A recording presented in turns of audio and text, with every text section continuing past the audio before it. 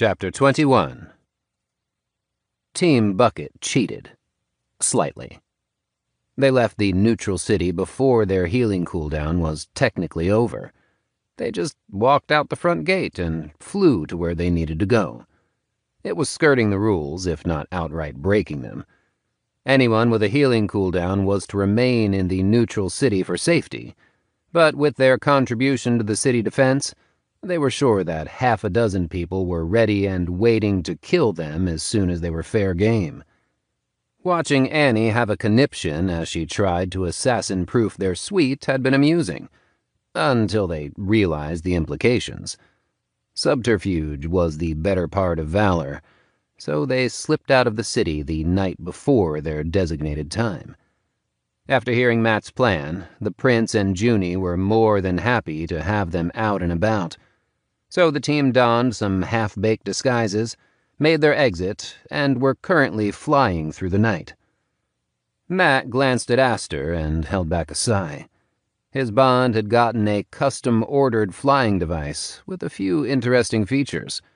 It was a cloud that radiated cold, which would help to keep her comfortable during warm summer nights. He liked that idea. He also liked that her cloud could compress into a snowflake brooch that she could clip to her collar. The only downside was that the flying device distinctly looked like a scoop of ice cream, and apparently faintly tasted like it. His bond spent more time trying to nibble on her cloud than fly straight. After watching her fly in a way that would make a drunk seem like a reasonable driver, he requested access to link his and Liz's AIs to the flying dessert. It was just easier for everyone to have it fly in formation between them while the fox played around. After an hour of circling while looking for pursuers, everyone gathered within a foot of Matt's flying sword and under an air shield, then hooked themselves up. Once everyone was in position, Matt flew them as high into the atmosphere as he could, before breathing became a problem.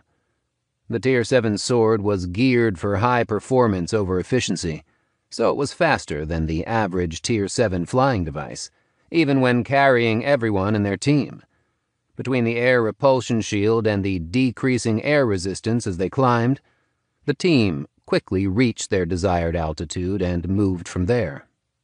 After 2 hours, they stopped above a barren patch of low mountains hidden in a cloud bank. After halting, they dug through dozens of spatially expanded bags to find the right one. Within the desired pack were the parts to their cradle, which was carefully assembled mid-air. Once it was finished and double-checked, Matt flew his sword into a specially made harness, which held the contraption aloft and dropped down to the platform suspended underneath the sword. It swayed uncomfortably on impact. After a few quality checks, the others quickly affixed the short walls that would provide some measure of protection for the 10x10 platform. As everyone else hopped on, Matt swished his hands in the water vapor that made up the cloud. Home sweet home. Emily was bundled up in winter gear and glaring at him. Put up the barrier, you dick! It's freezing for everyone else here.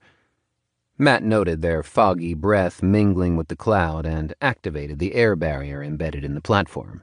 It would keep the cold out, and with the heater that Liz was already setting up, it would get more comfortable shortly. Everyone else besides himself and Aster was huddling up.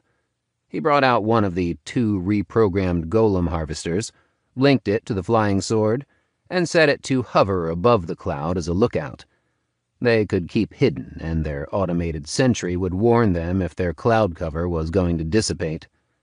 Since the temperature was only tolerable to Matt and Aster, he started setting up the 2 tents that they had.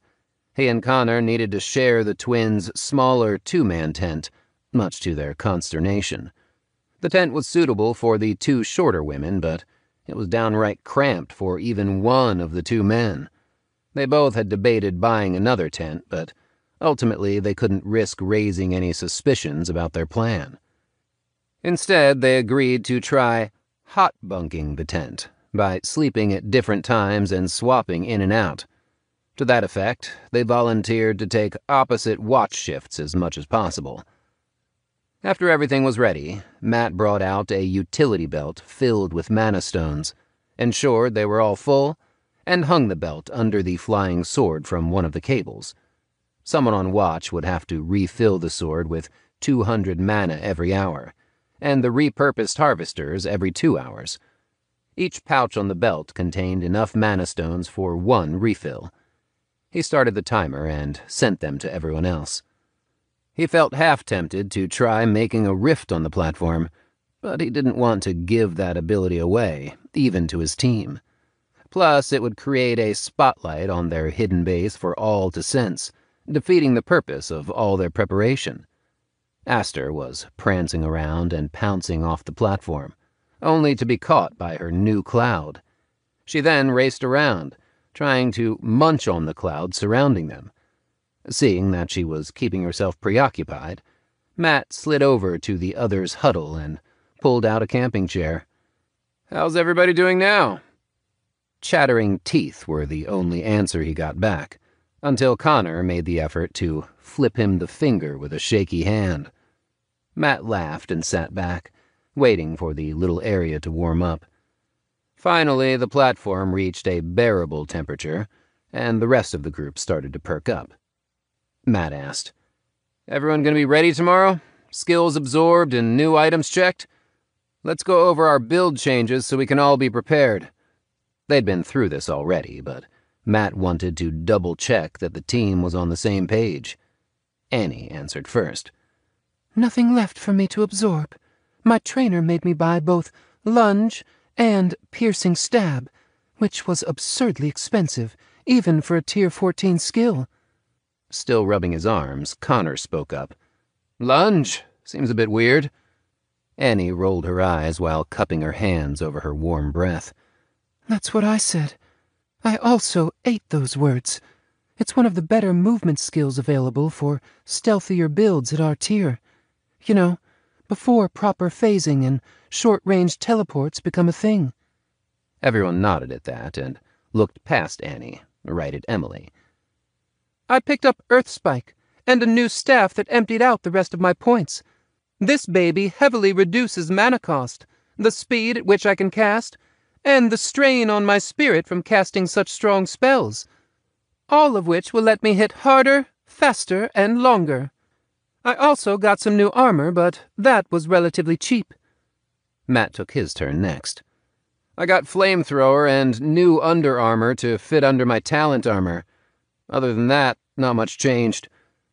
A still shivering Liz still glared at Matt in his cracked phantom armor and chattered out a terse explanation. "Crystal armor and torch sprites. The armor is already absorbed and tested. It worked as I thought, and I've got blood crystal armor now. It gives me some much-needed defense.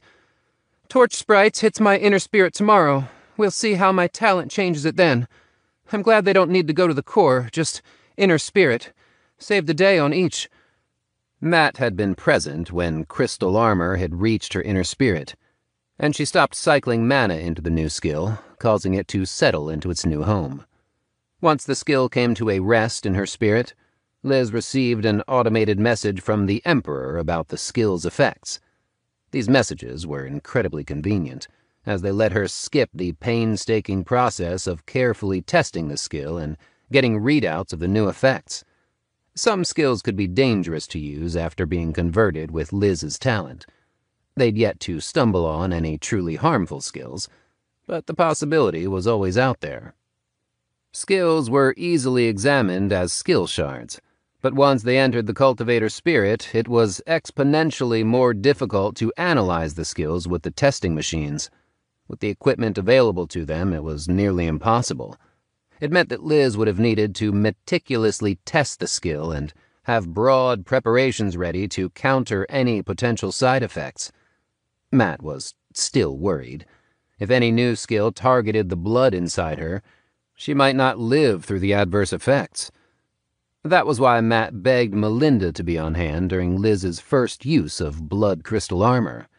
Thankfully, everything worked exactly as the message had said, and a reddish-gold armor that was half crystal and half blood grew around her.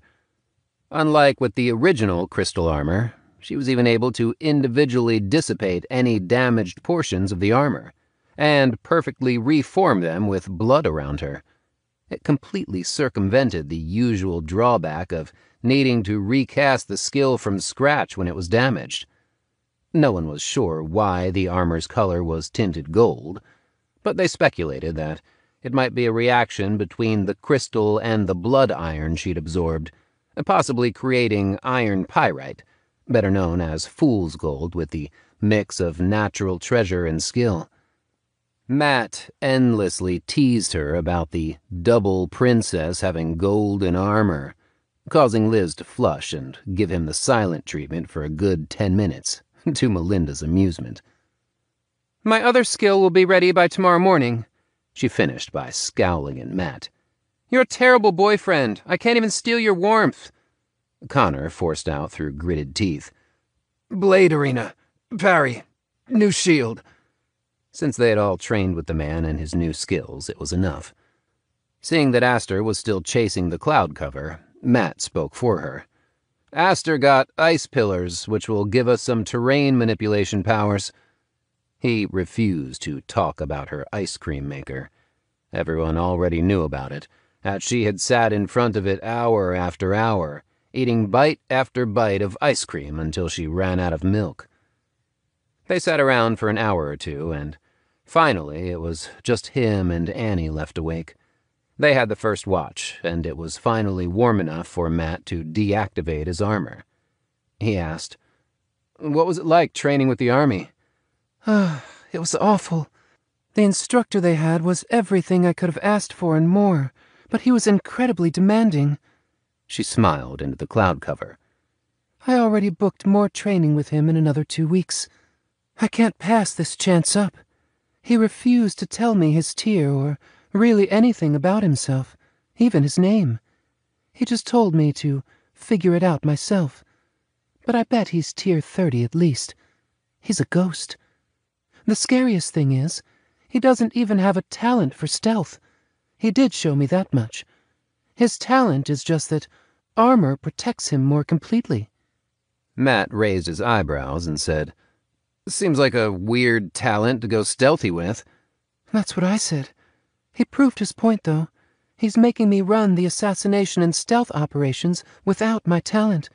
It's hard, and I thought it was impossible, until he limited himself to half my cultivation and ran all of them perfectly. Annie laughed. I said he was cheating, so he had me devise a custom scenario for him to run. He's good, really good, but he's also the biggest hard-ass I've ever come across. The man's standards aren't just high, they're damn near impossible. Still, he's a good teacher, and he actually explains what I'm doing wrong. Matt thought about who he could get training with while he had the army personnel around. Even with his management team coming, he doubted it would come with free training from experts. The cost was sure to be heavy, either in Empire contribution points or raw currency. Either way, it wouldn't hurt to get some instructions earlier with the relatively easy-to-earn war points. They continued chatting as their shift passed without incident. The next morning, they put their belongings away and headed toward their first target. As they hovered at the edge of the anti-flying formation 2 miles up, everyone looked to Matt. This would be suicidally reckless for anyone but him. His AI had run the simulations 6 times, but he still felt anxious to jump without his flying sword to catch him. Even having successfully executed the same stunt at Tier 5, his hesitation wasn't lessened. After his team landed and crept into position at the edge of the formation, Matt checked his AI and rolled off his sword, hurtling to the ground. Eric walked his post with the usual boredom that came with long periods of repetition. His squad was deep in Queendom territory and guarding a Tier 6 gold mine. It was a functional mine, and the metal was actually there. With the kingdom having taken over a lot of forts that their side was trying to reclaim, He was left standing guard as a Tier 6. It wasn't beneath him. It was actually a good example to set for the soldiers under him. But it was dull. As he was turning to inspect the outer perimeter, he prepared to ask Janet if she had seen anything out of the ordinary. But suddenly, a loud boom accompanied by a wave of dust rushed out and covered him. When the air finally cleared enough for him to see, there was a recognizable, glowing figure before him that he had only heard rumors about. He never dreamed he'd ever cross paths with the real thing. The armored monster rose from the cracked paving stones and sprinted toward the gate. Realizing what he was going to do, Eric screamed, "Stop him!" He put actions to words and charged. He didn't expect to survive, but the punishment for not trying would be far worse than a traumatic trip to the hospital. An arrow bounced off the man as he brought a glowing sword down on the crossbar barring the door shut. The strike exploded outward in a flash of blue light. Shrapnel peppered his face as the man parried his sword. Eric sidestepped and used the momentum to sweep low at the man's forward leg. His Tier 7 blade just scraped along the armor, but that didn't stop him from ducking a return strike and backstepping. Eric was about to re-engage when his world became awash with flame. He screamed from the pain, sucking fire into his lungs. Soon, everything was black. Matt kicked at the crossbar, still holding the door shut, while he bathed the area in front of him in an inferno. Flamethrower was traditionally a spell that cost a minimum of 1 mana per second, but he had modified the skill when it entered his spirit. He tweaked it to accept more mana throughput, rather than lowering the initial cost like most people did. He was currently pushing 15 mana per second in the skill, which was the maximum it could handle before destabilizing. That was more than enough. The skill started as a cone of fire thick as his fist, and expanded to a circle 7 feet in diameter at the maximum effective range of 30 feet. He would need to narrow the aperture of the initial flame to increase the range farther, but that wasn't what he needed right now.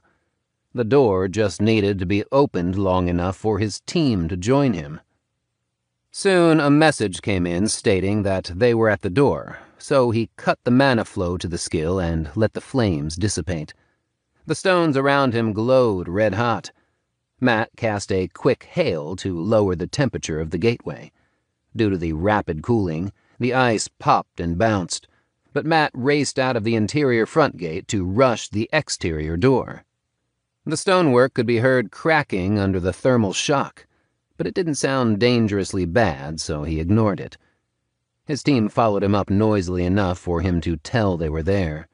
Judging by the loud cracks followed by screams, he assumed Annie was using her crossbow to good effect.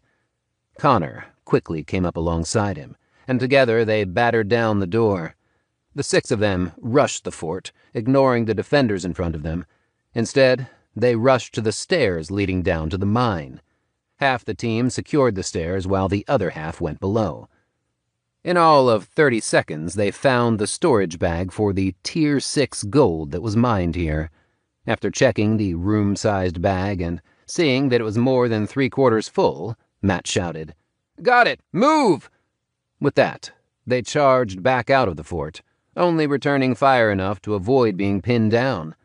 When they reached the edge of the anti-flying formation, everyone mounted their flying devices and rocketed high into the sky, away from the now bustling fort. Matt laughed over their channel as they celebrated their successful raid. This deep in enemy territory, they were basically attacking unprepared defenders. It was only meant to be a smash and grab, but they had made out like bandits. We sort of are bandits, now that I think about it. The thought amused Matt enough. When they stopped to rest high amid clouds, he was still chuckling. "Let's get our bearings and hit our second location." Annie sounded as excited as he was and bobbed in the air. Clustering around Matt, they used his faster sword and kept warm in the air bubble as they rose to 3 miles above the ground.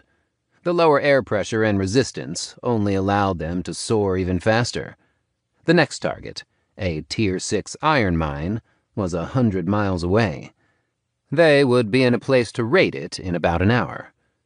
This mine wasn't directly connected to the main fort, which was good news. The fort was large, but the mine was a quarter of a mile away on the side of a nearby gully. They repeated their smash-and-grab tactic, which was made easier by the fort's more remote location. Team Bucket was in and out in under 2 minutes, hauling an incredibly heavy bag of iron slung over Connor's back. Their third target that day was a Tier 6 titanium mine. The mine wasn't actually real, as the element could rarely be found in a pure state in nature. Instead, the Army planted a machine in the location that provided titanium chunks every hour to those holding the mine long enough. Of the 3 locations they'd chosen, this was the most challenging to assault. This raid required more than a simple smash and grab, but the prize would be worth it if they could hold the point long enough to qualify as holding it. Watching from the air, they scouted the fake mine and the stone wall around it, as well as the 15 guards overseeing it. It sat well inside the anti-flying formation, and they didn't have a well-hidden path to take advantage of like last time. The lookouts would spot them from nearly half a mile away, and Matt suspected the large fort would be much quicker to respond than the others. Emily asked, "Should we maybe wait for night? We could probably get a lot closer to the walls that way." Annie answered before anyone else could. "If it's anything like the last place we hit, that won't be possible. They'll have light runes to set up. This area will probably look like it did at midday, all night long." Liz pointed to a section of the wall, which their AIs highlighted in their vision. "I can probably vault over the wall in my full golem form, but that means I'll be alone with Aster on the inside." Matt asked, "Think you could carry us up with your blood?" Liz hesitantly nodded. "If I have a few seconds to concentrate, yes. But I don't think I'll get it." Annie offered. "I think I can get over the wall unseen. It's only 10 feet up, but I don't know if being on my own will be enough to count as a steal." Emily shrugged. "If you can get in, you could open the door for us if nothing else. That will make it a lot easier for us if we need to rush in hard." Matt worried she might not be able to slip in with patrols walking the wall, but he had to trust his teammate to do her job. So, after getting a few reassurances, he nodded his approval to her. They quietly landed, and Annie started slinking to the larger simulated mine. The 5 of them readied themselves to rush out to her defense. But after 2 nerve-wracking hours, Annie popped out of invisibility on the other side of a slight rise. In her hand was a glass-like slate a little larger than her palm, and she waved it at them. "The Army Watcher slipped it into my hand after I sat next to the miner simulator for half an hour. Some kind of stealth penalty, I think." She shook her hand in anger. "Which is a crock of bullshit, but I worked it out. 9 days' worth of the mine's output right here." She wiggled the slate with a cocky grin. Matt had to give it to her. She had earned the right to brag. Aster hopped into her arms and received a kiss, but the fox was more interested in the clear material than receiving adoration. Annie deflated a bit at that, but they quickly snuck away and took to the sky, with no one the wiser for their theft. None of them wanted to stick around, so they flew to the nearest kingdom city to exchange their loot for half of its value. They earned a little more than 14,000 points apiece. With jubilation, they moved back into a cloud for the evening and glided back over to the Queendom territory. They planned to repeatedly raid overly full mines and strategic resource locations. They never held a location for more than necessary, but the increased defense that they encountered each time was a good sign that they were forcing the Queendom to stay on the defensive. To protect their mines, they had no choice but to redirect troops recapturing the many forts they had recently lost. After 4 days, incredible resistance awaited them at every outpost. For the entire fourth day, they had to contend with ambushes set up inside of mining locations that had been cleared out to use as traps. After being baited a few times in succession without finding any loot, Team Bucket decided to call it quits. The goods were either well hidden or already moved to the nearest Queendom city. That was when Phase 2 of the operation started, and they started to hit the caravans of materials being shipped overland to the ruined city for the rebuilding process. The Kingdom spies had learned about the shipments and briefed the leadership about it. The materials needed for the rebuild were so substantial that teleporting them wasn't remotely cost-efficient. The Queendom was forced to haul them overland to keep costs tolerable. Matt and his team burned 2 caravans to the ground, with the materials going up in flames. They avoided engaging the defenders, focusing on doing maximum damage and creating chaos. Matt's flamethrower earned its keep 1,000 times over during the 2 weeks they spent sowing mayhem behind enemy lines. Their nights spent in the clouds gave them the cover needed to remain undetected and rest without worry. They even watched as search parties combed the surrounding areas below them where they thought Team Bucket was holed up. When they'd seemingly run out of targets, they found rift clusters and started ambushing the Tier 6 teams exiting the rifts, forcing the Queendom to start stationing guards around the rifts. The raids were nerve-wracking work that eventually stopped turning such amazing profits, but the disruption and resource losses they were causing the Queendom was worth it, since the Kingdom was giving them extra point remunerations for their efforts. No single mission was continued for longer than they were able to handle the Queendom forces. They always moved to an alternative soft spot before the opposing forces became too much of a problem. Ambushes happened, but they were able to either spot them beforehand or fight their way out.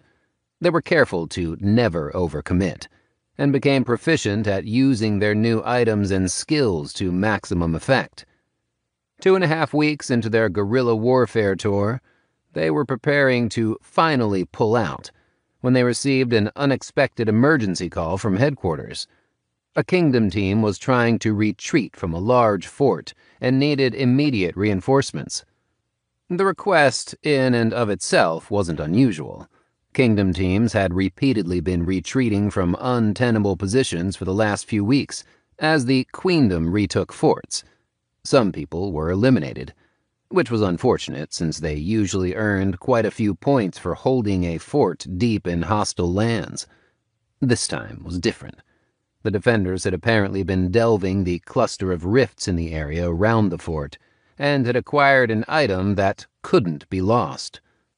Matt asked what the item was so that it could be secured and wouldn't be teleported out with someone's personal belongings, but he never received an answer. That made the team all the more curious. So they detoured to the last reported location, only to find a massacre in progress. The Kingdom fighters should have numbered around 500 with the normal garrison for a large fort, but they were being besieged on all sides by Queendom Pathers and regulars. Many of them tried escaping into the air, but that didn't seem to do them any good. They were stalled, unable to move as a group, but smart enough to know that breaking ranks would only spell their demise further. One by one, they would be picked off. Matt and Connor took the lead and smashed into the outside edge of the flying mass of Queendom forces. Matt cut down some people from behind, even as the formation shifted to respond to their flank. Their enemy's slow reaction mattered little. Even while flying, he and Connor were much deadlier than the standard Tier 6s they contended with. The resistance picked up as Matt engaged a Tier 7 scythe wielder. She must have had a talent for it. She moved like a dancer with the unwieldy weapon. It didn't help that the scythe was Tier 8 and masterfully crafted. The edge screamed danger to his spiritual sense, in a way he very rarely encountered. She didn't fight like he expected such a strong melee fighter to fight. Instead of using smooth movements to guide the fight into positions where she could use her scythe to best effect, She seemed to be letting her weapon dictate her actions instead. It worked well enough. She was able to slip the curved blade around his longsword and cut a line into his underarmor. The weapon left a noticeable gash along his shoulders as it sliced through cracked phantom armor with only moderate trouble. From that moment, he knew quickly dispatching her was beyond his abilities. He quickly disengaged and requested that one of the mages remove her while he turtled up. A sudden bolt of lightning fried her and bounced to Matt, causing him to be jolted when the damage broke through his already stressed armor. His new layer of underarmor blocked most of the lightning damage, but his hair stood on its ends. He reminded himself to not ask Emily for help if his armor was stressed. The woman just hit too hard now. Taking only a moment to reset his armor's skill structure in his spirit, he started to cast and cut his way through the leading edge, trying to free the encircled kingdom fighters. When they finally broke through and made contact, a woman with bloodied armor nodded at them in thanks, while directing her fighters to help widen the gap before joining the fray as well. Matt turned away from her as he saw Connor take the opposite side and simultaneously activate Demon Zone and Blade Arena. Matt unleashed his concept to keep the drain on his teammate from being too prohibitive. Together, they wedged a path through the Queendom troops. Blade Arena was a Tier 14 skill that created a field of phantom blades. When crossed, the blades dealt physical damage to that person. Connor was safe in the Maelstrom's eye, and the ghostly blades resulted in several triggers from Demon Zone every second, as people tried to pass through. Matt ignored the sharp but relatively weak impacts. He could manage as long as he wasn't forced to deal with a ranged attacker, but he was the only one who fared well against Connor's new combination. Anyone else who crossed the threshold was continuously cut with the static blades. As they tried to move in or out, they would only take more cuts from reflected attacks. All was going well, until a man with darker hair started shooting mana bolts at them while keeping at the edge of their range. Matt did his best to block the shots, but staying on the defensive would only tie them down. Eventually, he took an opening and flew out of Connor's zones to rush the Pather mage. His charge was met by a revolving ring of shields that blocked his first mana charge. A tiny mallet in the man's hand expanded to ridiculous size as it was brought down in a now deadly arc. Matt threw his weight to the right and, using the greater speed of his flying sword, evaded the mallet, which quickly shrunk back down to pendant size. After re-engaging, Matt concluded he would be unable to break the man's defenses with melee attacks before that expanding mallet would be swung around again. Giving up, Matt refilled his pool with a mana stone and cast Flamethrower, directed the full brunt of the attack at the man. The floating shields were overwhelmed and broke one by one in a series of popping sounds. To Matt's surprise, the Pather actually slipped away, albeit charred and with their clothes smoking at the edges. Matt turned his cone of flame on the surrounding Queendom forces and watched as the unprepared attackers were set alight and teleported out in quick succession. Matt scorched a hole in their lines. That was, until a swordsman in distinct armor hurtled toward him. As the warrior closed in, Matt recognized his newest opponent, Talus. He blasted his stream of fire at the man, already knowing that it wouldn't have any effect, and raised his sword with his right hand. After hearing Liz's complaints about the man, Matt did some research on him. Talus was a melee sword fighter. By all reports, he either had a talent for piercing armor or a powerful enchanted sword that could. Combined with a suspected growth item that blocked ranged attacks, both the magical and mundane variety, the man was a lethal opponent for both melee and ranged combatants. Based on his research, Matt suspected that the man had a talent set similar to Tara's, but more limited. Matt believed he was benefiting from increased blocking power and armor penetration, when he was specifically wielding a short sword and shield combination. The hunch came to Matt after discovering the man had only been publicly defeated in a single duel once, when his shield was broken and he seemingly faltered. It was pure speculation, but his guess paired well with the threat assessment reports put together on the man. His whole team was deadly with their various builds, but Talus was the major standout. He had yet to die in the war, and had taken at least 2 forts with his team in just the first week. A gust of wind signaled that his second teammate, Oliver, was nearby. The other 2 fighters from his team were less flashy, so Matt wasn't able to spot them. The 5th and final member never actually fought on the front lines. The reports speculated that he was a seeker or a crafter, but little was known of them other than the fact that they were Talus's younger brother, and viciously guarded by the team. Matt deflected the first blow, but nearly took a mana-infused shield bash in return. He flew higher away from the general melee, and used his longer weapon to keep the other swordsman from striking at his feet. Once high enough above the large engagement, Matt stopped rising and, using the flat of his longsword, blocked another flurry of attacks as Talus rose to equal footing.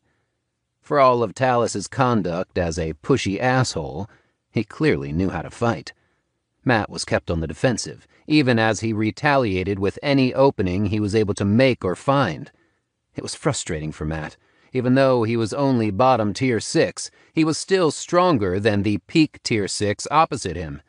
His full physical allocation of essence and Mage's Retreat gave him the edge in brute force. Talus was just a better melee fighter, able to counter Matt with his shorter ranged combo. Matt considered himself one of the better melee fighters in the Empire at his tier. He had fought enough people and rarely found an opponent at his skill level, but Talus was a step above. He read and reacted to every move Matt made, even with his own AI using 5 mana per second to predict the man's moves. In terms of raw ability, Talus was a better mundane fighter. Simple as that. The man slightly edged out Matt's strength and the reach advantage from his longsword with pure skill. It was the first fight Matt had fought where he felt so disadvantaged in years. If he didn't want to break every bone in the man's body, he might have actually enjoyed the fight. As they exchanged blow after blow, Talus kept his shield up and at the ready. He used it as a wall, redirecting Matt's mana-infused attacks with ease. The dust from falling mana stones explained why he was unable to bash through the Tier 6 shield with mana charges from his Tier 7 growth item. The attacks should have bypassed the effects of the man's growth item. His greater strength meant little when Talus never took a hit full on. The opposing pather let attacks slide off his angled shield or the flat of his blade, while using the flying sword under him to cushion the blow's force. Matt took more and more slight grazing blows, while unable to maneuver the man into a position where he could fully take advantage of his superior strength. He kept the injuries to a minimum, but they slowly added up as the fight dragged on. Talus's talent rendered him essentially defenseless. If not for his proficiency at parrying with his longsword, the Queendom Pather would have carved him to pieces long ago.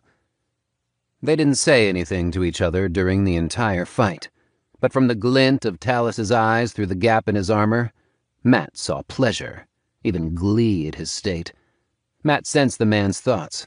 Judging by what he read from the reports, along with what Liz had told him, Talus believed that combat prowess was the only way to measure a person's worth.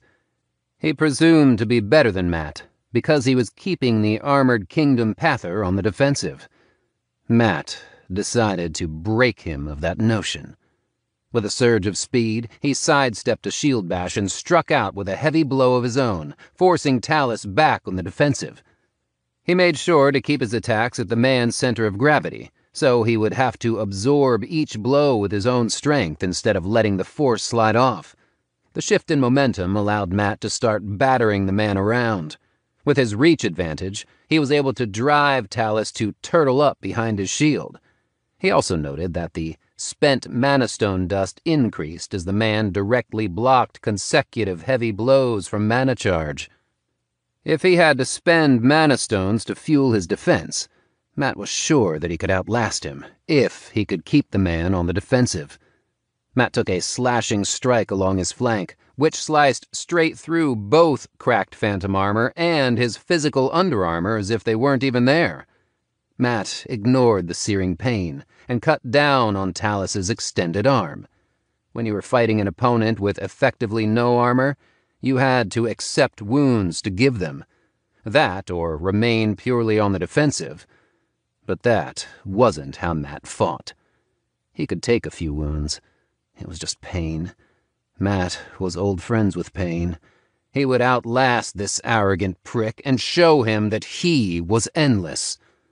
The move seemed to surprise Talus, as he was barely able to retract his arm in time to avoid getting it cut off. Still, a furrow was scored in the metal armor, where Matt's Tier 7 longsword met the Tier 6 metal. Talus roared at the hit and lashed out. The duo exchanged a flurry of blows that drew blood on both sides, but with functional armor, Talus had better protection. Matt would have been leaking enough for Liz to kill everyone present if it wasn't for cracked phantom armor staunching his wounds. Intent on staying on the attack, Matt rushed forward and then backward, battling to maintain his reach advantage over his opponent. He was trying to use his longsword's advantages to their best effect, and was battering the Queendom Pather from the edge of his range. But the man was slippery, and was always able to slip in close, forcing Matt to be constantly retreating. In the next exchange, they were again both able to draw blood from each other. Talus snuck his short sword under Matt's defensive stance and cut a deep trench into his hip. They both felt metal scrape bone. In return, Matt broke something in the man's shoulder when blocking an attack. He could tell he had injured Talus from the way the man was unable to raise his shield arm. That opening allowed him to land 2 hits onto the man's left leg, where he tore through armor without resistance. The wounds left blood running down the man's leg, despite the potion he had poured on it during a retreat. They were both panting heavily when Talus went in for a heavily telegraphed strike. Seeing what was coming, Matt was grateful for the armor covering his face. He had been waiting for the man to grow wounded enough to get desperate and charge. He readied his blade, as if he was going to ignore the attack and try to take Talus down with him. As they both charged, Matt met the man's eyes behind his armor. He was sure that the glint in the peak Tier 6's eyes was reflected in his own. When Talus was committed and only inches away, Matt used his bonded growth ring to teleport 6 inches forward, with his blade already aimed for Talus's face. The other Pather's suddenly working shield would have blocked it, but Matt was behind the barrier and blade before he could react. With a crunch of teeth and metal, Matt nearly cut the man's head off at the mouth. He might have managed to kill him with the mana charge he was unleashing, but the other fighter was already gone before the mana had a chance to fully release. Matt stood straighter and stopped pretending to be as badly wounded as he led on. Sure, he was hurt, but with cracked phantom armor useless, he had reduced its mana drain to 1 mana per second. He put the other 44 mana per second, usually reserved for his armor, into endurance. With the skill running at such high throughput, his wounds were already scabbing over. The only reason he kept his armor active was so Talus couldn't see his wounds heal faster than they should have. He had prepared for this fight, and knew the only way to win was with trickery. Anyone with a talent as good as his could fall into arrogance. He had seen it with Tara, though she had her friends to keep her level-headed, and Melinda to outshine them all. He only hoped that the asshole would learn to keep his mouth shut after Matt's unsubtle finishing blow. But he doubted it. If Matt knew the type of man Talus was as well as he thought he did, Talus would take the loss personally and come for revenge. Matt would be ready if he did. With a painful yell, Matt rushed into the melee and started to attack anyone strong on the Queendom side. He continued to do so until a hand-sized sparrow made of blood that flickered like flames flew up to a wounded man and started draining the blood from the wound on his shoulder. The man swatted at it, but the sparrow had already split into two. The duo started to feed off the man's wound even faster. Killing one wasn't enough. He needed to kill all of the sparrows on him. But every time he managed to dispose of one, a second had already formed. Soon, he was encased in an entire flock of pecking blood sprites. As their sources of food were teleported out, the flock of sprites flew off toward the nearest opponents and repeated their harvest. Matt had to admit, it was a scary spell to watch work. The battle was quickly over, as the blood sparrows grew in number and overwhelmed the opponents. Once half the Queendom's numbers were gone, the rest called a general retreat, leaving the Kingdom's fighters free to enjoy their victory. There was a moment of tension as the blood sparrows had nothing else to feed on and turned to start flitting around the Kingdom soldiers. But Liz squinted at them and clapped her hands, causing the sparrows to disintegrate into a mist of blood. Matt flew over and laughed in relief. Seems like the skill worked. He didn't know that she had no idea how the skill would actually function before she used it. Apparently the Emperor didn't think they would try this particular skill, so Liz had gone in blind. Thankfully, it didn't seem to have any negative side effects, though Matt wished she hadn't risked it. But with the spell being external, he knew there was little risk. It worked well enough, though the form is annoying. The bitterness in her voice caught Matt off guard, until he pieced it together. They look like your mom did, don't they? Like flame sparrows? Liz's face twisted in response to Matt's question, which caused him to start laughing so hard he tore open a few of his cuts. It's not funny! She's going to give me endless shit about this! Matt! Don't laugh! He continued to tease her about the birds as she swore she would never use the skill again until she could change the shape. They both knew she was lying about that one, but he didn't call her out on it. The skill was too useful and powerful to waste. The rest of the flight back was uneventful, with no one willing to challenge them for the last few dozen miles back to Kingdom-controlled territory. As soon as he was safe to do so, Matt quickly checked the points they had earned in the last 2.5 weeks of looting and pillaging, with the army rewards and Kingdom rewards totaled up. New gains, 110,671 points. See point breakdown? Matt smiled as they flew in formation. That was nearly half the number of points for the unsuccessful defense of the city. With the increased resistance, they earned less per subsequent day, but they were double-dipping with the stolen goods and army points. Matt still didn't know which one was more dangerous. Banditry had its own worries and risks that a defensive battle lacked.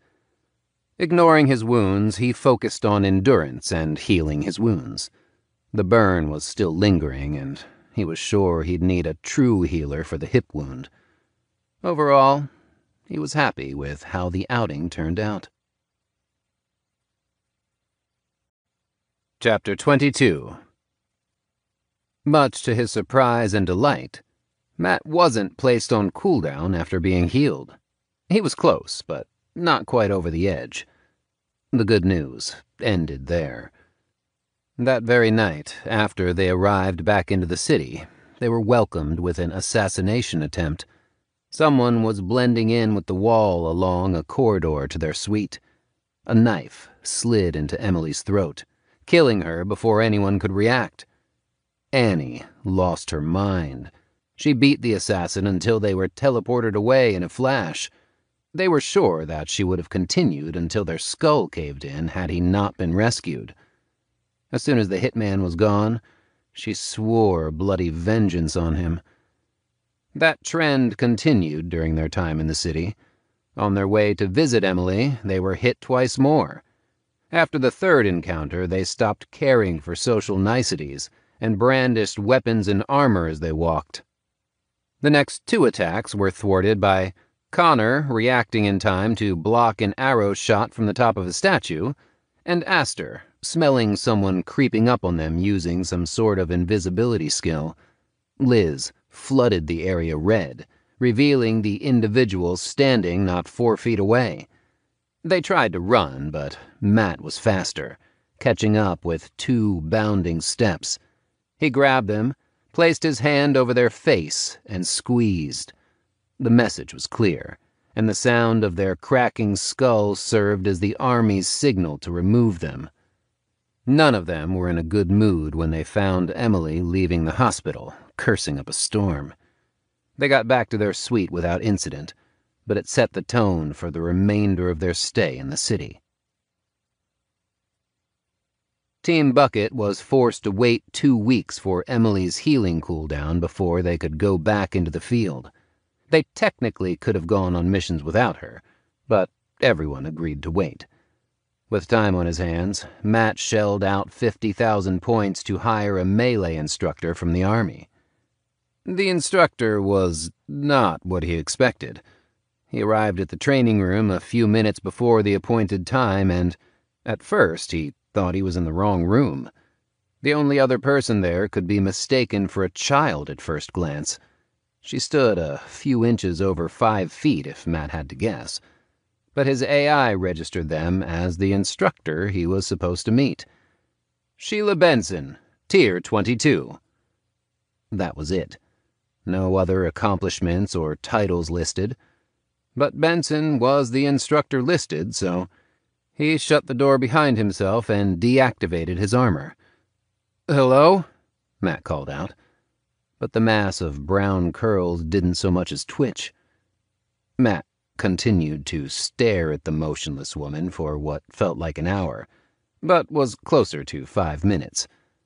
Finally, at some unseen signal, the woman pivoted on a heel and strode over to him with purposeful steps. She got within inches of Matt and glared up at him.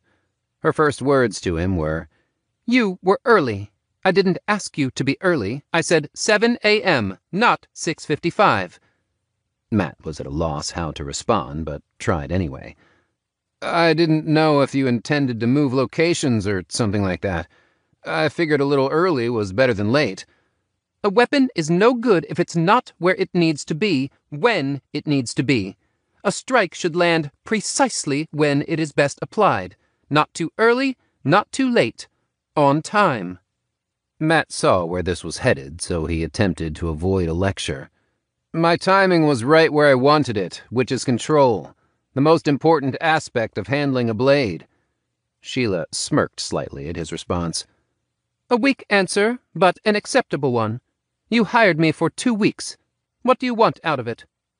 Matt had listed this on the request, but assumed that this was another test of sorts.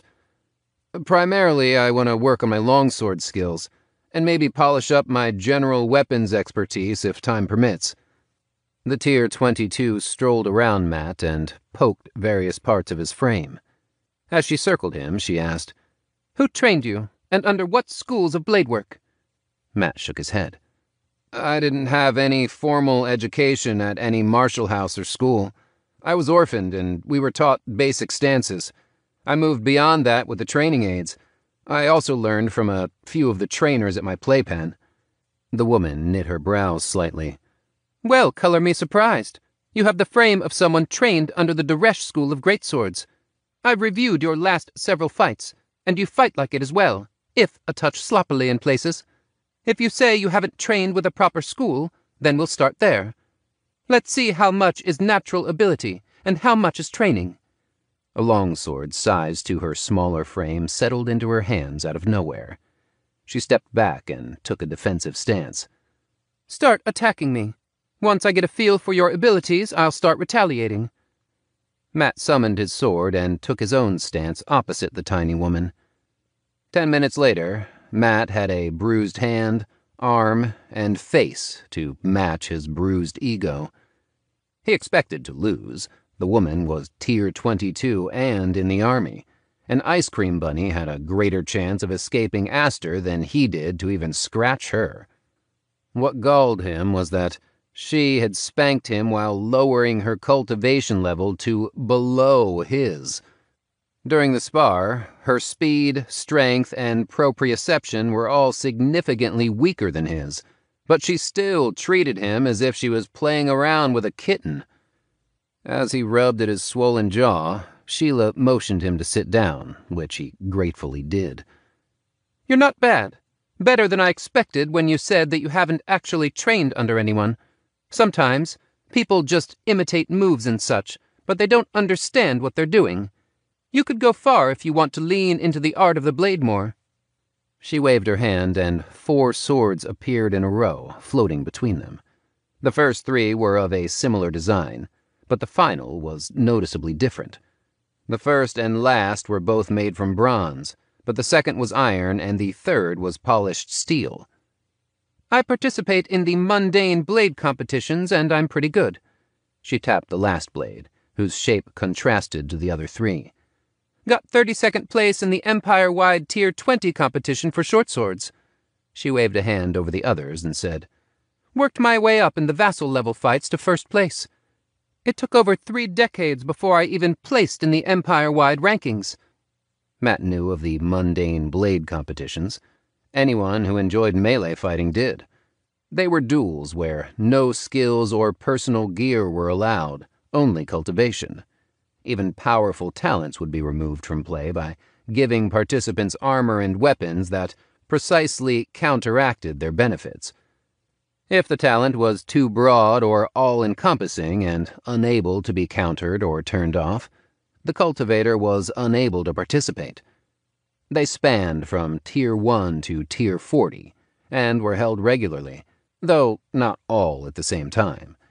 Tier 1 competitions happened every 5 years, but Tier 40 competitions were only once every 10,000 years. It wasn't considered a serious competition until the once-a-century Tier 15 competition, when participants had eons to perfect their craft. The fact that the woman had won a kingdom-level tournament was incredibly impressive. That she'd then gone on to place in the Empire-level tournament? Just scary. Even if she hadn't taken first place, she'd proved to be in the top 50 fighters out of millions of master competitors from thousands of planets. Inadvertently, he straightened his posture. From just that information, the dark-skinned woman in front of him was someone to respect. It also explained why she treasured the last bronze blade more than the steel one.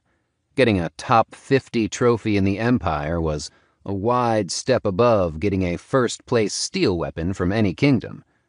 Matt also made a note to search for her fights and review them tonight. They would be somewhere on the Empire net, and he wanted to watch. I wonder if I can get an autograph. Would that be weird?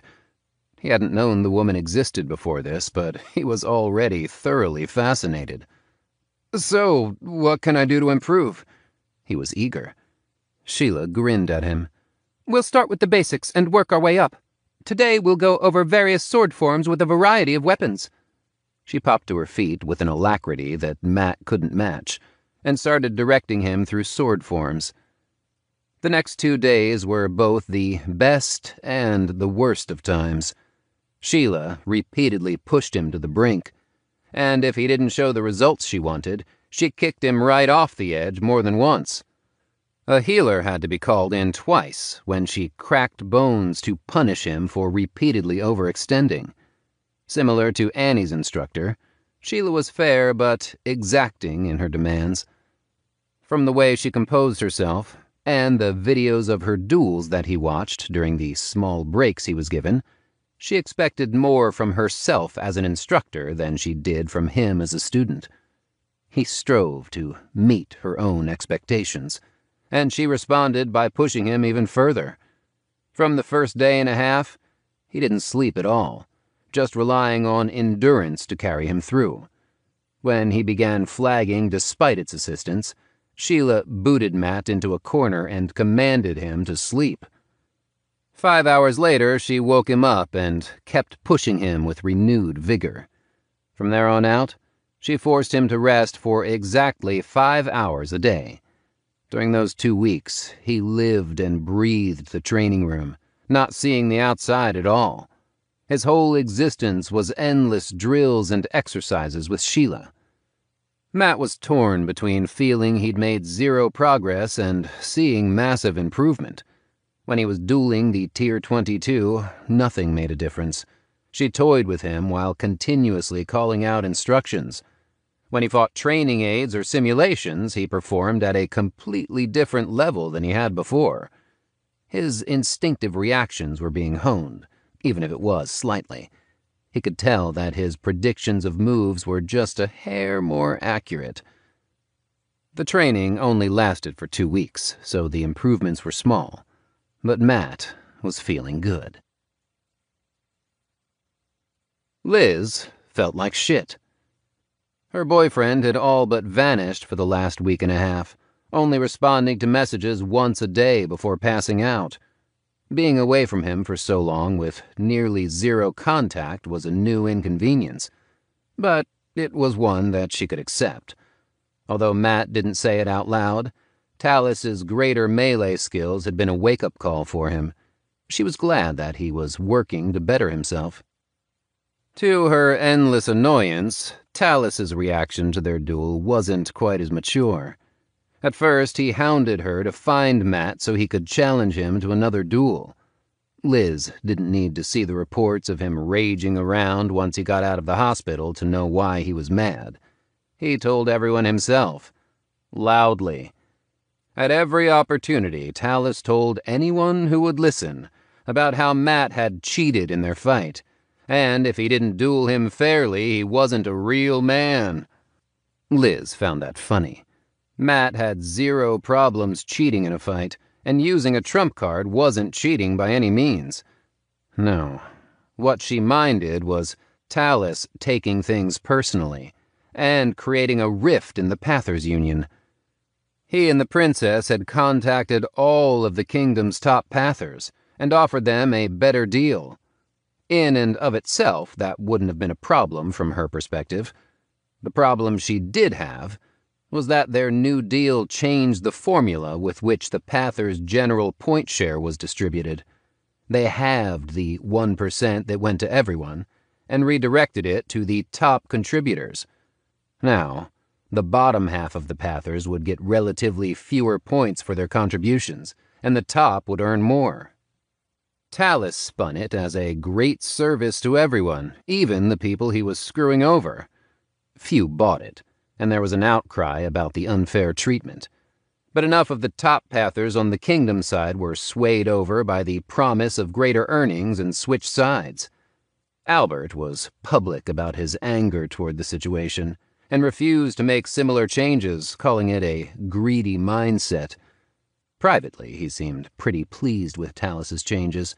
The kingdom was being flooded with requests to switch sides from lower-ranked queendom Pathers and independent crafters.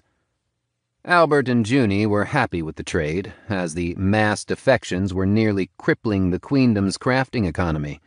All the independent crafters still under Alyssa's guidance refused to work with the queendom. More and more, the queendom needed to rely on their own crafters, slowing their development plans. On the other hand, with a greater share of the top-tier Pathers, the queendom forces were now hitting harder per person. Ultimately, the Pather split flipped into a 40-60 split, with the kingdom having more people but the queendom having the higher quality troops. Liz was still ticked off. Anyone with 2 brain cells knew that the queendom was up to something, as they siphoned away a good portion of the kingdom's above-average Pathers.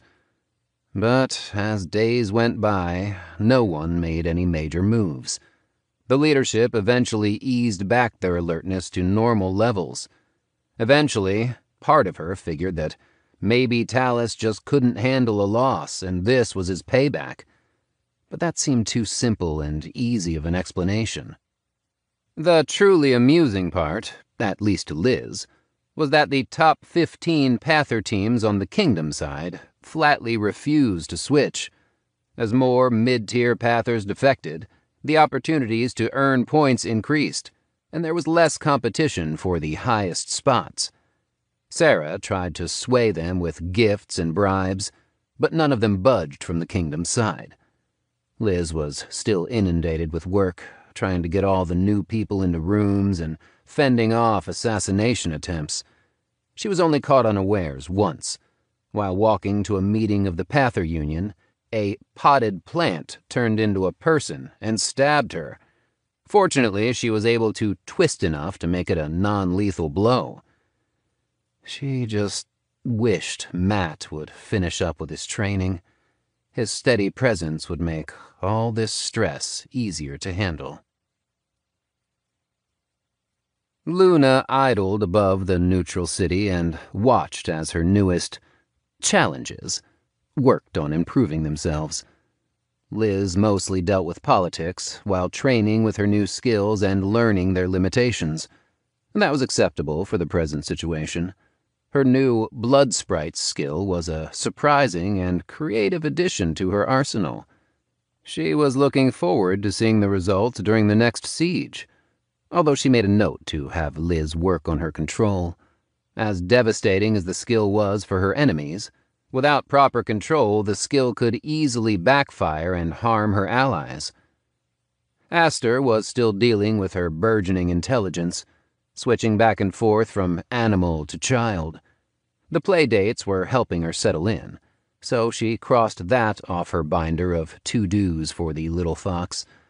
The training with the ice wolf was a good call for her. The older canine had even mentioned ice form, and its ability to counteract Winter's Embrace's shortcoming of being rooted to one spot. It was always better when information was seeded by others before she needed to step in personally. People tended to be more receptive that way. Matt was training in mundane swordplay. Not the worst idea, after fighting someone who was actually better than him at it for the first time. She would have found him a better instructor, but Sheila was adequate for his current skill level, so she left it as is. No need to interfere too early. She had pulled a few strings to get Annie the help she needed with her skill set. Luna recognized the enjoyment that the girl got out of performing a perfect assassination. She had seen it before, and those types often went into the deep end without realizing it. The thrill of executing a flawless plan mutated into the thrill of execution. Luna had no problems taking small measures to prevent the birth of a sociopath when it was happening right in front of her. So she'd called Victor, one of the Empire's better assassins. She had no idea what they were calling themselves these days. They always had a new, clever name that she couldn't be bothered to keep up with. Mechanics, fixers, Bureau of Adjustments, and the like. They were state-sanctioned killers who operated in the shadows. Who cared what they called themselves? Still, Victor seemed very pleased with the girl. When Annie fell off the path, Luna was sure that he would quickly be there to recruit her. Victor had even admitted to thinking about stalling the sisters, so they would fall off the path and he could get her early. But Luna just laughed at him and told him that if he wanted to train the girl sooner, he should just become a part of the twins' management team at Tier 10. If he didn't, someone else would take the reins on Annie's training. He grumbled, but Luna knew that he'd take her warning seriously. He'd already started gently pushing Annie into specialized therapy, which she agreed with. Better to head these issues off now before they grow to be a bigger problem. An ounce of prevention was worth a pound of a cure. The other two were each honing their skills, but it was mundane. Her charges had lucked into an interesting bunch of pathers, but her team was usually so much more interesting. Now Luna was bored. The days were turning into weeks with nothing new happening. After rechecking her training notes for the 9,234th time, she checked on her charges with her spiritual sense. Again. Liz was still politicking, so she tuned that mostly out, while watching Matt get toyed with by the little girl. At least that was mildly entertaining, so she settled in to watch. Matt heaved on all fours while he spat out shards of a tooth and phlegm-filled blood. Sheila stood over him with a presence that belied her physical size. I told you to keep your guard up. He just nodded. As always, she'd warned him exactly twice before she broke something. Grunting, he forced himself back to his feet, to an approving smirk from his instructor. Again. The words were agony to spit out, but they earned a nod, which was enough. Matt blocked 2 strikes before lashing out for a probing strike, only to have it blocked casually. Sheila's follow-up strike was aimed at his jaw again, but he kept his composure this time and deflected the blade off his own. He stepped forward and around her, attacking her less protected side. But she was already gone. His instructor had mirrored his step forward with her own, and swung at Matt's back with her smaller longsword. Matt barely managed to raise his own sword up in time. The worst part was, she didn't even consider herself good in longsword techniques. As much as it rankled, it rang true. In comparison to her skill with a short sword, Sheila was almost bad with her longsword. With the shorter blade in hand, it didn't matter what her opponents did. She danced through them, rending flesh with every twist and turn. Regardless, she was still more than good enough to teach Matt about every weapon he could ask for help with, even about his longsword. Only 2 days were spent training with other weapons. Blunt weapons and axes were the focus, as they covered enough of the damage types that his longsword couldn't. Sheila also questioned why he was walking the line between longsword and greatsword. It was an unusual line to walk for a swordsman. With his height and reach, his comfortable blade length for any weapon was longer than most. So he told her how he had to make do with a cheaper weapon at the playpen and adapted to it.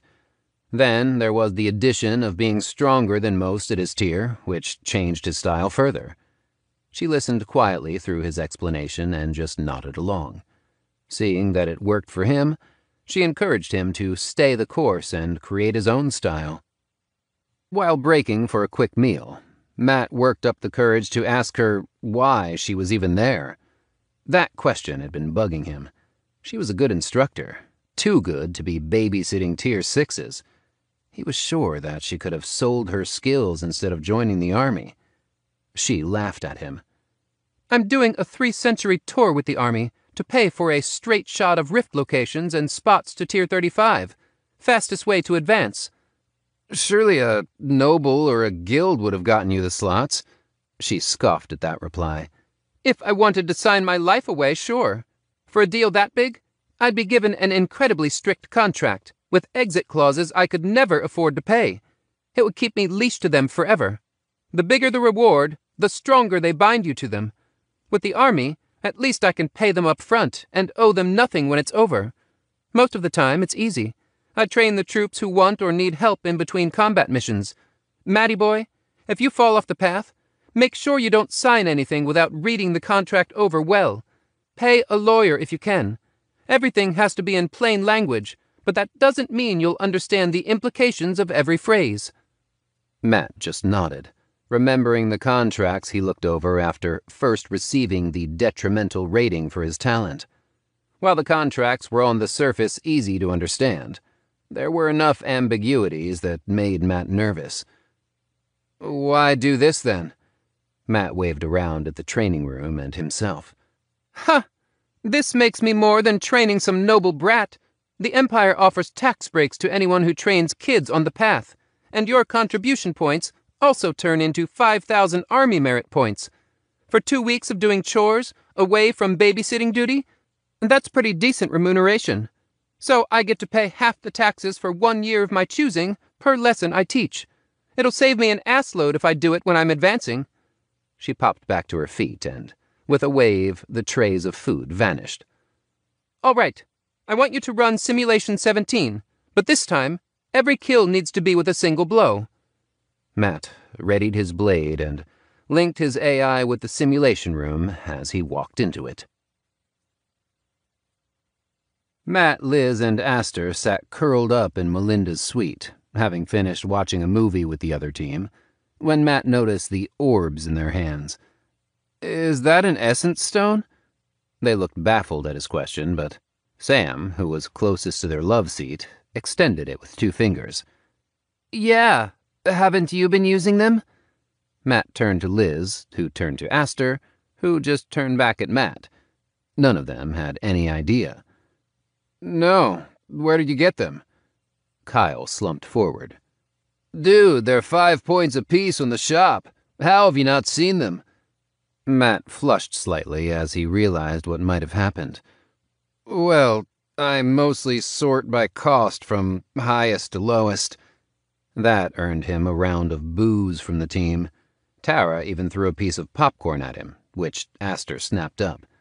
He patted her for her rigorous defense of his person, but she was more interested in getting more of the popcorn from Tara and left to join her. Melinda stared at them.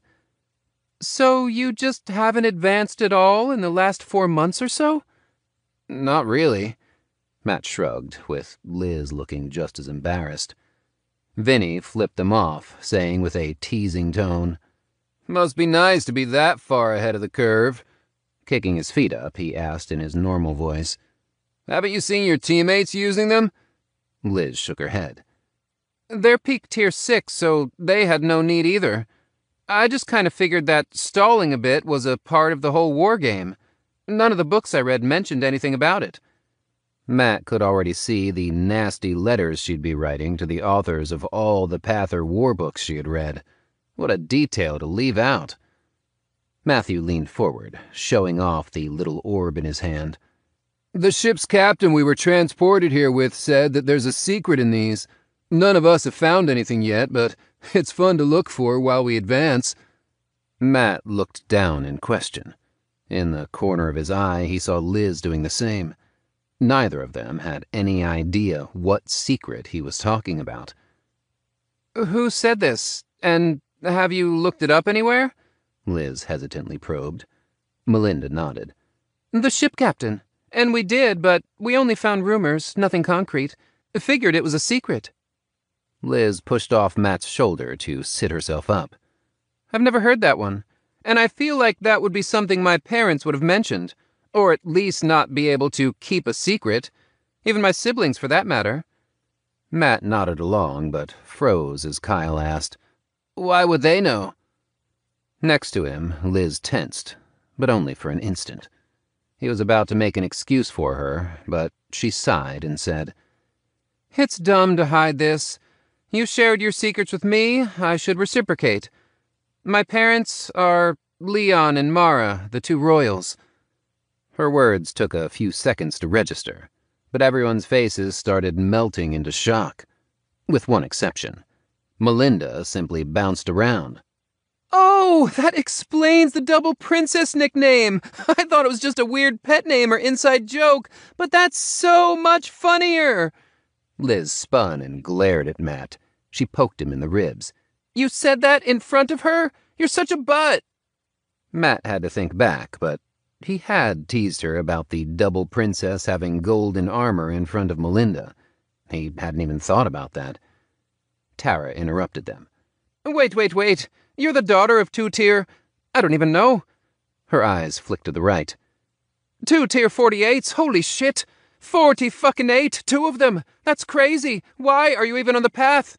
Liz pointed back at Tara. "That is exactly why. I didn't choose my parents. I don't want everyone thinking all of my accomplishments come from them. It sucks to be under their shadow, or having people always trying to be my friends so they can cozy up to them. Nothing ever feels real." That sobered up the room, and Tara wilted slightly. Melinda brought the conversation back on track. "Well, thank you for trusting us." Liz just beamed at them all, including Tara. "Thank you for being my friend before you knew. I hope it doesn't change anything, but I don't like lying to my friends, so I'm happy to have it out in the open." Kyle shrugged. "Yeah, super parents are cool and all, but I'm way more interested in you being half-beast. Does that mean you'll have a beast shape? I'm so jealous. I'd love to have one. He kicked at the ground slightly. Stupid humans. That brought out a round of questions that Liz answered happily. No one seemed to judge her, and when Tara went to go get more drinks, Liz followed her. They came back with smiles. Liz is happy and Tara's relieved. Matt suspected that she apologized for the rude question earlier. As his essence stone crumbled to dust, Vinny finally asked, "So there's no secret in these?" Liz put up her hands. "Maybe, but I've never heard of it. Doesn't mean that it doesn't exist." Matt quipped as the thought entered his head. "Maybe the captain was trying to keep all of you quiet on the trip."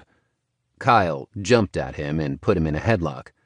"I'll show you keep quiet on a trip," and started to rub his fist into Matt's head. As they devolved into wrestling, the party's mood returned to what it was before Liz's revelation. When they finally walked home, Liz was jubilant. "They didn't treat me any differently when I told them." She clung to Matt's arm before bouncing off into a skip and a jump. "They like me for me!" Her shout echoed off the building and was eaten by the mostly empty streets. She came back and stole Aster to start a little dance with her as she jumped along. Finally, she settled down enough to walk normally next to Matt. "Thank you for having great friends to share with me." Matt just put an arm around her. "What's mine is yours." Liz finished the quote with a devious grin. "And what's mine is only mine." She tried to flee, but he caught her and started tickling her until she corrected herself with a lingering kiss. "What's mine is yours." She pecked his nose before hugging him and saying, "You already have my heart. What else is there to give?" To Matt's relief, the assassins left them alone to enjoy the walk home. Nothing should have ruined their moment. The war settled down, with each side having taken the easy measures to earn points, and then blocking the other side from doing the same.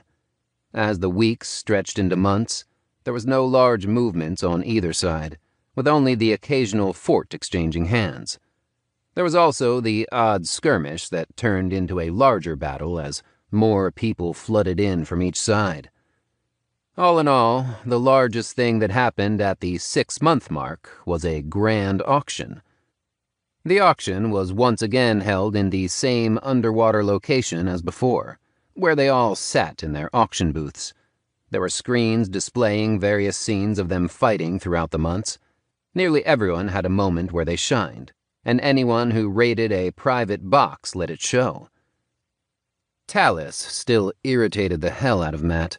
He hounded him both privately and in public for months about a rematch.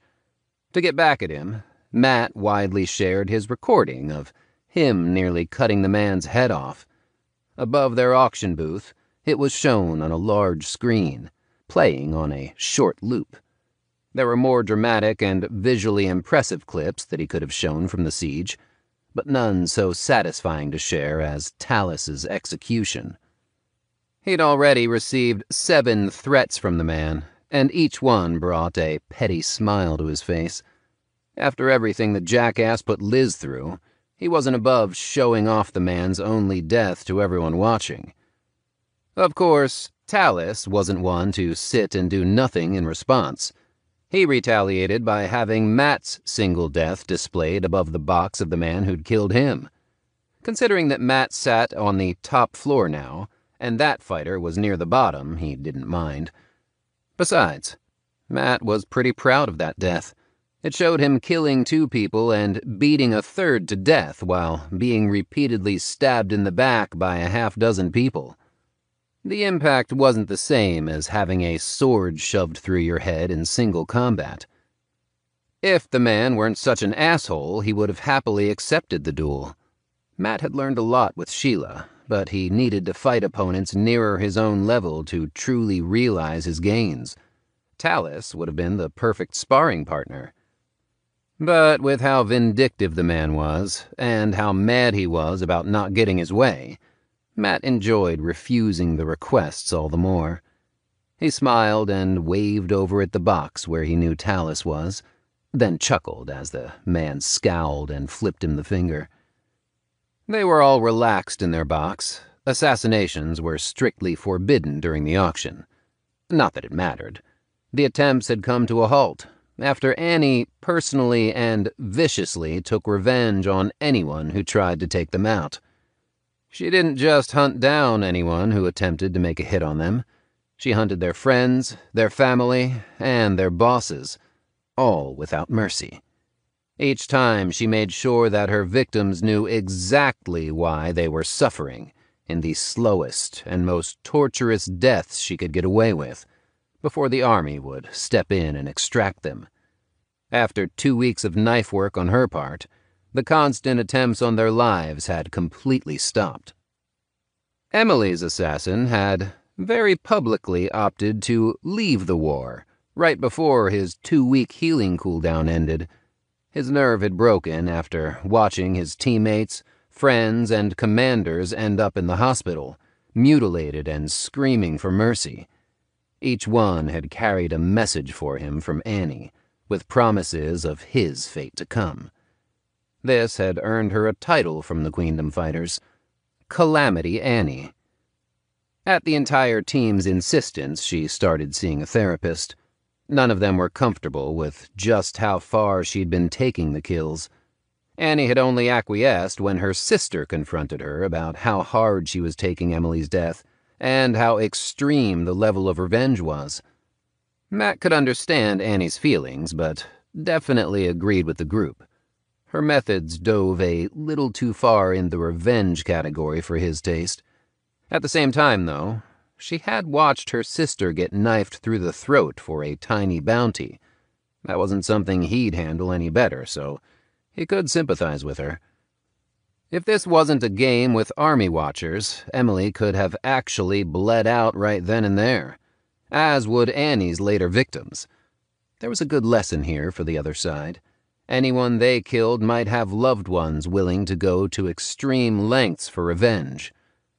Matt just didn't want to see his friend lose herself in the shadows. Annie's attitude improved after some time away from her personal wet work, particularly with the end of the constant attacks. Here at the auction, they were perfectly safe. The army made it clear that any violence on the auction house's grounds would result in the perpetrators being kicked out of the safety bubbles, and no one would be rescuing them. The only place people were allowed to fight was the dueling arenas. That rule allowed everyone to relax and focus on the auction, which was the entire point. No business wanted their potential customers too afraid to buy things. Emily was still bitter about her point loss, but had come to accept it. Her death meant that she only had about 200,000 points from the team's passive gains, along with a few missions, by the time the auction rolled around. However, the rest of the team had offered to help pay for any items or training she wanted, so she wasn't left destitute.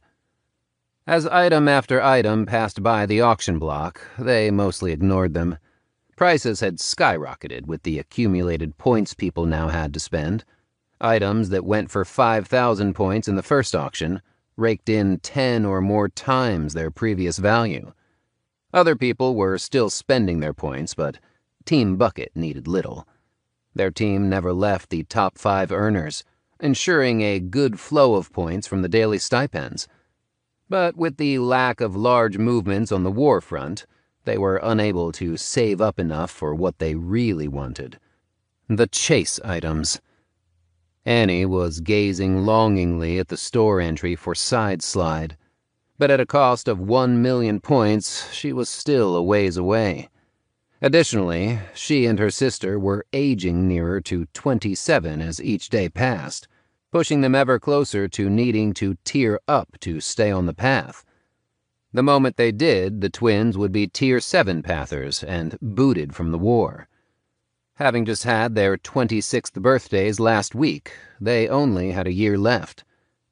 Matt made a note to send Annie a Side Slide if one ever appeared during his rift experiments.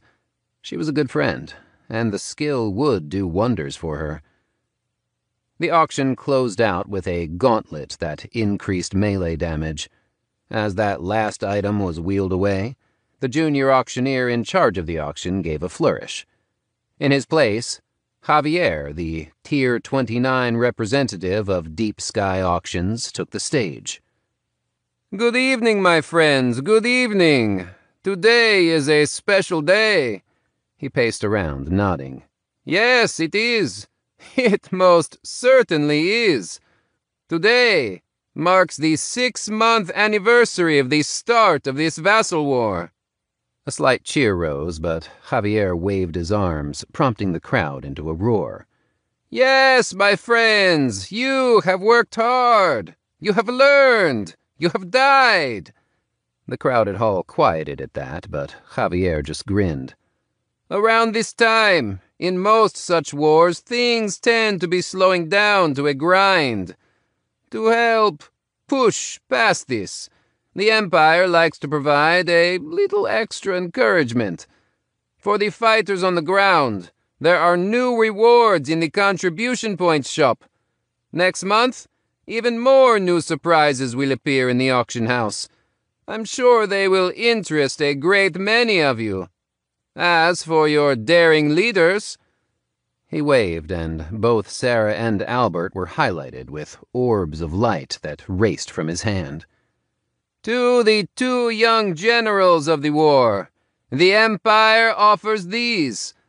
On the podium next to him, 2 shards of reality sparkled into existence on a plush cushion. 2 perfectly preserved shards of reality. For those that don't know, these are the echo of an ascension, preserved for later use. Anyone who cultivates under their influence is all but guaranteed to form at least part of their own concept. At the murmurs of appreciation, he nodded. "But that is not all. Not remotely. We will also provide the chambers needed to ensure that the maximum benefit is squeezed out of them. This is a rare treat. Yes, indeed. Shards of reality are not cheap. No, they are not. Ascensions are rare, and shards of reality do not last forever, no matter how much we may wish for it. But the Empire has purchased a few, just for this vassal war." Javier nodded at the 2 rulers as he said, "Just ask the King and Queen. I'm sure they tried to purchase one, but only 1,000 or so are produced per ascension, and they're quickly snatched up by those there. These treasures are not easy to get your hands on." Both royals nodded in affirmation at the man's words, but they didn't look particularly interested. On the other hand, both Albert and Sarah stared at the 2 shards like ravenous wolves being held back by sheer will. "What is required of my young friends to earn these prizes? Now that is the question, isn't it?" He grinned. "Simple. Just fight. Move your troops and make progress. When each side earns 20 million points from new, active sources, these are yours. Send your people out to raid. Send them out to take a city. Prevent a city from being taken. You simply must do." Matt grinned as well. This meant that things were going to kick back off, which meant more chances to earn points. These last 3 months had been far too slow for his taste. Javier turned as if to leave, before pausing and adding, "Oh, I almost forgot about these beauties in all the excitement." The 2 royal rewards, the staff, and the gauntlet flashed into place on either side of him. "The 2 grand prizes for the benevolent rulers." He displayed what Matt could only call a predatory smile. "Each respective side is just under halfway to earning these trophies for their monarchs." With that, both he and the items poofed away. The queen simply placed a hand on Sarah's forearm, but the king turned his head toward his son like a loaded cannon ready to fire. Both of their reactions were still visible on the projection. The look aimed at Albert was borderline hostile. That face held more than simple, naked greed. There was a rabid hunger there that made Matt shiver. Matt opened and flipped through the new additions to the contribution point shop, still sorting them from most to least expensive by default. The first item he saw froze him solid. Tier 14 upgrade orbs were available for the low cost of 500,000 points. They were limited to 1 per person, and only 50 total for sale. A minuscule number for the millions of people participating in the war. He couldn't believe his eyes. A lot of contradictory things was said about these orbs, but one thing known for certain was that they were incredibly rare rift drops. Luckily, the store description provided more information directly from the Empire. The Tier 14 upgrade orbs only dropped from Tier 14 to 25 rifts, and could upgrade any Tier 8 or Tier 14 skills to improve them. They appeared every 2 ranks of skill shard drops, and were able to upgrade any skill at an appropriate tier or equivalent once. Each upgrade used made the skill eligible for the next available tier of upgrade orb 2. So a Tier 8 skill like Cracked Phantom Armor could be upgraded up to 4 times. First with a Tier 14 upgrade orb, then with a Tier 26, then a Tier 38, and finally with the theoretical Tier 50 upgrade orbs. The level types of the orb were only theoretical because there were no Tier 50 rifts to delve, and thus no Tier 50 rewards to earn. If previous trends held, the Tier 38 upgrade orbs were dropped until Tier 49, but the Empire's highest rift was only Tier 47, so there was no way to know for sure. Matt was close. With the passive points he had earned from being in a top 5 team, he sat on about 450,000 points. But if he was so close, that meant others would be too. Even as he was looking, the number available dropped to 47, a gut-wrenching decrease that spoke volumes for how fast they would disappear. Using the reference provided in the store description, he quickly researched how upgraded orbs affected cracked skills, and checked the most common upgrades for Phantom Armor. Cracked skills could be upgraded, but didn't have set rules they followed like standard skills. Their upgrades were far more varied and hard to precisely predict. Generally, though, the upgrade would somehow parallel one of the upgrades available to the base skill. Phantom Armor was a historically popular choice, with a single, well-established upgrade. The first orb always granted the ability to store a second, distinct charge in the skill, which gave the user the chance of blocking up to 2 life-threatening attacks in one fight. Matt wasn't sure what that would mean for Cracked Phantom Armor. The upgrade could range from something that forced him to reset his entire fighting style to something that made him invincible. There was just no way to tell beforehand. Even with risk in the randomness, he salivated at the thought of upgrading it. As the group headed to the dining hall, Matt checked the known upgrades for the rest of his skills to cover his bases. Mage's Retreat added a large increase to running speed. The skill's name was actually derived from this upgrade. At one point, an infamous mage demonstrated this upgrade so thoroughly and effectively, it was widely reclassified as an escape skill for spellcasters. Matt passed on that for now. Endurance simply helped enhance the body's physical fitness while in use. The user could get a workout simply by channeling mana into it. No other effort needed. The effects were permanent, but not something Matt needed, so he put it to the side as well. He already went to the gym and enjoyed it. Getting fit through a spell wasn't on his radar of needs. Hail was a weird one, with a trio of possible upgrade paths. But Matt couldn't find any information on how to choose, or if you even could. Two of the options were particularly common, though. The first made the chunks of ice sticky, causing them to bind to an opponent and slow them down as the weight of the ice chunks gradually built up on them. The second made it so the shards of ice contained pockets of hyper-cooled liquid water and would rupture on impact. It would soak the target in freezing water and cause severe frostbite. A third and much rarer upgrade made the hail blades sharper and interspersed the storm with massive chunks of ice. However, it would lower the diameter of the spell. One excelled at crowd control, the other increased the cold damage, and the last upgrade made the skill great against unarmored opponents. The first two were interesting, and possibly very useful for Aster. None of them were anything that Matt particularly cared about, more than boosting cracked phantom armor.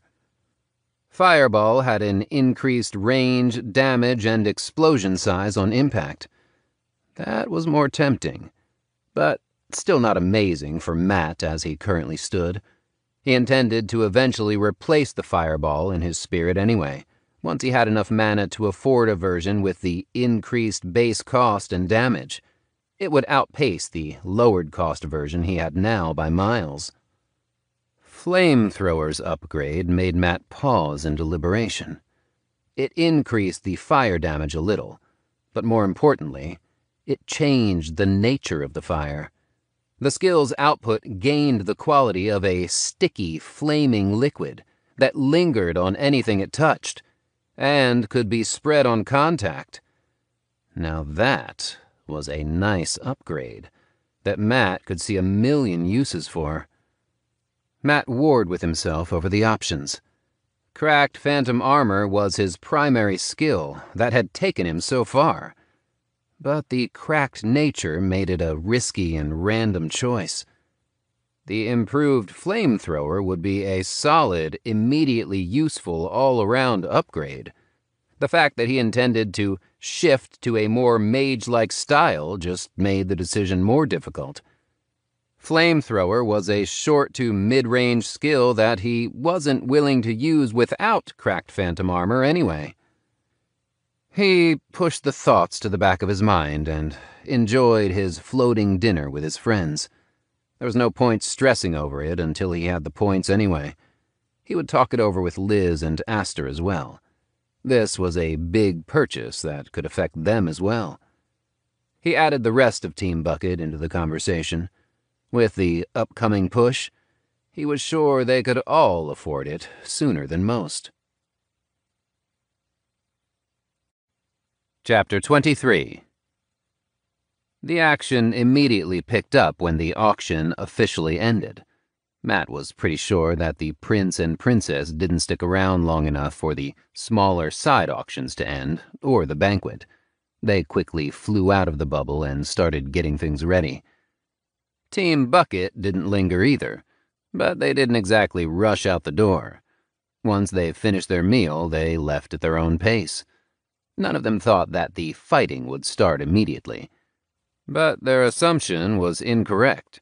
Both sides had already sent out teams to take forts through any means necessary. Matt figured that would be it for the first day, but both sides were emptying the outlying cities to mass troops in a pretty transparent attempt to take new cities. They were going to rush into the fray, but as soon as they surfaced, a warning went out. Assassins were out in full force, attacking anyone suspected to have a large number of points. At first they thought the attacks were all sanctioned hits, but it was soon confirmed to be opportunistic pathers trying to remove points from the general point pool and collect bounties. The upgrade orbs and the rumored auction next month were surely motives for the attempts. They all wanted to ensure that they had a greater chance at the more expensive items. No matter their motives, their pursuits were causing a ruckus.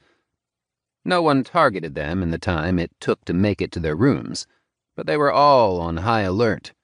A quick message to Junie registered the team as ready for new missions, and they immediately received a standby order. Liz started pacing. The upgrade orbs and the promise of new items appearing in the auction are going to cause a fucking disaster. Connor rubbed his hands together with a hungry look on his face. Upgrading Demon Zone increases the likelihood to trigger the reflected damage, and the percentage of damage reflected increases while upping the range. It's just too perfect for me, and I'm so close. The large man paused. Well, there is the chance that the skill will get the rarer upgrade that increases attack speed with each successful reflection of damage, along with an increase in area of effect size. But that's so rare I highly doubt I'll get it. Everyone nodded. Matt felt the same way. He was only 50,000 points away from the orb, which could mean quite a significant change in his fighting style. Liz chimed in from next to Connor. Same. My manipulation skill gets cheaper and easier to use. That alone would be worth the price. Otherwise, I have no idea what my skill would turn into after my talent goes into effect. But that one should be safe enough. Liz nodded to Connor. Granted, any manipulation skill can be upgraded so it's instinctive to use just like a limb. 0 effort required to direct it. That would be great, but that's like 1 in a trillion. They're more well-documented rumors than anything else. There are tons of theories about ways people have changed their skills into talents, but talent scanners haven't figured out how to predict it. Like I said, everyone is searching for the secret to recreating the unique upgrades, but no one has found it. Annie shrugged. It's not like we're banking on that effect anyway. What are you thinking of using it on, Matt? Everyone looked to Matt, who said, I could risk it on my innate skill. He meant cracked phantom armor, as he was still lying that it was a talent. It was a slight, sudden change to his story, from a talent to an innate skill. But it was one he hoped they overlooked, although he was getting tired of lying to his friends about it. But that could backfire, since it's a cracked skill. I honestly have no idea what it could turn into. I also have Flamethrower, and that upgrade is amazing without the risk. Honestly, I don't know which I would choose, but it would be a worthwhile investment either way. They all turned to Annie, who wiggled her hand back and forth. Not sure if I really need it. It would be better for me to save up. My skills are less magical and more mundane for the most part. If I could get Side Slide and the upgrade orb, it would be great. But as of now, I don't really need the orb on its own. Matt agreed with her logic. The orb would be nice for her, but it wasn't as vital for her as for the others. Everyone turned to Emily, who nodded to her sister. It would be great for Bolt, but the upgrade only slightly increases base damage, and adds the ability to jump to more targets. If I use it on Cracked Mana Bolt, it might let me get more aspects, or maybe give me the ability to choose. But I really can't be sure since the upgrade for the base skill only increases damage and range. It's such a gamble with a cracked skill. The upgrades would be nice, but I'm so far away right now, I doubt I'd get an orb before they're all gone. Her eyes flickered off to the side before she said, They're already down to 31. Checking for himself, Matt saw the counter on available upgrade orbs and verified what his teammate said. It was a heartbreaking realization, but Connor put a voice to the frustration and started cursing out loud. Matt clenched his fist. The precious orbs were just going too quickly. He was so wrapped up in his thought he missed the looks Annie and Emily passed to each other. He didn't miss what the twins said afterwards. Take the points you three need from us. You already gave me points once. I'm happy to return the favor. It took him a long moment to register what they had said. He opened his mouth to speak, but nothing came out. It was just too large of a favor for him to accept. But it was too valuable to decline. Matt felt frozen in limbo from indecision. Connor wasn't so afflicted. We can't take that, it's too much. Annie rolled her eyes. Just take it. We know you'll all be able to pay us back.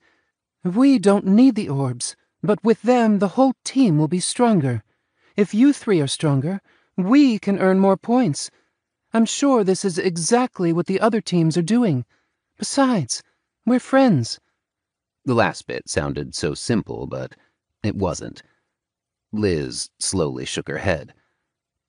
I'm not sure what to say. It's a lot more points than the few thousand points we gave you. Emily waved her off. It was a larger percentage of your points. Just take it. Seeing her reluctance, she said, I still want an orb, so if we can pool our points together to get me one after the next few engagements, I'd call that repaying the favor. If it makes you feel any better. We just think that our team could use the upgrades now. Annie jumped in. We already agreed to pool our points if we needed to in the auction, so this is really no different. Don't be weird just because you're on the receiving end. That seemed fair enough to Matt. He checked Aster's point total and saw that she was at 230,936 points. Where exactly she had been spending her points, he didn't know. But while the others bickered, he impressed on the Fox through their bond that she should save up her points. Getting her an upgrade orb now would be incredibly useful, even if she didn't use it right away. He tuned back into the conversation after Emily called his name twice. He rejoined the world of the living while she rolled her eyes. How many points do each of you need? Matt checked. He needed 47,291 to reach the 500,000 marker. I can't thank you enough. I'll take it if you insist, but just know that we can do this without the upgrade orbs. Seeing both twins wave him down, he imprinted this favor into his heart and said, I need 47,291 points to buy the orb. A heartbeat later, Emily flicked a finger at him, and he received 47,292 points. He now understood why Emily had been so grateful when they gave her the points she needed at the first auction. She grinned. One extra, just in case you die right here and now. Matt clenched his fist and carved their generosity deep into his memory.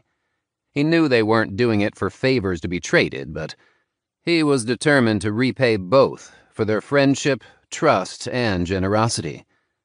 Connor nodded slightly at Matt before half bowing at the twins. Same as Matt, I am incredibly grateful for this. Since you both have made up your minds, I won't hesitate anymore. Just thank you. I need 71,013 points to buy the orb. As Annie repeated her sister's gesture of point transfer, and Connor whispered another thanks, everyone looked to Liz, who flushed and said, I need 91 points. What? Everyone exclaimed in some fashion. Matt actually couldn't see Liz's point total. After all, they were dating, not actually married, so some things were restricted. He could ask, and she could send him an updated number, but neither bothered with that. Liz's blush deepened to a crimson as she sputtered, I never made any large purchases besides my 2 skills, and I get a stipend for doing most of the actual leading of the Pathers, so I have a bit more points left over. I was just going to borrow what I needed from Aster. His Fox yipped a response at Liz, who blew a raspberry at her in return. Emily flicked a finger at Liz and quipped, Here's 100 points, keep the change. The three of them quickly purchased the orbs. In under a second, 3 black boxes with silver ribbons tying them shut hovered in front of them. Matt plucked the box out of the air, but immediately stumbled at the unexpected weight. A quick scan with his spiritual sense revealed why the box was so heavy. Both the box and its contents were Tier 14. Matt activated Mage's Retreat to control his stumble. He barely landed in the chair with the heavy object pressing down his lap. Liz and Connor learned from his fumble and just removed the lids of the floating boxes. The covers floated next to the box as if that was their intention. Matt flicked his box open with some effort. Nestled in the black, silk-like cloth was a thumb-sized orb of silver, with pulsing streaks of black running through it. It was much smaller than he expected. He picked up the little orb and marveled at its weight. The box and its lid vanished, presumably back to where they had come from.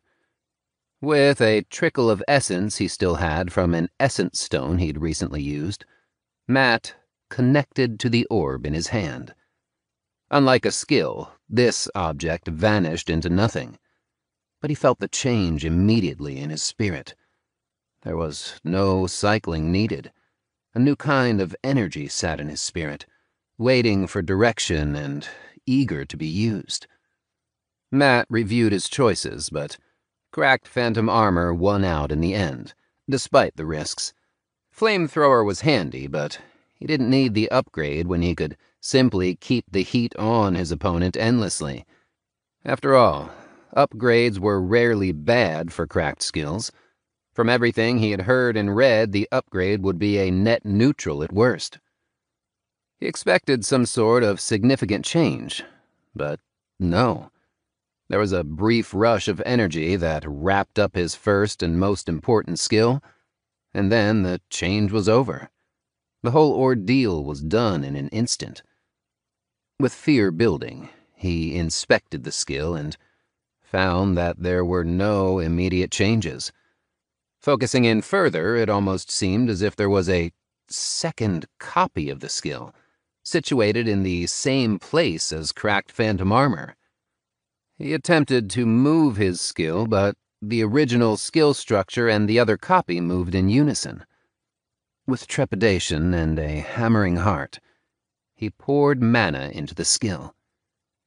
Everything functioned as normal. He searched around himself to see if anything else changed, but he couldn't find anything out of the ordinary. His armor was its usual smooth light blue. Meanwhile, the second illusionary copy of the skill structure was still sitting there untouched. Carefully, he poured more mana into the skill, to the point where it would typically start to overload its structure. The mana was instead redirected to the illusionary copy of the skill. Matt inspected himself as he put his remaining 34 mana per second into the other side of cracked phantom armor. His AI took the last bit of mana to analyze and record everything that he was doing. Nothing hurt or warned him of impending doom, so he inspected his arms a second time. The changes were distinct. His armor had thickened and changed from its simple, smooth design to add an elaborate filigree that lightly lined his armor. He twisted his hands, marveling at the thicker gauntlets, and at his idle thought, all of the extra armor flowed to his fist. Both gauntlets grew incredibly detailed, and the plating became denser as he focused on the area. All of the extra decorations glided from the rest of his armor to fill out the gauntlets. It was almost overly detailed when it was finished. He was worried that the ridges would give enemy blades purchase, but they were just a slightly different color of mana instead of actual engraving. Huh. Everyone was looking at him, so he shrugged. The skill seemed to grow a second layer that's really easy to shape. With a thought, he imagined a shield connected to his left arm, and the second layer of armor rushed to create the image. The mana around his left hand simply traveled from his fist to his forearm, creating a ghostly image of the medium kite shield he had imagined. The mana from his right hand crossed his chest before filling in the armor and making it more solid. It was harder to hold this shape than the gauntlets, which were almost natural. From a little testing, he discovered that the farther away from his body, or maybe the original cracked phantom armor layer, the harder it was to keep the shape of the image in his head. Even when just 6 inches away, the skill started growing slightly hazy. As his thoughts drifted off, the shield fell apart. Interesting. An exacerbated Liz hollered, "What? Give us the details!" Matt didn't have them to share. So, as he tested and confirmed his hypothesis, he said, "It seems like another channel for my skill. Its default state bulks up the armor all over, but if I concentrate, I can make this second layer reinforce one area in particular. He met Liz's eyes with his own. Hey, can you stab me, please? I want to test it. A tendril of blood rose, and Matt could feel that it was full of Liz's concept. The darker tinge spoke to her using the blood iron as well.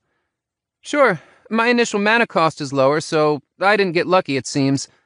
She didn't seem upset at that at all, as she nearly vibrated as she couldn't stand still.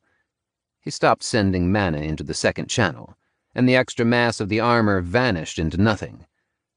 Liz carefully drove her blood tendril into his armor until she broke through. Okay, I know how much that took. Feels about normal. I didn't notice it being harder than before. Matt reformed the skill, but added the rest of his mana regeneration into the other channel. With the 45 mana per second in the original skill, he sent the rest of his 80 mana per second into the second layer, and let it settle naturally in the full-body armor configuration. Liz tried to drive into the skill, but he could see the visible effort it took her. She finally broke through with a grunt, and the outer layer of his armor shattered in his spirit. It only took her a moment to drive through the normal armor underneath. Matt checked what his AI registered and nodded at Liz. She inspected his unarmored arm for wounds before finding none. She said, That was about 25% stronger, or it took 25% more effort for me to break through. With cracked phantom armor having settled down in his spirit, Matt reformed both spells, and then redirected the entire second layer of the skill to cover his forearm, where Liz was testing. Liz had to bring considerably more effort to break his armor, even leaning into the attack while directing her blood with a hand. Finally, the skill shattered when Matt felt her do something different. He flinched out of the way as a drill of blood slashed past his quickly broken inner armor layer. She quickly stood straight and nodded to Matt with everyone else watching. That was the hardest I can hit, and I had to use a drill to get through it. A private message reached him. I had to use my full concept to break through the thicker layer. Can you keep that up all the time? I was breaking Tier 7 defenses at Tier 5. I'd call that top-quality Tier 8 armor if it's all concentrated. Matt thought out loud. Nope, can't manage that. Too expensive. That eats everything I have. It takes a lot of focus, too. Connor gave him an evil grin. Nice. Now we can just stand there and beat anyone who comes to challenge us. The large man hugged Annie, then Emily in quick succession as he thanked each of them again. Matt nodded to them as well, but was thinking more internally. The upgrade wasn't his worst fear. Cracked phantom armor still functioned as a pseudo-channel skill and was fundamentally unchanged. But its direct application right now was limited. If he wanted to use the skill, he would need to drop every other spell to use it. That meant no endurance or mage's retreat to increase his combat ability. The ability to manipulate the skill so easily was great, but it didn't seem to transfer to the original skill. The first layer felt firmly anchored to his body, whereas the second layer felt loosely anchored to the mana of the layer below it. With that thought, he reactivated the skill and tried to create his spiked gauntlets with his new layer of armor. It flatly refused to form the spikes. In a panic, he tried to create them with his standard layer of armor, and they formed as quickly as before. Then, and only then, would the second layer cover the spikes, lengthening them a hair. It was still far less than the changes he could do when making it a shield. That was an interesting limitation, but not one that bothered him a ton. He continued to test the new portion of his skill, but anything that wasn't strictly armor was impossible to create. Considering that the skill was called Cracked Phantom Armor, he wasn't surprised. But it would have been nice to have a backup weapon that couldn't be taken away or stolen. Still, having a shield that couldn't be stolen and didn't need to be stored could be useful. He wondered if it would fulfill the requirements for a skill that needed a shield, like Shield Charge or Shield Bash. It would be quite handy if it did. His second test was a simple one that didn't work. He was unable to activate the second layer of cracked phantom armor without putting at least 1 mana per second into the base layer. At the same time, the amount of mana he fed into the bottom skill was apparently the max he could channel into the second layer. It was another interesting limitation that unfortunately prevented him from gaming the system, as it seemed that the second layer of armor was directly tied to the first. All in all, Matt was happy with the upgrade. It added further defense at only the cost of more mana. While just increasing the overall effect of cracked phantom armor would have been simpler and cleaner, he was pretty sure that this would allow the skill to scale with him even more. The second layer was far less mana efficient in terms of pure defense, but the increased flexibility made the skill more adaptable. It was a worthy trade-off. Eventually, he would have millions and trillions of mana generation, which meant that taking twice the mana was a great long-term upgrade. It was just somewhat less useful in the short term.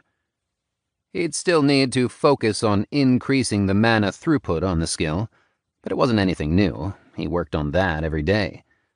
The only problem was that his current maximum mana was only at 80, so he only had 80 mana per second to spend on channeled skills in his AI.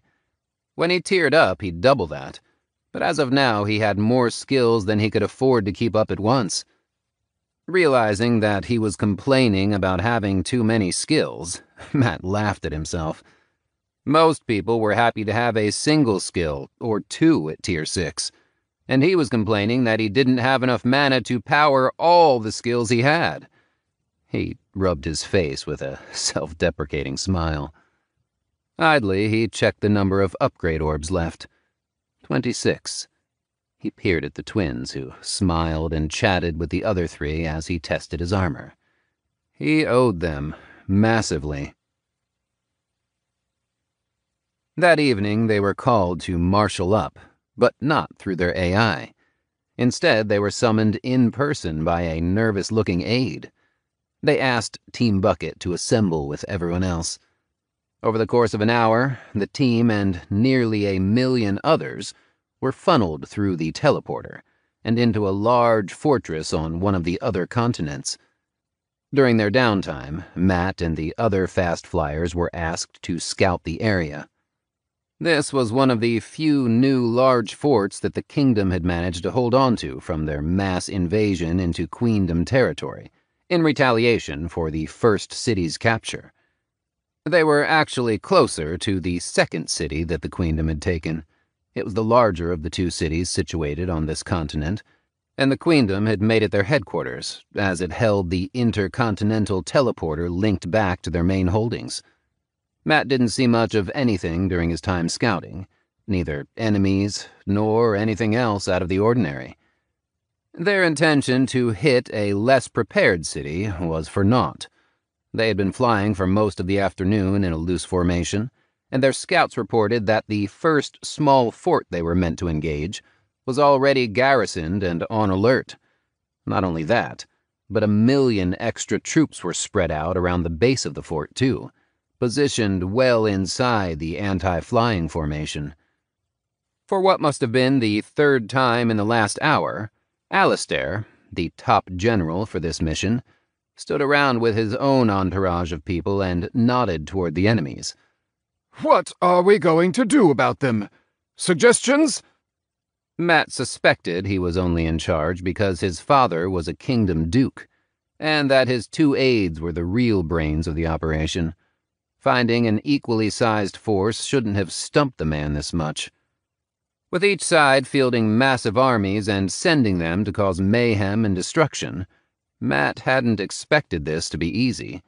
From the reports coming in, the Queendom was already trying to invade kingdom territories and attack a city of their own. If the kingdom could anticipate that move and set up blocking forces, there was no reason that the Queendom couldn't as well. One of the aides, Philip, said, I see zero reason why we should fight this battle. There aren't even any notable strategic assets in the area. We just need to go around them and clear a path to the city we were supposed to attack." Olivia countered his point. "No, we need to weaken the enemy troops now. That alone would be worthwhile.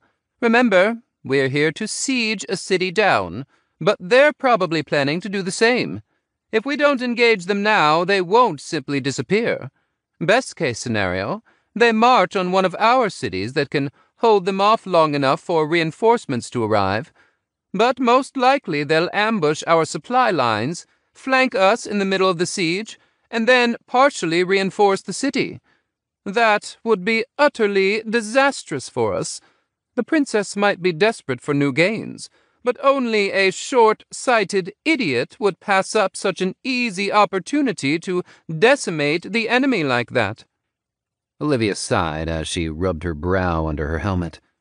"Were it not for the prince's very firm directive to not concern ourselves with reinforcing the cities, I'd say that this should be our plan too. Either way, convention states that every potential defender we kill here will be worth 3 of our attackers during a siege. Let's take the opportunity to cull their forces now, in the open, before they have surprise on their side or walls to hide behind." Philip tried to counter what Matt felt like was a good point. "Yes, but we're only the first million of several waves of troops on the way.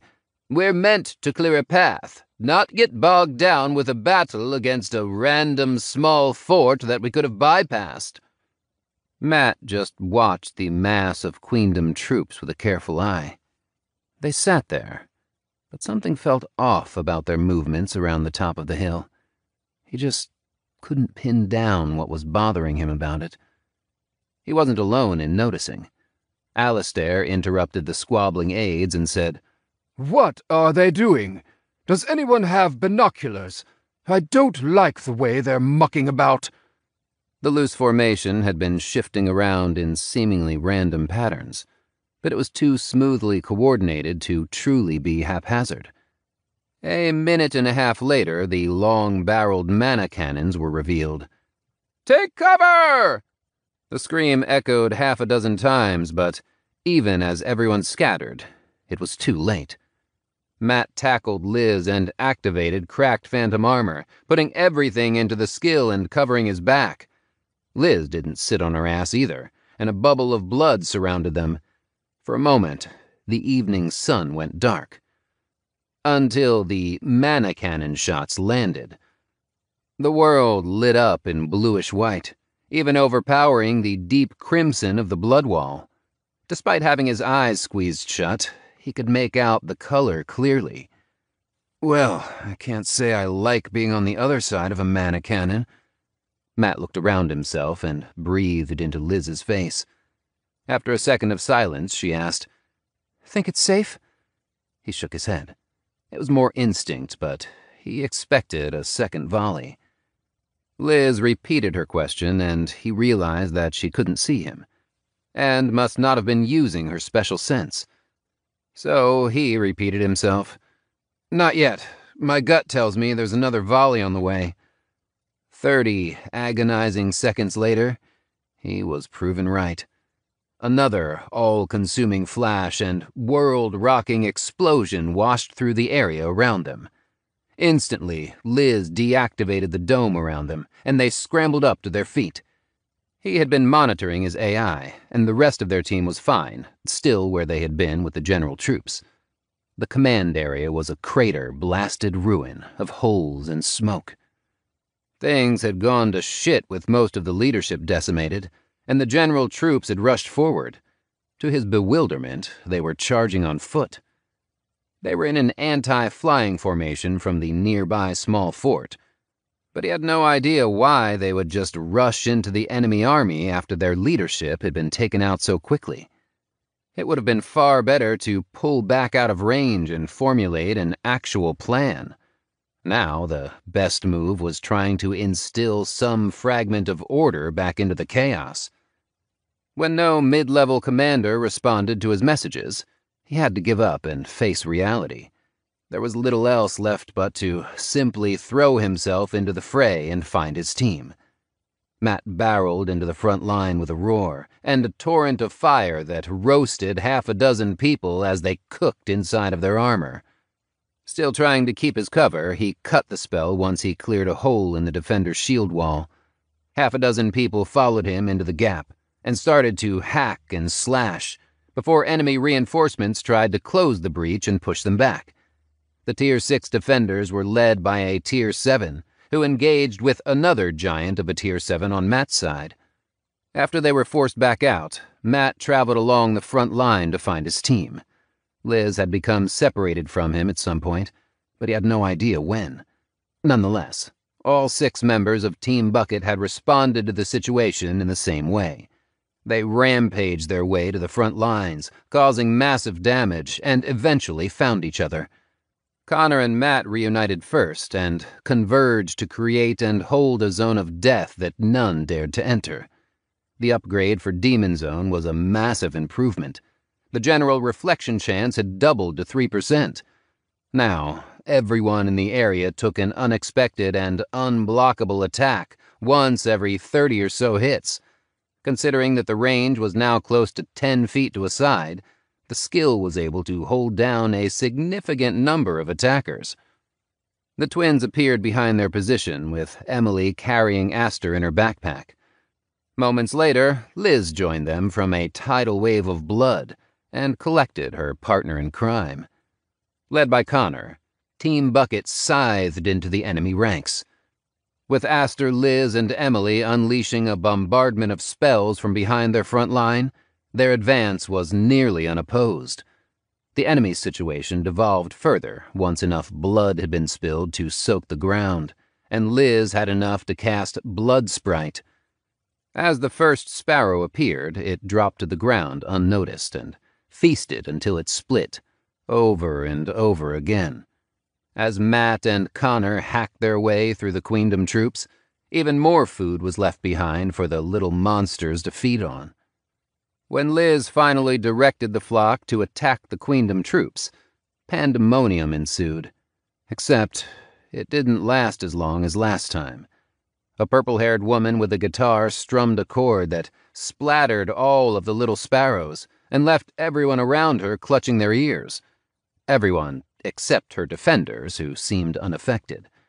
But the odd attack had worked, and had prevented Blood Sprite from cascading farther and overwhelming the defenders. Annie tried to pick off the woman with a crossbow bolt, but one of her guards intercepted the shot. With the threats taken care of, the musician went back to buffing the people around her. Visible energy rose off her instrument, and into the people around her as she worked. The tide of battle ebbed against them, and Team Bucket was once again broken away from each other. They had to struggle against several waves of Queendom fighters before being able to file back into a formation. The fighting only grew fiercer as each side endured more and more casualties. Annie eventually slipped away, pretending to be hit with an arrow and falling down, just before activating her invisibility and disappearing. She later reunited with them and reported that she'd returned the favor, executing 2 of the Queendom's top brass, before having to escape from the small fort they were using as a headquarters. Their top general was out of the picture. With Matt's concept keeping the team charged, they battered their way forward until their enemies broke. Matt and Liz lay next to each other in the smoking ruins of the battlefield, panting from exhaustion. Aster was sprawled out across them, with her thumping heart beating in lockstep with Matt's own through their bond. They had been one of the final groups to take out the lingering Queendom forces. The bloody and disastrous fight had only been won because the enemy commander hadn't expected anything as dumb as a full frontal assault. Under no circumstances was that a reasonable response to their leadership being beheaded in the opening salvo, especially not for a measly fort. The Queendom hadn't bothered to set up significant forward defenses, which cost them dearly when things got to melee range. With only 100 and some odd thousand troops left, the force Team Bucket had come with was effectively destroyed. They were now fit only to be absorbed into their reinforcements, which were already funneling through the nearby portal and flying the long way over the oceans separating the continents. Now, Team Bucket laid in the wreckage of their final encounter, where they'd chased down the last few Queendom soldiers unable to flee fast enough. It was a disaster for the kingdom, but their team was too tired and exhausted to care. Emily, lying at their heads, groaned as she sat up and spat. Her coughs squelched with a wet sound that couldn't be healthy. Annie flopped over and asked, "Whose bright idea was that charge?" Matt had to clear his throat twice to force out, "Everyone was already moving when we came up from the first shots. No one responded to my hails, either." Emily cursed as she started inspecting her face with a broken sword that she'd polished. "Are you fucking kidding me? This is gonna take a healer to fix." She poked the deep gash and screeched, "Fuck! My face!" He didn't need to get up to see what she was looking at. That blow would have taken her head off if Matt hadn't been there to block it. Well, most of it. Her face was split with a gnarly scar that cleaved through her helmet, grazed her head, and ran down part of her face. Bone was visible, but only gently scored. While not life-threatening, the wound was damn ugly. The bit of sword dropped as she deflated. "Still, thanks for the save, guys. I'd be dead if not for your help. What a disaster." Matt nodded as he sat up. It had been a disaster of epic proportions, even for the winning side. But it had earned them quite the number of points. Prior total, last updated 0 days ago. 1 point. Team merits, calculated for Tier 6 combatant. Enemy vassal killed, Tier 5, worth 1 point. Performed 141 times. Enemy vassal killed, Tier 6, worth 5 points. Performed 8,592 times. Enemy vassal killed, Tier 7, worth 25 points. Performed 7 times. Enemy general assassinated, Tier 7, worth 1,000 points. Performed 2 times. Items and equipment looted but returned. Assigned worth 7,874 points. Captured a heavy artillery asset intact, long-range mana cannon, worth 1,000 points. Performed 3 times. Eliminated enemy generals in the middle of a major engagement, each side greater than 500,000 units. Reward, 1.4 times multiplier to all team merits. Personal merits, calculated for Tier 6 combatant. Enemy vassal killed, Tier 5, worth 1 point. Performed 21 times. Enemy vassal killed, Tier 6, worth 5 points. Performed 1,272 times. Enemy vassal killed, Tier 7, worth 25 points. Performed 2 times. Army merits. Defeat a major enemy army of equivalent size, 975,000 versus 997,000, in a defensive position, field fortifications. Reward, 1.2 times multiplier to all merits, applied after other multipliers. Note, all leadership bonuses, Brigadier General, forfeited due to loss of command over subordinate troops. Unachieved merits, for reference purposes only. Capture a fortified enemy position defended by an equivalent force. Small fort, worth 250 points. Leadership bonus, Brigadier General. 1.2 times multiplier to all merits. Reestablish the command structure of a major army, greater than 500,000 units. After the sudden loss of greater than 90% of top leadership. Reward, 1.5 times multiplier to all merits. Victory from the Jaws of Defeat bonus. 2 times multiplier. Final reward, 3 times multiplier to all merits. Summary of gains. Team merits. Raw total, 56,150. Team multiplier, 1.4 times. Category total, 78,610. Personal merits. Raw total, 6,431. Personal multiplier, not applicable. Category total, 6,431. Combined merits. Subtotal, 85,041. Total multiplier, 1.2 times. Grand total, 102,049. New gains, 102,049 points. New total, 102,050 points. Pather Team ranking, Kingdom of Seven Suns. Third place. Estimated daily stipend, 1,250 points. He sent 47,292 points to repay Emily while they lazily chatted for a bit. The points would only actually be sent once they went back to the neutral city, but he felt better knowing he had cleared his debt. It put his total at 54,758. But he had repaid his friend after just one disastrous battle. A quick check of the market showed that there were still 26 upgrade orbs remaining. Anyone who could have bought one had done so quickly, and the second half seemed to be waiting on those who could earn the most points over the next few weeks. He still wanted to get Aster her own orb, and then help Emily get one for herself, but the rush for the orbs seemed to be mostly over. That, or no one was in the neutral city anymore, so they were unable to purchase items for the moment. As he recovered his energy, Matt realized that he had to pee something fierce, and stood to find some place slightly out of sight. A deeper crater fit the bill, as no standing trees were nearby. After fighting through the entire night and into the morning, his body was finally alerting him to its needs. Seeing him up and about, the rest of the team wobbled to their feet with various grunts and moans. They were all drained, but everyone started to address their own waylaid needs while groaning at stiff muscles and pains. Only their fading adrenaline had kept them upright. The highest-ranking commander to survive was Olivia. She'd stepped up and directed the battle as best she could, despite losing both her legs to the mana cannons. Even now, she was still barking out commands from her newly cobbled-together command tent. Half a dozen new orders awaited Team Bucket that still needed to be acknowledged. Chapter 24. Their remaining troops gathered together, and a debriefing was conducted by the still-wounded Olivia.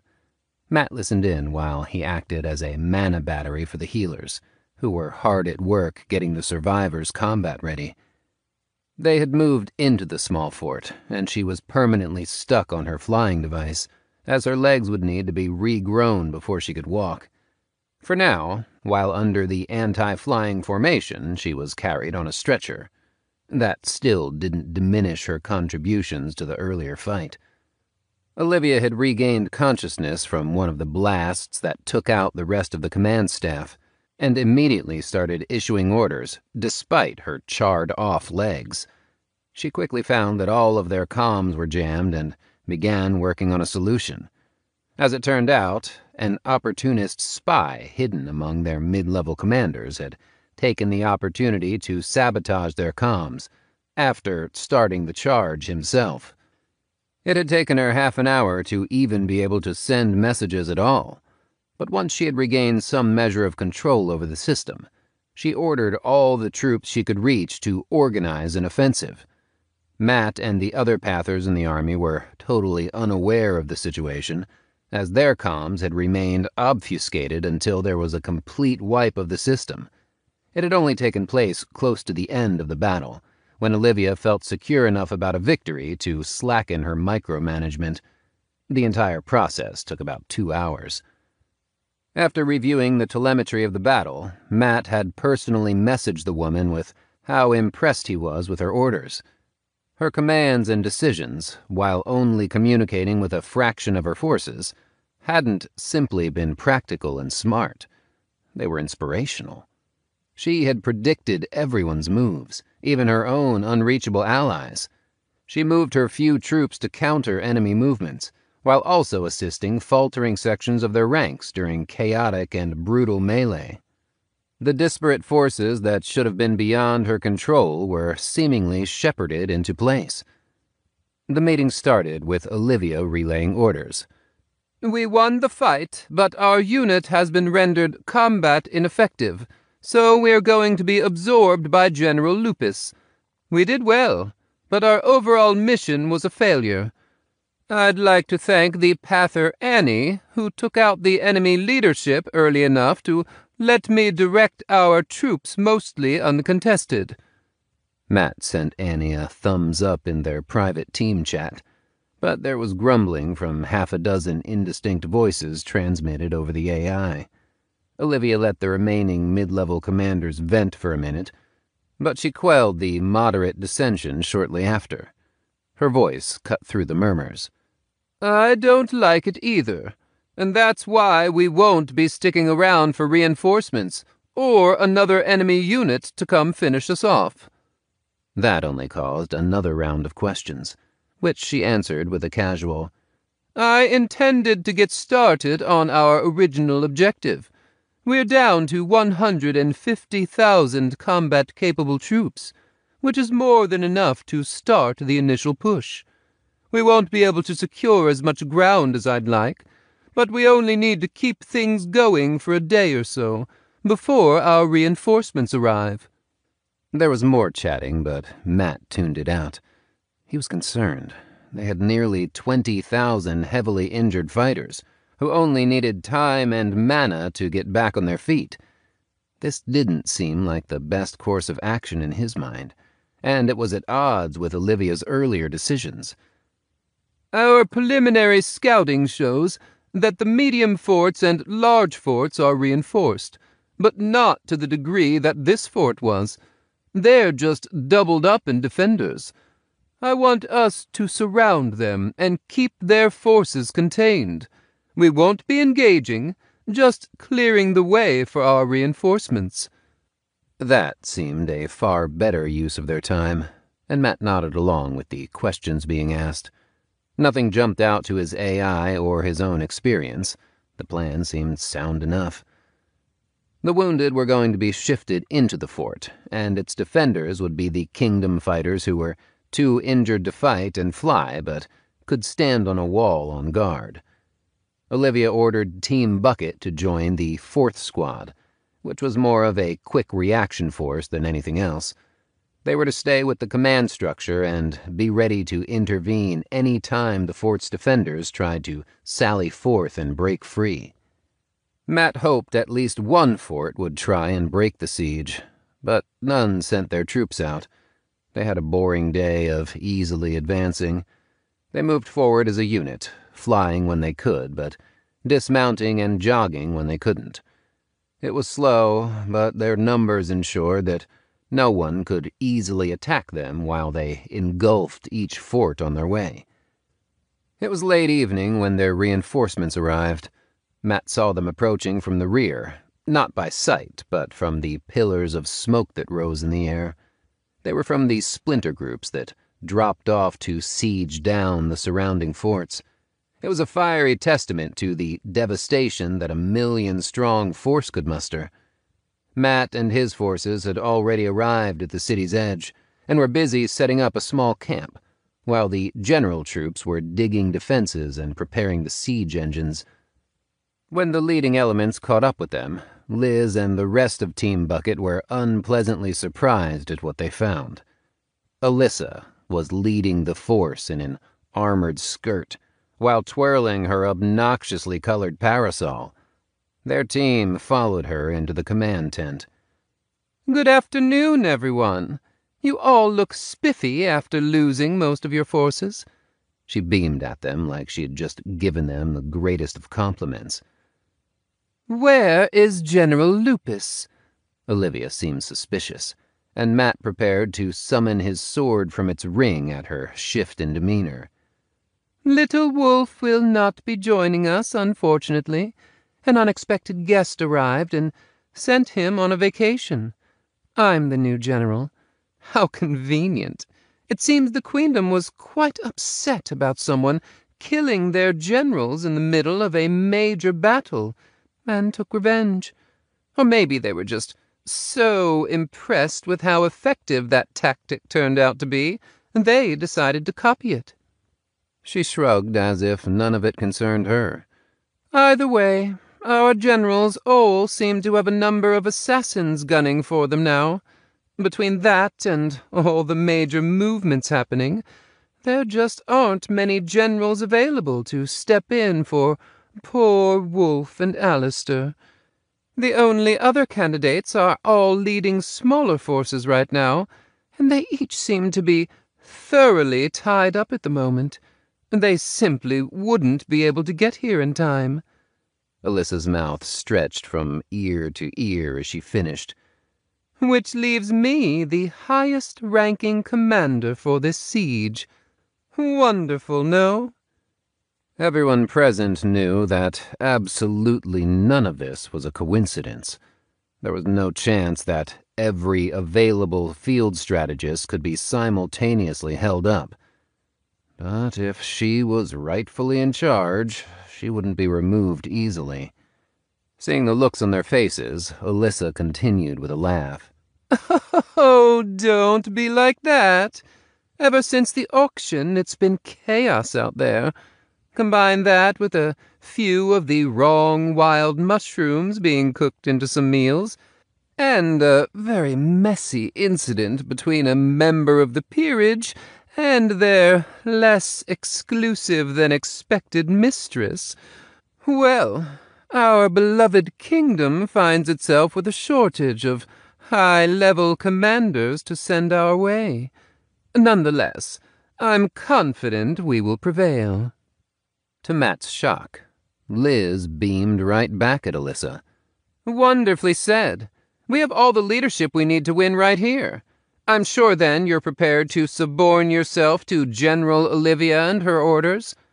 Everyone froze, particularly Alyssa and Olivia, the latter of whom made a face like she'd swallowed a bug. Alyssa looked ready to spit fire, but played it cool. My, I don't know what you're talking about. I'm the only person here with a general's title." Liz's smile grew sharp, and her yellow eyes glittered. "Ah, but you yourself said that Lupus was your original general. If you took over from him, then you're technically just an acting general, no?" Matt could see Alyssa debate lying, but she finally shrugged and asked, "So?" His girlfriend looked like the cat who ate the canary. "Then when two acting generals meet in the field, the acting general who was on site first retains command, per Section 9, subsection 14b of the Kingdom's Articles of War." Her words were accompanied with a smile that could cut glass, and an AI message listing the relevant passages straight out of official Kingdom protocol. Alyssa just glared at Liz. "As a representative of the peerage, even the younger generation, I have the authority and responsibility to take over battlefield command from someone I deem unfit." Annie shrugged and said, "I don't know. Is someone who can't stop a fire in their closet better than someone who single-handedly salvaged a disastrous battle?" Alyssa stilled, then pivoted to stare Annie down. With bared teeth, she smiled, before closing her eyes and biting down hard on her lower lip. Taking a deep breath in through her nose, she twirled back around to face everyone else with a gentle smile. "I will, of course, follow the letter of the law. My troops are at your disposal. Oh, and should things get a little too tall for you, I'm ready to step in and shoulder the burden. Best of luck to you, General." As she made her exit and passed the command tent's anti-listening bubble, Olivia spun to Liz and nearly roared. "What the fuck was that? No, you just threw me under the bus as a political tool to get back at her. Everyone knows how you hate her. Don't pretend differently. We all know the laws, but everyone also knows they aren't applied equally. Alyssa can ruin me and my family if she wants. Easily. I would have happily agreed to her command to avoid that kind of trouble." Liz looked crestfallen and worked her mouth for a moment before she cleared her throat and tried. Sorry, No, don't. Just don't. That situation was about as nuanced as a rift break. That stunt you pulled, you're either politically brain-dead or knew exactly what you were doing and just didn't give a fuck about the collateral damage. And if the Pather Union negotiations Alistair brought to me were any indication, it sure as shit isn't the former. Olivia looked ready to puke, but Matt stepped forward. This isn't all bad. You can foist blame on us. We can handle the little pressure anyone in the kingdom can put on us. But remember what Alyssa said. She will follow the letter of the law. If you don't show gross incompetence, she can't oust you. He clapped her shoulder lightly. We believe in you. You can do this. I'm not qualified, Emily scoffed. We don't believe that for a second, and neither do you. Everyone could tell in 10 minutes that you and what's-his-name were the real brains behind that other idiot. Alistair isn't dumb, he's just busy. Even Olivia must have heard how weak that sounded because she wilted a bit. He has other strengths. He's nice, at least. Liz looked subtly chastised as she nodded to Olivia. You're right. That was wrong of me to put you in the middle of our pissing match and treat you like a pawn. I'm sorry. And I'll make sure to head off any fallout from it. Matt looked around to the few command staff in the tent and said, I know who I would rather have commanding me. If we do our job, we'll have a much better chance of getting through this. He knelt down and said only loud enough for her to hear. Remember that you're being watched, and if you impress the right people, she can't touch you. You've already proven that you can do this. Olivia got a hard look in her eyes. Keeping her voice low, she responded, Fine. But I still need to hedge myself against the political blowback you've brought down on me. If I'm going to foist the blame on you as suggested, then I need to make it publicly clear I think you're to blame and don't trust you now. Raising her voice once again, she continued, Effective immediately, you're no longer officially part of senior command. Your presence in the command tent will be by invitation only from here on out, which I will still provide for the daily strategy meetings. It'll cost you your leadership bonuses, but it will also probably placate Alyssa enough to keep her from taking the first opportunity to smother you all in your sleep and blame Queendom assassins. She almost looked as if she enjoyed the thought of that last comment. A hand snapped toward Liz's face. Only Olivia's lack of legs kept the pointed finger at bay.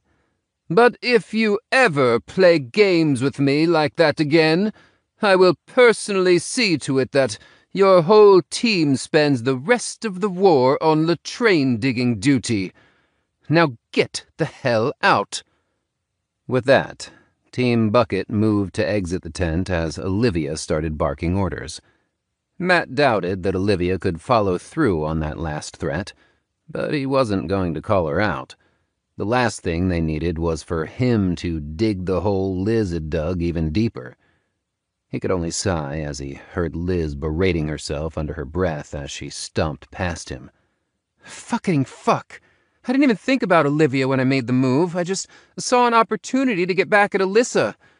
Bird-brained idiot. I can't fuck up like that. Matt wanted to console her, but she had messed up, and she didn't need or want to be lied to. All they could do was move on. By the time they moved out of the tent, the new troops were already on the move. It was frightening to see over 1 million troops begin to engulf the city. The space-locking pillars were set up at the maximum range of standard anti-siege defenses, but they were also paired with semi-portable shielding units. If the Queendom tried to recreate Matt's prior success, they would find the pillars a much more resilient target. Their scouts who flew out at the edge of the anti-flying formation reported 2 million troops in the city from their best estimates, using the best telescopes they could carry. That wasn't ideal. If they wanted to take the city, they would need 3 times their current numbers at a minimum. They would also need to worry about any troops in the surrounding area. The Queendom would surely try to perform hit-and-run tactics as Prince Albert had. Matt was assigned to handle that eventuality, and with a team of Earth mages, they raised a 15-foot wall around the entire city. It took them a day and a half, even with their use of mana crystals when he was forced to take a break. But eventually, they had a passable defense set up. After that, they created a 5-foot berm to render sallying forth a more dangerous decision for the Queendom defenders. Several mid-level commanders balked at what they called overly cautious behavior, which meant they would earn fewer points. Matt and Liz privately thought that Alyssa was behind that little cabal, but she publicly defended Olivia's actions. On day 3, the trebuchets started launching their payloads. They were being built and staffed as fast as possible once the first siege weapons found their range. Olivia had already given an order stating that they wouldn't be trying to take the city intact. Instead, they would be battering it to rubble before they fell for the ploys that the Kingdom had used in their defense. Team Bucket covertly agreed that it was much better to be on the attack and not the defense. It was a lot less stressful to watch the giant rocks fly away from them instead of toward them. It took half a week to batter through the shielding.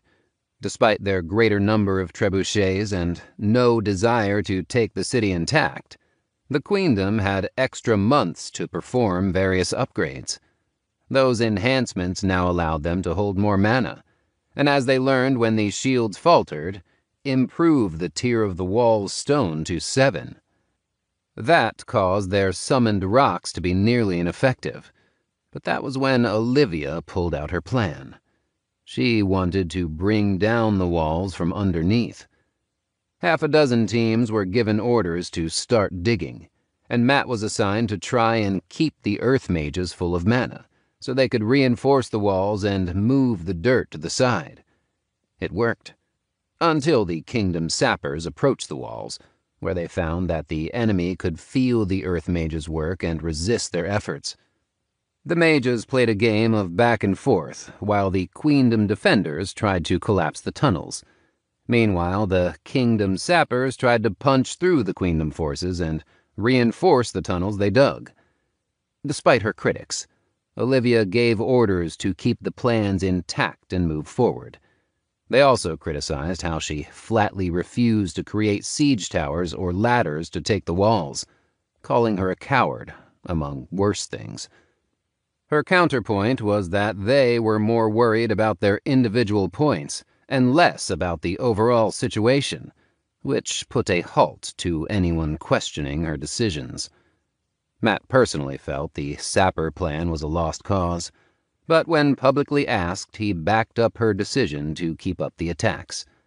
They could receive reinforcements and resupply, on top of his own mana contributions, which weren't insignificant. He remembered well enough how mana became a valuable commodity on the other side of the siege, as the days ticked on and supplies dwindled. As Alyssa stated, all of their reinforcement generals had various accidents, leaving them indisposed. Since they were unable to make it to their camp, it left Olivia in command with no appointed general to supersede her. Matt found headquarters' response of shrugging it off concerning.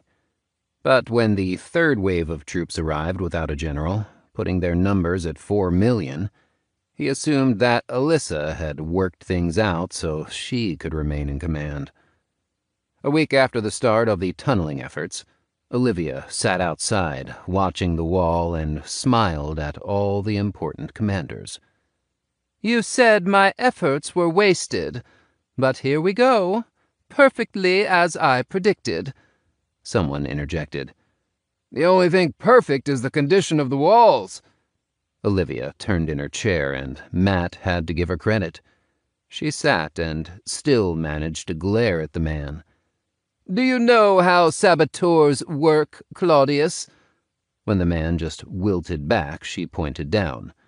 "Normally, it's a battle of Earth Mage versus Earth Mage.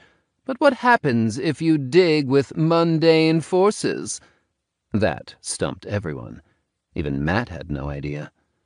Olivia spun her wheeled chair and pointed back at the wall. "I used our Earth Mages as distractions, and now the walls will fall. If they had been paying attention to their surroundings, they could have felt us. But they were too focused on our own mages working to dig through the walls. They completely missed the mundane diggers." As she spoke, a deep, rumbling sound and backdrafts of dust rushed out of the grass-covered areas without sapper tunnels.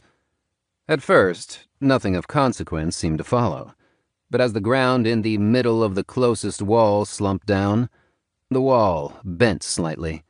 It buckled forward, and then, as if trying to resist the pull of gravity, crumbled inward. "Now we have access to the city proper, or at least 1 out of 4 sections." Olivia tried to sound calm, but her pride and smugness shone through. It was as if she was calling out everyone who questioned her early actions.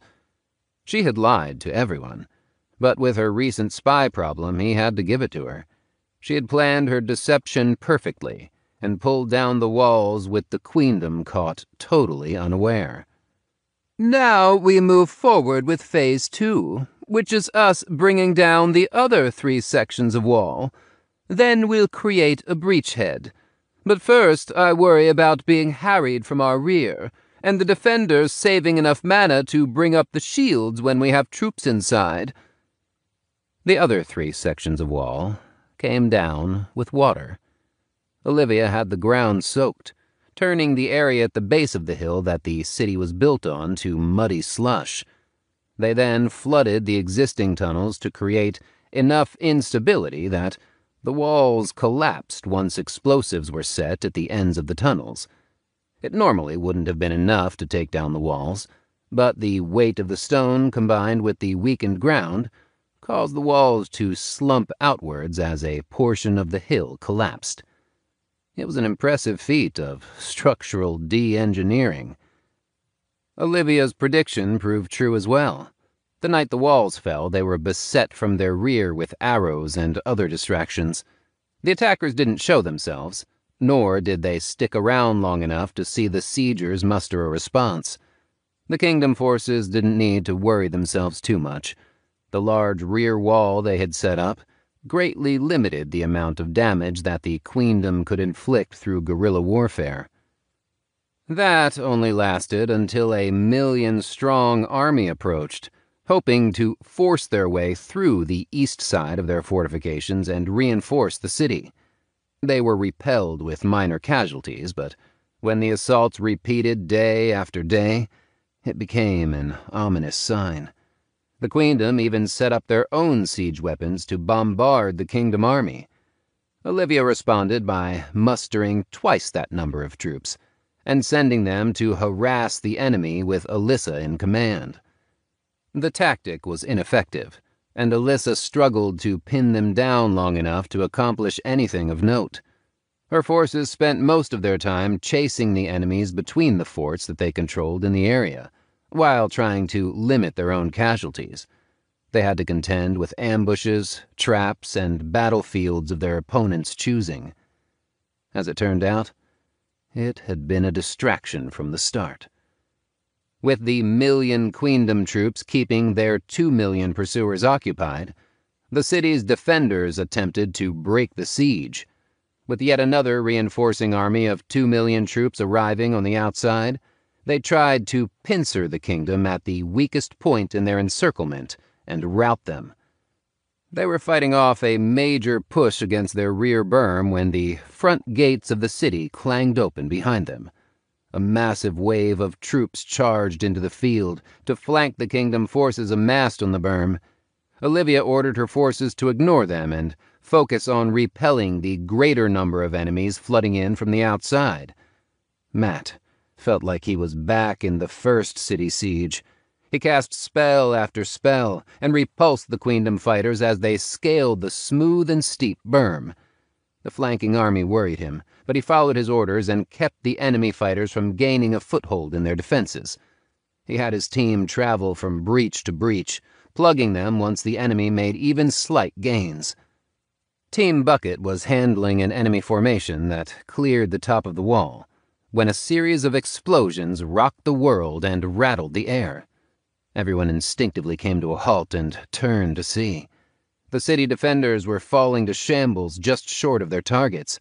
More and more explosions went off at their feet, which were soon accompanied by a devastating synchronized barrage of cannon and catapult fire right on their location.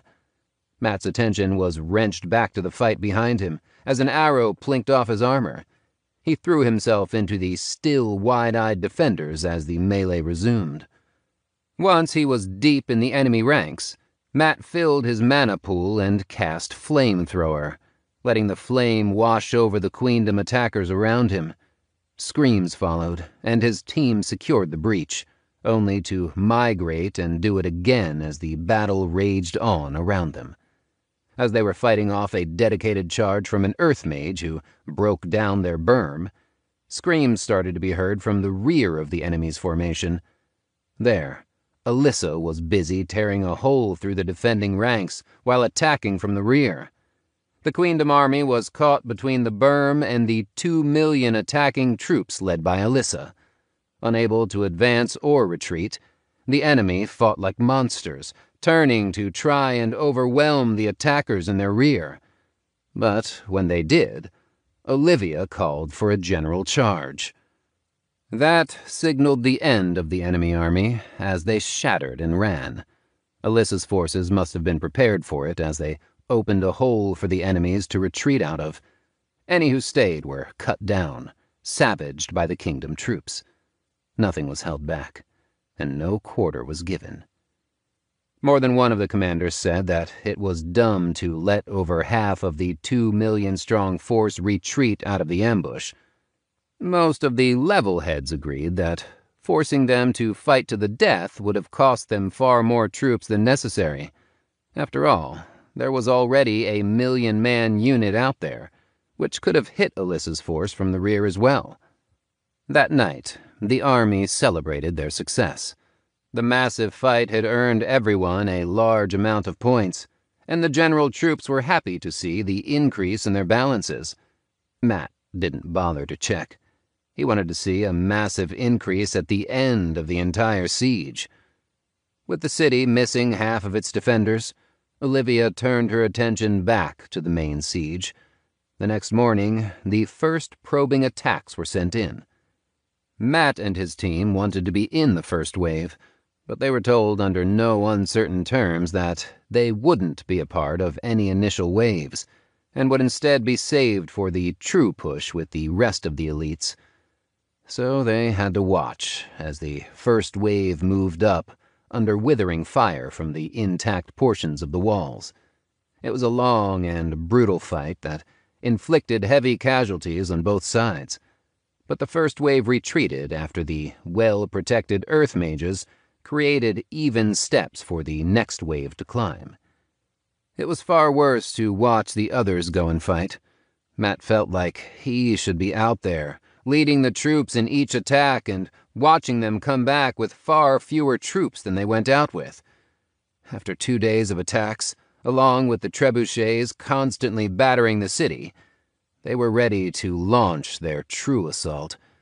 Their scouts reported that the inside of the city was flattened, and the defenders had lost most of their anti-siege weapons atop their walls from the bombardment. Matt and his team were part of the assault formation, and he had to calm his nerves as they neared the city walls. They were so much larger from this side. Even as arrows and spells rained down on them, they ran forward with disposable shields raised. They hit the stairs, and Matt took them 2 at a time, throwing himself off the cliff that the defenders created in the stonework. He launched into the defenders standing at the base of the tower. It was a similar scene to the formations he had constructed when he was defending the Kingdom City. To their side, a flurry of mana cannons and other long-range spells lashed out at the attackers as they tried to take the breach. They pushed through the enemy fire as they closed the distance to engage in melee combat, where the ranged weapons had the chance to hit their own troops. As Matt landed, he swung his longsword and let loose a mana slash that created enough room for Connor to land next to him and activate Demon Zone. Together, they cut a path to the stairs, trying not to get bogged down. Team Bucket fought their way up the stairs to the portion of still intact walls, with Connor in the lead. Matt reached around him to unleash a never-ending torrent of flame on anyone attempting to prevent their ascent. Liz and Emily took care of protecting their heads from attacks from above, with Liz creating a roof of blood and Emily blasting anyone that stuck their heads out to fire. Together, they cut their way to the top of the wall and created a beachhead as Annie anchored and lowered rope ladders down the other side of the wall. They were attacked by what Matt expected was a QRF team, but they couldn't stand the onslaught of Connor's Demon Zone, and Matt alternating between flamethrower and his blade. They held their position long enough for reinforcements to scale the ropes, even as they were attacked from all angles. A massive Tier 7 with a hammer that had to weigh in the dozens of pounds made his way to the front. With his heavy armor, he was able to shrug off both Matt and Connor's attacks. As the fight drew out, the man seemed to increase in size until he was 9 feet tall. Liz called for them to retreat once the hammer wielder shrugged off one of Emily's bolts as if it didn't even affect him. Liz glided forward on a streak of blood, as more and more of the ruby liquid poured out of the glove on her hand, and she grew to equal the man's size. The Tier 7 brought his hammer into Liz's golem form, sending a spray of blood everywhere, until Liz activated Blood Crystal Armor. Her golem form subtly shifted, growing solid and angular, with its ruby hue acquiring a tinge of gold. The next hammer blow only cracked the solidified blood, which quickly melted and reformed back to full defensive power. In 10 seconds, Liz's liquid form enveloped the man, and he was gone. How she killed the Tier 7 in Tier 8 armor, Matt had no idea, but she used her already formed golem to start clearing off the top of the wall. Seeing that she was fine, the rest of the team waited for the reinforcements to climb the rope ladder and set up another 3. They spaced them a dozen feet apart, creating enough room for more and more people to flood the top of the wall. Matt, Aster, Emily, and Annie climbed partway down the stairs and started peppering the makeshift barrier that the defenders had erected from above. It was a long, bitterly fought battle of attrition, where they whittled down the defenders. Without the high ground provided by the walls, the defenders couldn't stop the never-ending waves of Kingdom soldiers. Liz joined them half an hour later, as they were resting at the first makeshift barrier. They were busy scouting the Queendom defenders at the second layer of fortifications. The Kingdom's assault had devolved into more of a stalemate. The Queendom's position was fortified by mana cannons, set up and ready to hit anyone who poked their head over the edge. The Kingdom set up their own fortifications and troop stations in the breach as they flooded in. They had managed to take 3 out of the 4 holes in the wall, and the 4th was falling thanks to a concentrated force that punched through with an extra unit of elite troops. Matt had to marvel at how much better this siege went when compared to their first one. When you didn't care about the collateral damage and smashed everything with siege weapons from the start, things went a lot easier. Once they had captured the city walls, Olivia gave her most controversial order yet. She ordered them to man the walls with their own mana cannons and simply blast the defenders away from their entrenched positions from range.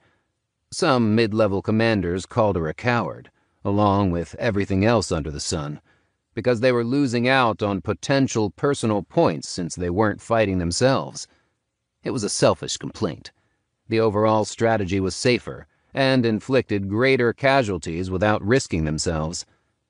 Nonetheless, it pissed off enough people to nearly inspire a coup, as the commanders openly spread their discontent to the rest of the troops. But, to almost everyone's surprise, Alyssa again backed up Olivia's decision and forced the malcontents into a simmer. As they pushed the defenders to retreat deeper into the city, they were forced to endure more and more casualties. The opinion of the kingdom general soldiers shifted as they saw the wisdom in the decision to bombard the queendom from afar. Finally, the defenders tried to break out for a second time and repeat the kingdom's tactic from the last siege.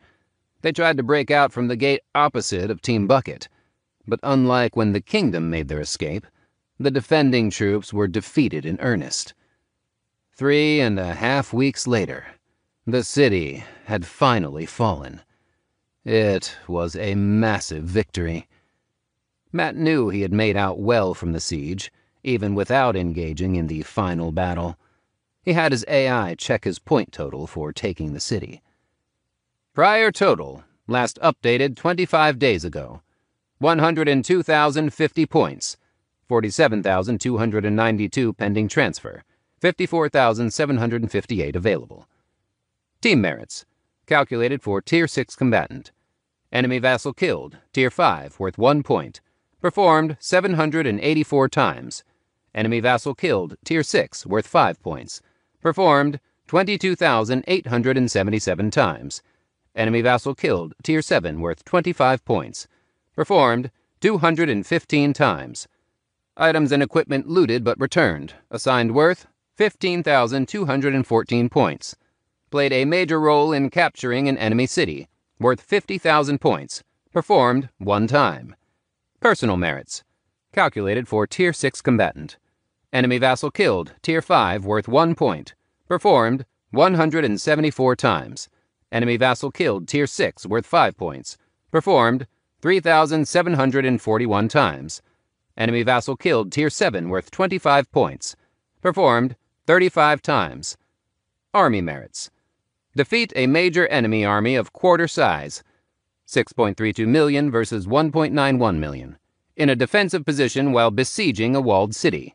Reward, 1.05 times multiplier to all merits. Successfully besieged an enemy city, 6.32 million versus 1.98 million. Reward, 1.1 times multiplier to all merits. Won a major engagement using only sound tactics. Reward, 1.05 times multiplier to all merits. Note, merit awarded based on recommendation of Army observers. Unachieved merits, for reference purposes only. Capture an enemy city without causing significant damage, worth 250,000 points. Summary of gains. Team merits. Raw total, 170,544. Team multiplier, not applicable. Category total, 170,544. Personal merits. Raw total, 19,754. Personal multiplier, not applicable. Category total, 19,754. Combined merits. Subtotal, 228,358. Total multiplier, 1.2 times. Grand total, 312,324. New gains, 312,324 points. New total, 414,374 points. 47,292 pending transfer. 367,082 available. Updated Pather team rankings. Kingdom of Seven Suns. Second place. Estimated daily stipend, 2,500 points. The points for the siege, along with their team keeping third place in the kingdom rankings, earned them 36,000 points. It put Matt a little over 250,000 points. It was exhilarating to know that they were back over the points needed to buy the upgrade orb that Aster still needed. By his rough estimation, even Emily would be able to purchase an orb with a little help. The troops partied like crazy with the influx of points that first night, as they started to rebuild the destroyed infrastructure. They wanted to get the city in good enough shape to get the teleporter active. But, to everyone's surprise, the queendom pulled off the kingdom city that they were besieging, and were now making a beeline toward them. They were ordered to abandon the city after only holding it for 3 days. It spoiled the jubilant mood that everyone had after such a massive victory. But with the Queendom's estimated 7 million troops to their remaining 4 million, there was no hope of holding the destroyed city. With their forewarning, they were able to leave the city without resistance, but not before they set explosives to drop the remaining walls that had survived their initial bombardment. With the city leveled, they made quick time back to the coast, and flew over the ocean and back to the closest neutral city. Matt and most of the general troops expected to find the prince upset, but to their surprise, he was exceedingly happy at their return. So happy, in fact, he even called all of the top commanders to watch, as he made Olivia a peer of the realm, and promoted her to a baroness. He didn't even wait for them to enter the city proper, and did it in front of the entire army. For her inspiring work, securing us a city, before the Queendom was able to repeat the feat. For forcing them to retreat, without earning the points we have from such a victory. The prince's voice echoed out over the field out of the neutral city, causing near-endless roars of approval and cheers for the kingdom's newest noble. Matt just smiled and clapped along with everyone else, as they stood in the long grass that surrounded the gate to the city. Even without her legs, Olivia seemed to stand tall as she received her reward, and clearly suppressed tears as she repeatedly thanked everyone and anyone who came close to her. She even thanked one of the waiters that the prince had brought out to serve everyone, to her embarrassment. When she realized her faux pas, she nervously stammered an apology. Alyssa walked over to where their team stood and sighed with a glass of champagne bubbling in her hand. What a lucky girl. Still in her armored skirt, she bumped Liz's hip with her own. That could have been me up there. The "you took that from me" seemed unsaid, but Matt heard it loud enough. Apparently, so did Liz. What do you need to be made a peer for? Your parents are already nobles. Alyssa sighed. Yes, they are. But there's a key difference between earning my own peerage and gaining it through my parents. Namely, that all decisions related to said peerage also go through my parents. That title would have granted me power that belonged to me and nobody else. She didn't look hateful or angry, just tired. Oh well, there's always the next plan. The colorfully dressed woman's voice gained some heat as she turned to Liz. You know, considering that favor you owe me from getting the crafters to back your little union, I expected you to back me up too, or at least not get involved. Dirty of you to flake out like that. Liz nibbled on her lip before she said, I didn't even think about it. If you'd messaged me, I would have kept my mouth shut to return the favor. Alyssa sighed and sipped at her glass. It would have taken a favor for you to simply not actively sabotage me. At poor Olivia's expense, no less. Well, I guess I expected too much of you. That's on me. Here I thought we'd been quite friendly these last few months, with each of us keeping out of each other's way. One of us even lending the other a much-needed hand on multiple occasions. Clearly, I was mistaken. That's not the type of relationship we have. Not at all. I'll be keeping the favor in my back pocket for now. Be warned, when I do call it in, I won't be holding back. Not anymore.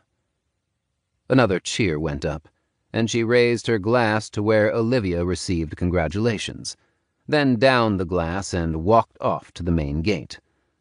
The last thing Matt heard was a muttered, Lucky girl. Their team moved to get in line and congratulate Olivia. Matt wouldn't call her a friend, not with how they had foisted her into this position unwillingly. Still, there was no denying that she had done well and had earned her rewards. Adding a little bit of camaraderie to the celebration never hurt. Chapter 25. The city was bustling when they filtered in. It was a long walk to their rooms through the massive city, and they couldn't help but notice the divided populace during their trip. The rightmost half of the city, the side where the kingdom headquarters was filled with celebration and cheer. In contrast, the left side of the main boulevard was home to a decidedly dejected populace. The Queendom general troops, along with quite a few Pathers, were glowering at the partying kingdom side, but none dared to cross the street thanks to the army personnel hovering over the dividing line. Matt just kept to his side of the street and tried to get back to their suite. They had ordered a taxi, but with millions of troops filing into the city at once, all forms of transportation were overwhelmed. After walking for nearly an hour and realizing they hadn't even traveled a quarter of the way to their suite, he called it quits.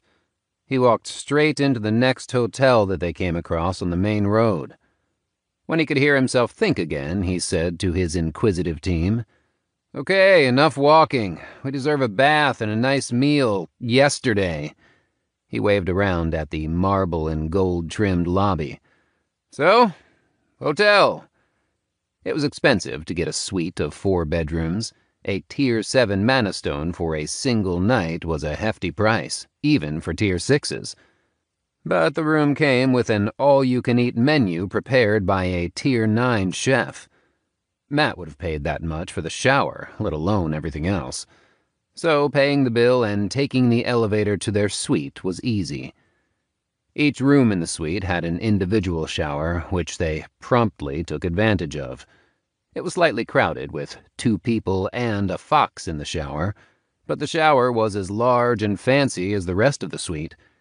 After soaking in the overhead spray, Matt sat on the floor and started scrubbing his Bond, who was more irritated at the dirt in her fur than the hot water.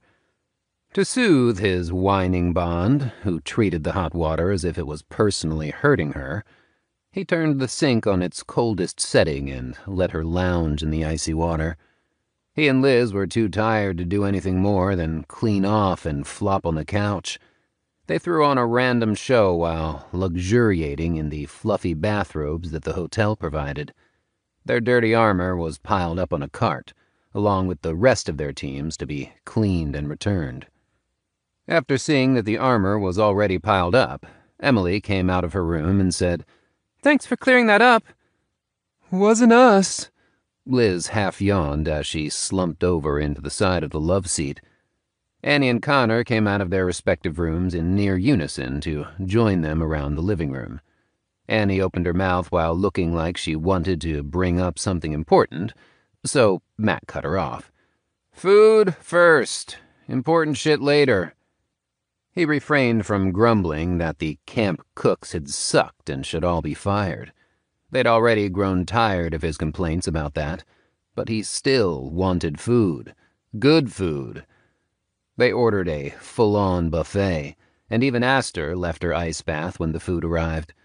To everyone's amusement, the hotel had even provided her with a bathrobe as well. When they were finally done eating, Emily brought up the topic her sister almost had. "I want to buy an upgrade orb." Connor, who had at some point fallen on the floor, said, "Is that the best idea with an auction coming up?" Emily flopped her hand around. "I don't know, but there are only 13 left, and even if I have nothing to use it on now, I might later. It's too valuable of a prize to pass up, and I could always risk it on my cracked skill and hope it leans into the cracked random mana type aspect of the skill." That felt a little too risky for Matt's taste, but they were her points to spend. Liz rotated until her feet were in Matt's lap, and after sighing as he rubbed the sore spot, she said, "Could always sell it. I doubt the army will let you change the price, but I bet you can return it or sell it for—" She yawned and paused. "500,000. Speaking of the points, he checked Aster's total and saw that she was over the 500,000 mark. He rubbed her until she woke up and said, "See this listing? This is what we talked about before. It will help you out and boost your ice manipulation." The fox was half out of it, but the black box appeared next to her. He instructed her on how to absorb it and what to upgrade. She did as instructed, and was the proud new owner of upgraded skill ice manipulation. As it was her Tier 1 talent, Matt hoped that she would get the rare variant that acted on its own. From the 2 seconds of Aster's testing, though, that didn't seem to be the case. It was just stronger, cheaper, and easier to use. Still, it would boost her growth potential. The same black box appeared in front of Emily, but she queried into the air. "Can you hold on to that for me? Not sure if I want to actually use it quite yet." The box idled there for a moment, but was then replaced by a slip of paper. Emily plucked it out of the air and read out loud. "If you decide you don't want this item before the remaining stock runs out, it can be returned to the store for a full refund.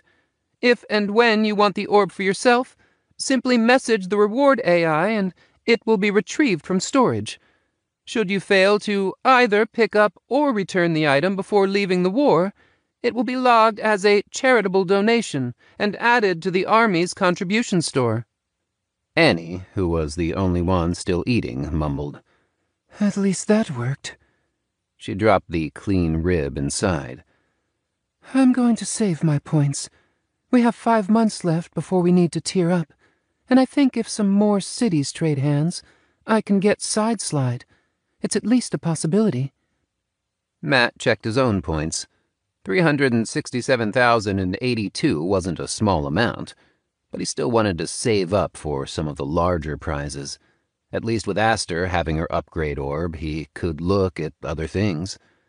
He idly used his AI to check the other new additions to the reward shop.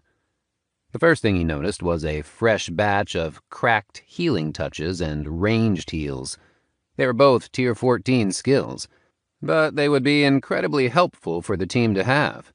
The problem was the base price was 200,000 points apiece, and most of the cracks were either worthless for the healing spell or incredibly valuable, which drove up the price accordingly. One cracked ranged heal had the bonus effect of increasing the strength of the target for 10 minutes. That skill went for 500,000 on its own. It was damn near one of the chaser items, but it wasn't the most expensive skill on the list. That honor went to a cracked healing touch that had a doubled effectiveness, and whose price sat at a whopping 1.5 million points.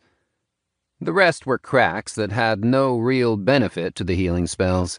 A healing spell with the added effect of changing one's hair to a random color for its duration was just effectively a normal healing spell.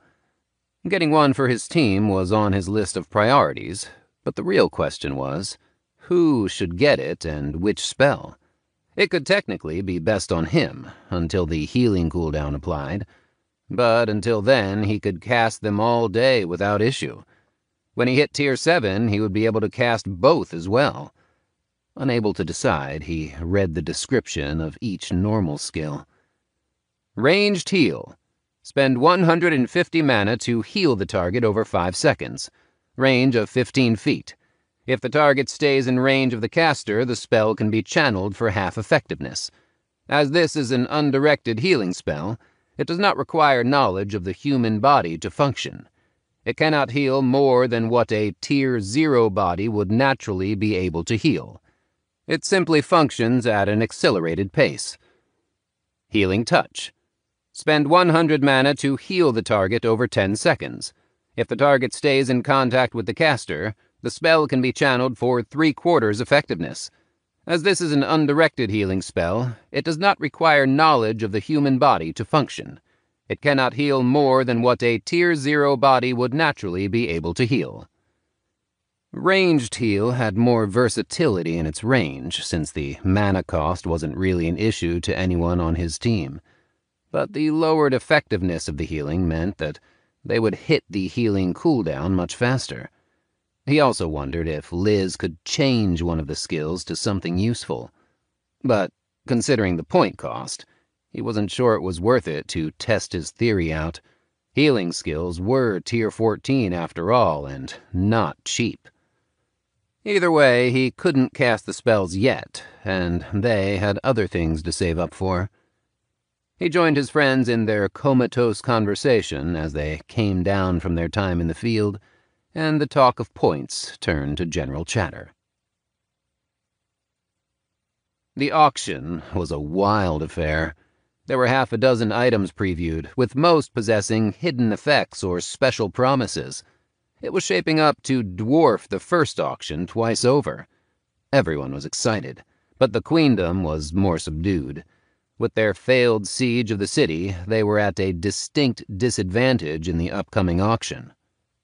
With fewer points overall, the Queendom was a much more somber crowd. It only increased the fervor of the Kingdom fighters, who had a surplus of points and less competition. The noticeable absences were the prince and those closest to him, including Junie. It was in stark contrast to Princess Sarah, who sat with a moody expression. It didn't take a genius to see the missing shard of reality next to the Queendom's unclaimed shard. The princess glared at the podium as a tribute to her failure. It only drove home the disparity in points from the recent failure of the city sieges. With his usual flair, Javier strode out onto the stage and waved. "Ah, my friends! It feels like it has been so long! But my, how you fought!" He pumped his arm up in cadence with the roaring crowd. "I hope you are all flush with points. If you are, tonight is the night to spend them. Indeed, it is. You will find items crafted by the masters of the Empire proper here tonight." He waved, and 5 mannequins were rolled out with dark brown leather armor. "These beauties are a Tier 7 squad-level formation armor. If you wear these and remain within 200 feet of one another, you can share strength between each wearer." The high-tier man raised a finger and said, "And if one of you is hit, the damage will be dissipated between each suit of armor. A truly formidable starting item. We'll begin the bidding at 100,000 points." The first item set the tone for the rest of the auction. Extravagant items were brought out as if they were commonplace. Nothing particularly interested Team Bucket, so they only paid half attention to the auction as they conversed amongst themselves. Halfway through the auction, their box's door smashed open, and Alyssa waltzed in. She shut the door with her foot and came in with glasses of alcohol in both hands. Annie spun and growled, "What the fuck do you think you are doing?" Alyssa interrupted her with a raised hand and said, "Please, just stop. I needed a place to crash, and you were close. After you fucked my plans over, you owe me this much." She paused to finish the half-empty drink in her right hand, before she leaned on the wall and slid to the floor. "This doesn't cover your favor. Just call it interest." The thoroughly drunk woman let her head thump against the wall and just sat there with her eyes closed. Aster hopped down to investigate the new person in her space, and Matt readied himself in case the drunk woman tried to hurt his bond. But Alyssa just scratched her ears. Aster was more interested in the drink in her hand and started lapping at the concoction before shaking her head at the dark beer, then going back in for more. Matt and his party warily watched the sitting intruder as the auction continued on in the background. Alyssa set the cup that the snow fox had taken a drink from onto the ground, which Aster took as permission to continue drinking with gusto. She gave a half-hearted glower at the party staring her down before setting her own empty cup down as well. Alyssa grabbed Aster as soon as the fox had finished the drink. The peacock-blooded woman laid down and curled up into a ball around the fox pond, murmuring, "Wake me up when the auction is over." Matt gave Liz a look, and she could only shrug at the newest development. They turned their attention back to the auction. which then had 2 surprising items go up for sale. The first one that piqued Matt's interest was a collapsible Tier 7 smithing station. It was only the size of a fist in its collapsed form, but it expanded to a room-sized, fully functional forge. It gave him the idea to get one made up for cooking. Until they had a portable and flying house, the stations would be quite useful. At the very least, he wouldn't be forced to eat the slop that the army cooks served. The last item was the most valuable. It was a growth storage ring. Javier brought out the ring on its own stand, but left it covered with a velvet cloth.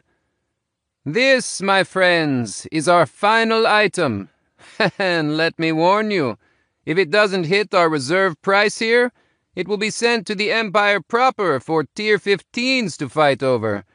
A Tier 6 growth storage ring, obviously still unbound. This beauty will not be shown, so don't fret about becoming a target. But know that its growth aspect is that the size massively increases with tier. But that's not all. No, not in the slightest. As this miracle of rift creation tiers up, it will gain a stasis effect applied to stored items by Tier 20. The auctioneer laughed and, with a self-deprecating smile, said, Even I don't have a ring that could completely stop time, and I'm Tier 29. That enchantment makes the rings so large, they're measured in square feet and reserved for Tier 35s or higher. Hearing that, the general audience lost their minds. Even Matt leaned forward to get a better look. For our guest safety, we will be conducting this auction through AI only. The starting price was $500,000, but in seconds the anonymous bids had it over $1 million. From there the bidding slowed, but it didn't stop. The final price was 1.5 million points, which just caused Matt to sigh in appreciation. A top team must have put every point they had into the ring. They tried to wake the 2 drunks, but Alyssa and his bond were dead to the world. I'll take her wherever she calls home. Matt offered to help. I'll come with you. Liz patted his chest. It's fine. I'll do some work at the office once I drop her off. Enjoy the dinner. You shouldn't need to babysit her. Matt tried not to whine. He was looking forward to his night out with Liz. Liz grinned at him, reading his thoughts. It's fine. Seeing his doubt, she laughed and looked down on Alyssa. Despite her attitude at times, she has helped me out. I owe her at least a little common decency. Annie stepped forward with an evil grin. I can take her to her room. Emily rolled her eyes. Stabbing her and sending her to the hospital isn't the same as getting her to her room. Annie shrugged. She'd get there, eventually. Liz just laughed, and with a drunk in each arm, she walked out of the room. Matt chuckled to himself as well. Yeah, I agree. But if Liz wants to help, who am I to interfere? They moved to eat dinner and enjoyed their time floating amongst the heights. It was a novel way to eat, with their servers floating to each person and their meals trailing behind them. Everything was going smoothly when Matt heard a voice call out from behind him. I see you finally came out of your hidey hole. Talus's voice echoed over the buzz of conversation. Matt sighed as he turned to face the man. What do you want? You must have something better to do than follow me around throwing challenges left and right. He really wasn't in the mood to deal with the persistent pather. Yeah, I'm here to challenge you. You're a coward who hides behind tricks and would have never won in a real duel. Matt sighed. He was tired of this game, and he didn't really care about petty insults to his honor. He knew what mattered. This insecure man wasn't it. Turning to leave with his team, he paused when he heard Talus's next words. Where are your 2 women? Didn't have enough to pay for their time? He laughed like it was the funniest joke ever uttered and said something about companionship. Or are you trading down to these two? I guess twins can be fun. Matt had to restrain himself. The asshole wanted to fight, and giving in would only further whatever plan he had. The smartest move would be to just walk away, which was exactly what he did, even though he was sick and tired of the man and his badgering. Already walking away, he froze when he heard Talus's follow-up remark. Didn't your parents raise you with any pride? Or are they just as cowardly as you? Those words drilled deeper than Matt was prepared for. Rage bubbled up and drowned out his control. Matt turned toward the opposite direction of the smart move. Talus was desperate. The irritating man wasn't accepting his challenges no matter what he did, and he needed the man to accept his fight. Being perpetually annoying to Liz and the plan to challenge her team had started just as a way to drive a wedge into the Pather Union. All on Sarah's request, of course. If he could bait either Liz or her boyfriend into a public challenge, he could humiliate them, which would only further his own goals. Neither of them had risen to the bait, no matter how disrespectful he had acted, and he'd resorted to tracking them down in the field instead. But after that first fight, he was desperate to challenge the man again. He had been so close to understanding his concept during their first bout, and the cowardly piece of shit had cheated to end the fight just before he grasped it. If he had just a few minutes longer, he was sure he could have solidified it, both the phrase and image in one shot. But no, the man had to surprise teleport and cheat his way to a victory, stealing Talus's chance to advance. The war had been nice enough and had earned his team some easy wealth, but that was nothing he couldn't earn with his brother's help. A concept would stay with him forever. When Talus completed the path, he would prove that he was the best and would earn the accolades he was due. From his birth, his parents had forged him into a warrior, and he had met every expectation with flying colors. He was the perfect son, unlike his brother, Malice. Where he was strong, Malice was weak and frail. His younger brother wasn't meant for the sword, like the generations of his family that strived to perfect the art. So, it fell on Talus to maintain the family's honor. The weight was something that both of the brothers should have carried together. Despite everything, Talus loved and tried to protect his brother, but he not so discreetly resented him more and more as time went on.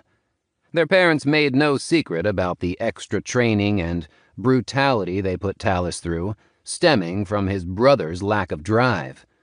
It was as if they blamed him for his brother's failings, but Talus knew the truth. The weak have only themselves to blame.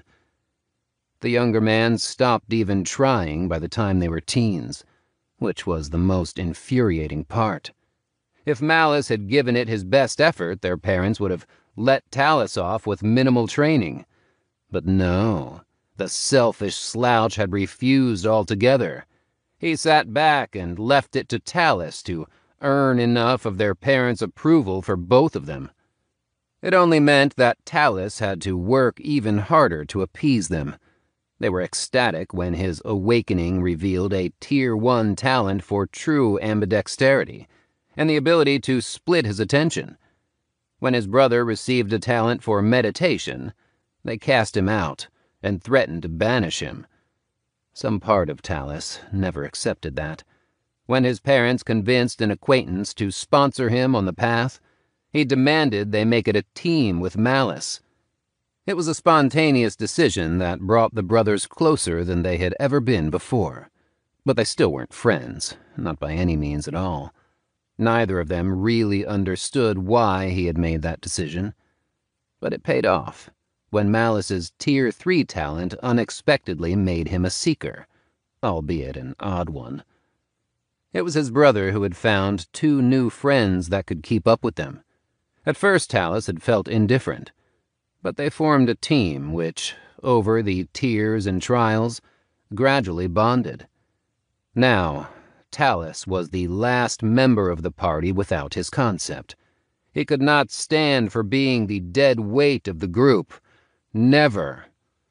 And the bastard who could give him what he needed simply refused to fight him. Talus had tried fighting 6 people at once, but none of them stimulated the spark that he needed.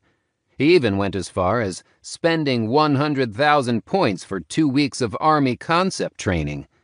They tried to force the realization out with their power, but he felt nothing. Their only suggestion was to repeat the actions that got him close last time. So he'd tried to recreate the moment. When the ever-calm Liz was out of the picture, he'd sling some of the crassest insults he could think of to try starting a fight. Once again, as usual, nothing he said worked. Then, just as he'd given up, he offhandedly threw out a mild, half-assed dig at the guy's parents. Somehow, that's what did the trick. The man finally turned and lunged for him.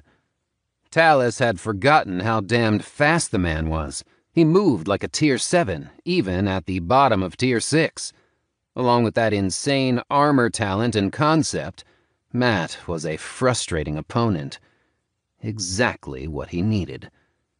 Before Matt could close the distance, a towering bald pather in monk's robes reached over and stuck a huge melon hammer between them. The charging brute reached to rip the weapon out of the way, but stopped when the monk reminded, "Do battle, but not here, or you'll get a long swim to the surface." A second, much tinier and equally bald monk glided up next to his larger counterpart. He traveled on a gust of wind while excitedly waving his staff. "Yeah, what Tito said. Take it to the arena where everyone can enjoy the show. The whole planet has been anticipating this matchup for months." Talus made a note to thank the men. Drowning to death would have put a damper on his plans. He hadn't actually expected the man to accept his challenge after all this time, and was mostly just mouthing off to blow off steam.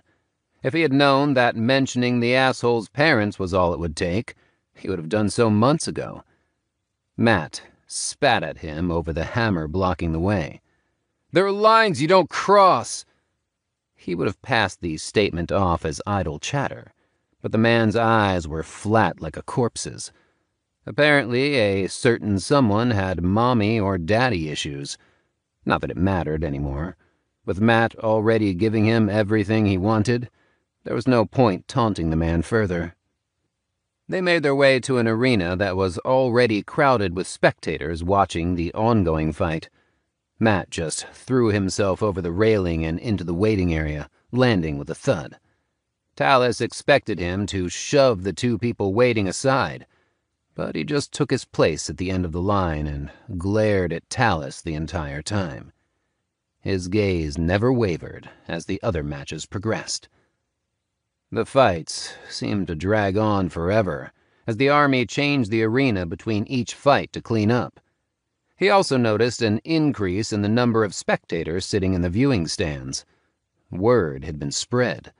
The bubbly little monk was still calling people over, too, making a show out of the impending fight.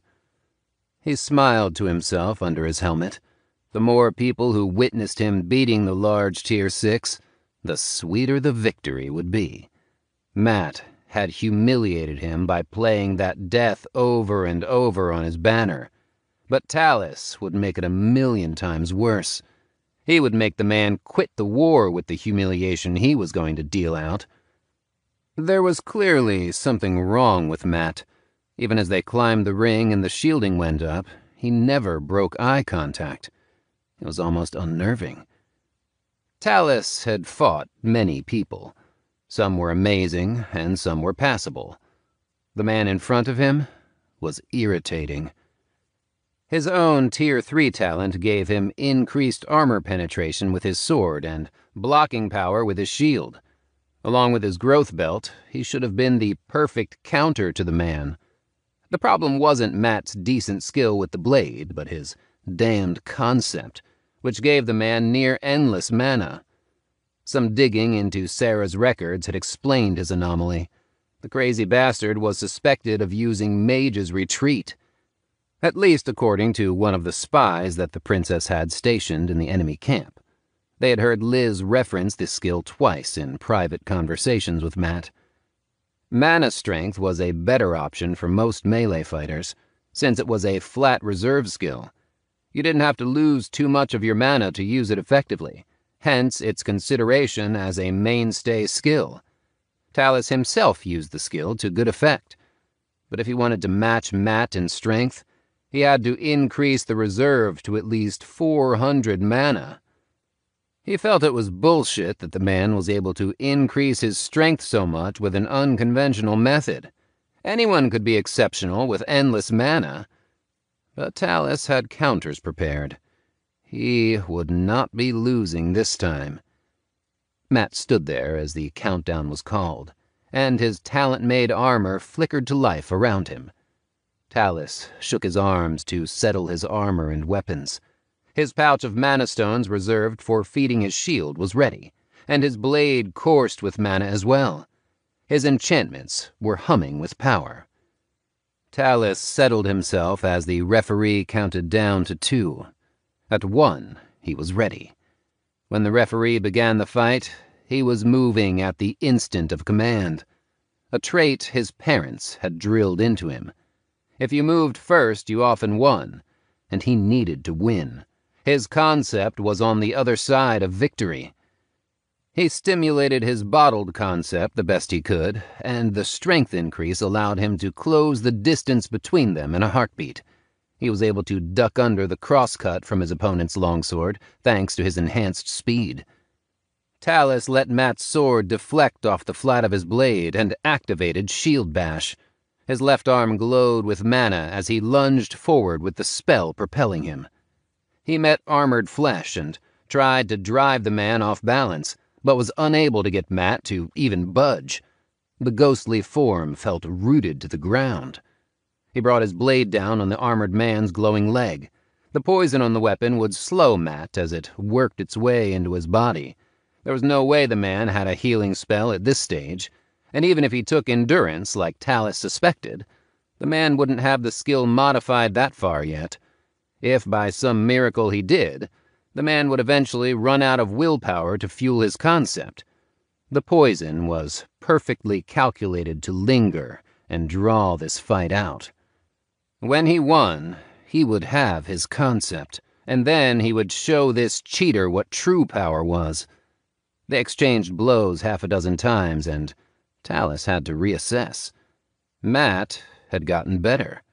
Not a ton, but some of the gaps in his style were closed or turned into bait. He was able to get in a few light wounds that he could have turned into finishing blows if he didn't need to drag the fight out. The man was angry, and it showed in his fighting style. As they exchanged attacks, Talus noted Matt tightening up his form, but not before he just barely avoided a diagonal slash where he expected an opening. Talus sidestepped a chop and licked out with his blade, cutting into the flesh of Matt's left arm. He took a kick to the shield in return that sent him skidding backward, followed up by a sword slash that burned a Tier 5 mana stone to keep his shield charged. Talus kept the wince off his face. That was his portion of an old delve reward stolen away from blocking a single blow. The man was too strong for his own good, and wasn't afraid to use it. He had no doubt that the man used that advantage to bully most opponents into disadvantageous spots. That tactic wouldn't work on him. His parents had never trained him to fight an equal opponent. This was just another day of sparring for him. An overextended leg let Talus get another cut in, but it didn't seem to faze the man. Why Matt wasn't slowing down, he couldn't answer. But he didn't need the poison. That was just a backup, a way to ensure he could control the fight, a necessary precaution. Talus was careful to never fully engage like last time. He wouldn't let the man teleport himself into a victory. If he could bait the item's use out, that would be ideal, but he didn't expect that to happen. There was no way Matt could win once he did. Any teleport item had to be incredibly limited at this tier. Otherwise, it would be used at every turn instead of saved and hidden. He just had to be careful of the move. Talus took a nasty kick to his knee that nearly sent him sprawling. He was able to roll backward, dissipating most of the blow before he was wounded, but it was a reminder that the man wasn't a training dummy. As he was unable to end the fight without his concept, he grew more frustrated. He was ready. He had prepared for every contingency. He should have earned his concept by now. He was defeating the man in their exchanges, which should have brought on the realization of his concept. But it lingered like a spark in the dark.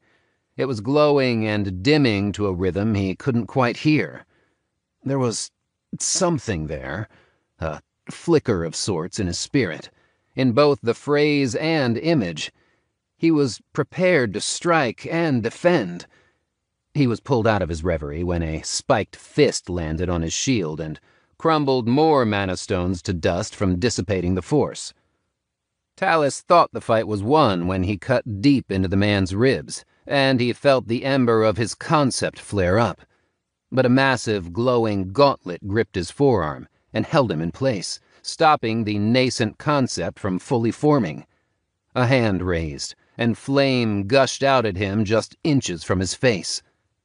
Talus could feel his growth belt's reserves start to dip, and hurriedly connected it with a pouch of mana stones.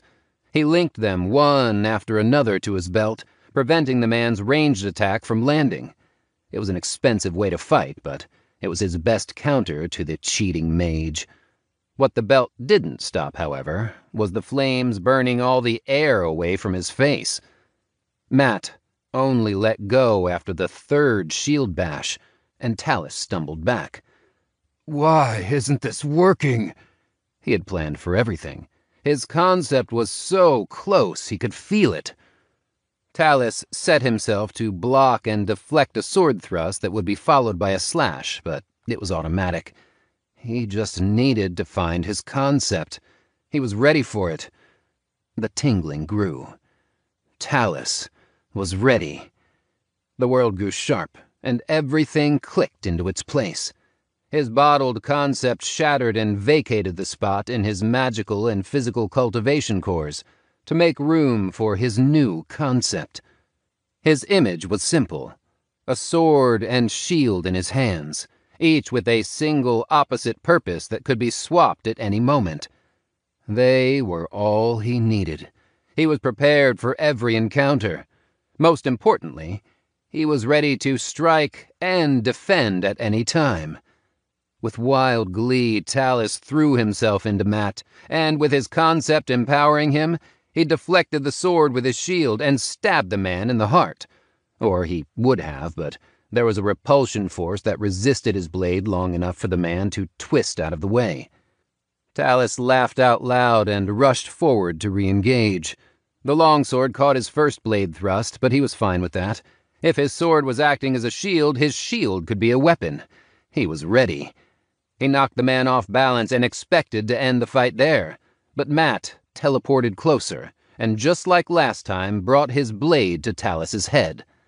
Still smiling, Talus flexed his concept and used its added power to get his shield up, just in time to lash out at Matt's chest. With his concept empowering his enchanted blade, he felt it slice through the man's feeble attempt at armor and bite deep into softer flesh. The larger man kicked out, and again Talus was barely able to roll with it. He came back up ready to fight, and brought his blade down on his opponent's own, trying to maneuver it out of position. It worked, but Matt was able to dodge his first slash. He was too slow to fully dodge the thrust to his flank that followed, and Talus felt the enjoyment of whittling down an opponent who had once bested him. He was better, and now he would show everyone. Matt readied his sword one-handed, and to Talus's surprise, A shield formed on his now limp left arm. So, the man could improvise. That was surprising, but nothing he couldn't handle. The length of the blade was good for two-handed styles, but it would hamper a one-handed and shielded style. Talus's victory was assured.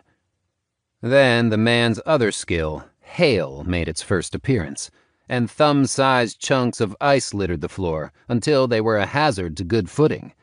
Then the armored man followed up with a torrent of water. "Stop the coward shit and fight like a man." He wanted to punish Matt for withholding his concept from him for so long, and he intended to finish the fight in the same humiliating manner that he had lost in. But now the man was flooding the floor with chunks of ice and water, a cowardly ploy. Talus understood why Matt made such a move when he saw the armored man standing above the ice and water near his feet. Talus measured his steps carefully and shuffled his feet, trying not to step on any ice.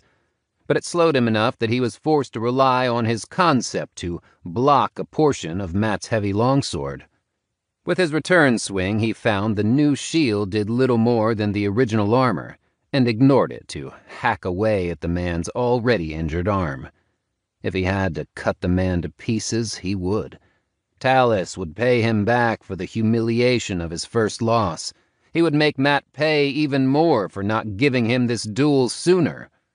This was Matt's fault. He was only getting what was coming to him.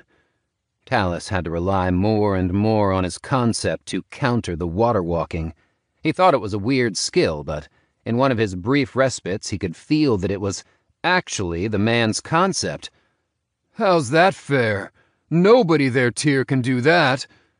Talus didn't have time to curse. Matt refused to die.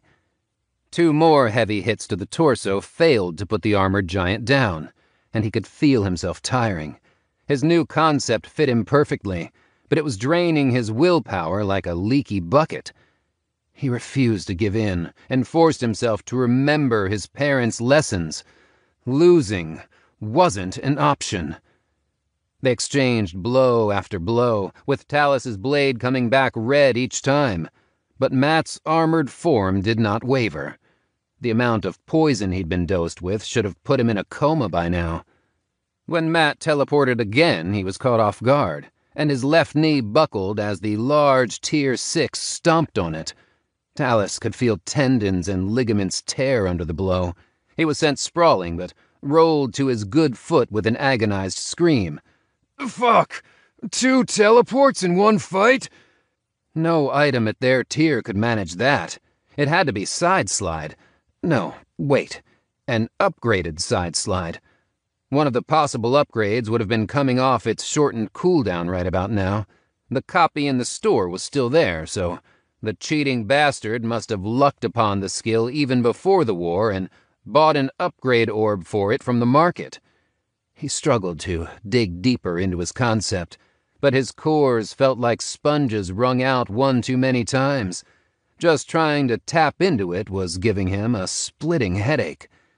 He had nothing left to give. That was fine. He had fought his entire life without a concept. He didn't need one to finish this. While Talus feebly tried to shake off the pounding in his head from overdrawing his concept, Matt slipped in a thrust to his chest that glowed with an impending mana charge. He had to rely on his new skill to stop it. Phantom armor flashed into place around him and blocked the blindingly explosive blow, just long enough for him to cleave deeply into Matt's left arm, leaving it lame. With his concept drained, Talus found it harder to punch through Matt's now ornate armor. The thicker plating was resisting his talent more than last time. Talus panted between their exchanges. For all he was slicing the man up, he was growing exhausted, while Matt stood tall as ever. His flagging energy was only weakened further when a heavily embellished shield appeared on his opponent's left shoulder and almost completely blocked his next attack. In a flash of clarity, he realized that the armor must get more effective the more detailed the armor's molding became. Otherwise, that slash to Matt's lame side would have ended this, surprise shield or no. How is it fair that his armor's so much stronger than even Tier 7 armor? Why does he cheat so much? In their next exchanges, he was forced to burn more mana stones, as he was drained of mana trying to re-stabilize Phantom Armor's still fragmented structure. It was destroyed after it saved his life from Matt's exploding blade. He was hoping to piece it back together quickly enough for a second activation, but that massive mana charge had stressed the skill too much, and it had shattered more thoroughly than usual. He wasn't used to skills needing to be rebuilt, and it took valuable mental concentration to reform the skill, let alone filling it with mana while fending off an opponent who could now block some of his blows. As the fight dragged out further, Talus drew blood twice more in rapid succession. Suddenly, Matt teleported for an unbelievable third time and shattered his sword arm with a heavy chop. Only his armor stopped the blow from severing his arm. If his leg wasn't crippled, he knew he could have dodged, but he was slightly too slow. It had been maybe 3 minutes since the last teleport. Not even an upgraded version of Side Slide could be used that quickly in succession. What the fuck is going on? Talus screamed as he was tackled, and the larger man's heavy form landed on his destroyed leg. He wedged his shield between them, but Matt grabbed the other half of Talus and twisted. He was forced to let go as the shield acted as a lever and threatened to snap his other arm. The man was still unnaturally strong. How is he not out of willpower yet? Sacrificing the shield, he quickly drew a dagger and plunged it into the man's kidney with all his strength. To his horror, the armor's lower back suddenly became much thicker and more decorative as the blade arced in. The dagger's enchanted tip simply skittered off the glowing talent-made armor, and a spiked gauntlet smashed into his chest. Talus could feel his breastplate cave in as the spikes penetrated the Tier 7 armor and dug into his chest. The gouges hurt, but the shattering ribs were torturously painful. His arms crumpled to his sides as one of his lungs collapsed, and he started bleeding out internally. The fight was over. There was no coming back from this. He tried to get out a final quip, but he couldn't even take the needed breath as Matt relentlessly slammed down with his one working arm over and over. He crushed Talus's ribs to powder, mincing his heart and lungs with the splinters. Finally, he was pulled out of the ring as his vision faded. The last thing he remembered was the cold, faceless visage of his armored opponent, reeling back for yet another killing blow. Talus saw a monster pretending to be a man, who'd uttered not a word as it was sliced to pieces. A beast that would not fall. In that final moment, the ghostly mirrored helm reflected his own dying eyes straight back at him. Talus shuddered as the darkness claimed him. Chapter 26. Liz hoisted the two drunks as she made her way through the underwater auction house to the platforms that would take them to the surface. She didn't like Alyssa, but the woman was in a pretty bad state. She originally thought the woman was faking it when she barged into their room, but as Liz carried her, she got a whiff of the woman. She positively reeked of booze. Even for a Tier 7, the woman was well beyond drunk and well into hammered. Her bloodline still thrummed with oppression due to Alyssa's purer bloodline, but she shoved that down to walk her back home. The imposing presence whenever she was around Alyssa put her in a constant state of anxiety. Bloodline suppression was something that she never thought she would have to cope with, but spending time with Alyssa during the council meetings had slowly helped her adjust to the feeling. At this point, it wasn't very difficult to ignore. They were on the surface when Liz finally said something. "You're lucky I'm willing to drag you all the way home." Not as lucky as you are. Such a lucky little bird. Liz looked around for a moment before realizing that Alyssa had been the one to answer her. Both the condescension and overly friendly attitude had been absent from her voice. The woman almost sounded sincere. Liz warily asked, How so? Alyssa just laughed as if it was the funniest joke, even as she stumbled in an attempt to walk on her own. It's nothing. Don't worry about it. Liz didn't let it drop. No, really, explain. And why are you this drunk? In all our late-night council meetings, I've never even seen you take so much as a sip of the complimentary wine. You being this hammered is out of character. Alyssa gave Liz a long look before she replied. Out of character? Yeah, how right you are. I just found out I'm getting married to a handsome young count from the Empire. Congratulations, Liz responded with a questioning lilt. It's what you wanted, right? To move up in the nobility, play the game, gather political power? Not this way. Not by selling my bloodline. It makes sense to use it as a lure to gain power, but I am more than my bloodline. When I pushed back and told my parents I would rather die than play their game, they lost their minds, called me ungrateful and everything else under the seven suns. Liz was taken aback at that. She had put Alyssa in the same category as the rest of those social schemers that she was unfortunate enough to deal with when she was younger. The type that would do anything and anyone to get ahead. She figured Alyssa would jump at the chance to marry up, given how she flaunted all the gifts she had received from other suitors. Apparently, she had the wrong idea. Perhaps I've been too harsh? You must know what it is like. I can feel your bloodline. Mine is perfect. Better. But yours is close. Plus, I know a noble education when I see one, even in the way you hold yourself. I'd bet everything and anything that you had just as many people sniffing around you as I had. She tripped on nothing, and Liz paused as Alyssa ominously held her hand to her stomach. You joined the path, though. Alyssa panted for a moment at Liz's lack of response before she got herself under control and tried to walk. She tilted so far Liz had to scoop her back up and start guiding her again. I didn't get that lucky, Liz hesitantly asked. If they were just trying to sell you, that would violate the Empire's laws. You can't be forced into a marriage against your will. The drunk Tier 7 barked a mocking laugh. There was no humor in it, only pain. Forced? No, but pressured. Absolutely. They are my parents, after all. And oh, how they pressure. And how little I'll be left with if I refuse. No money, no home, no title, no protection.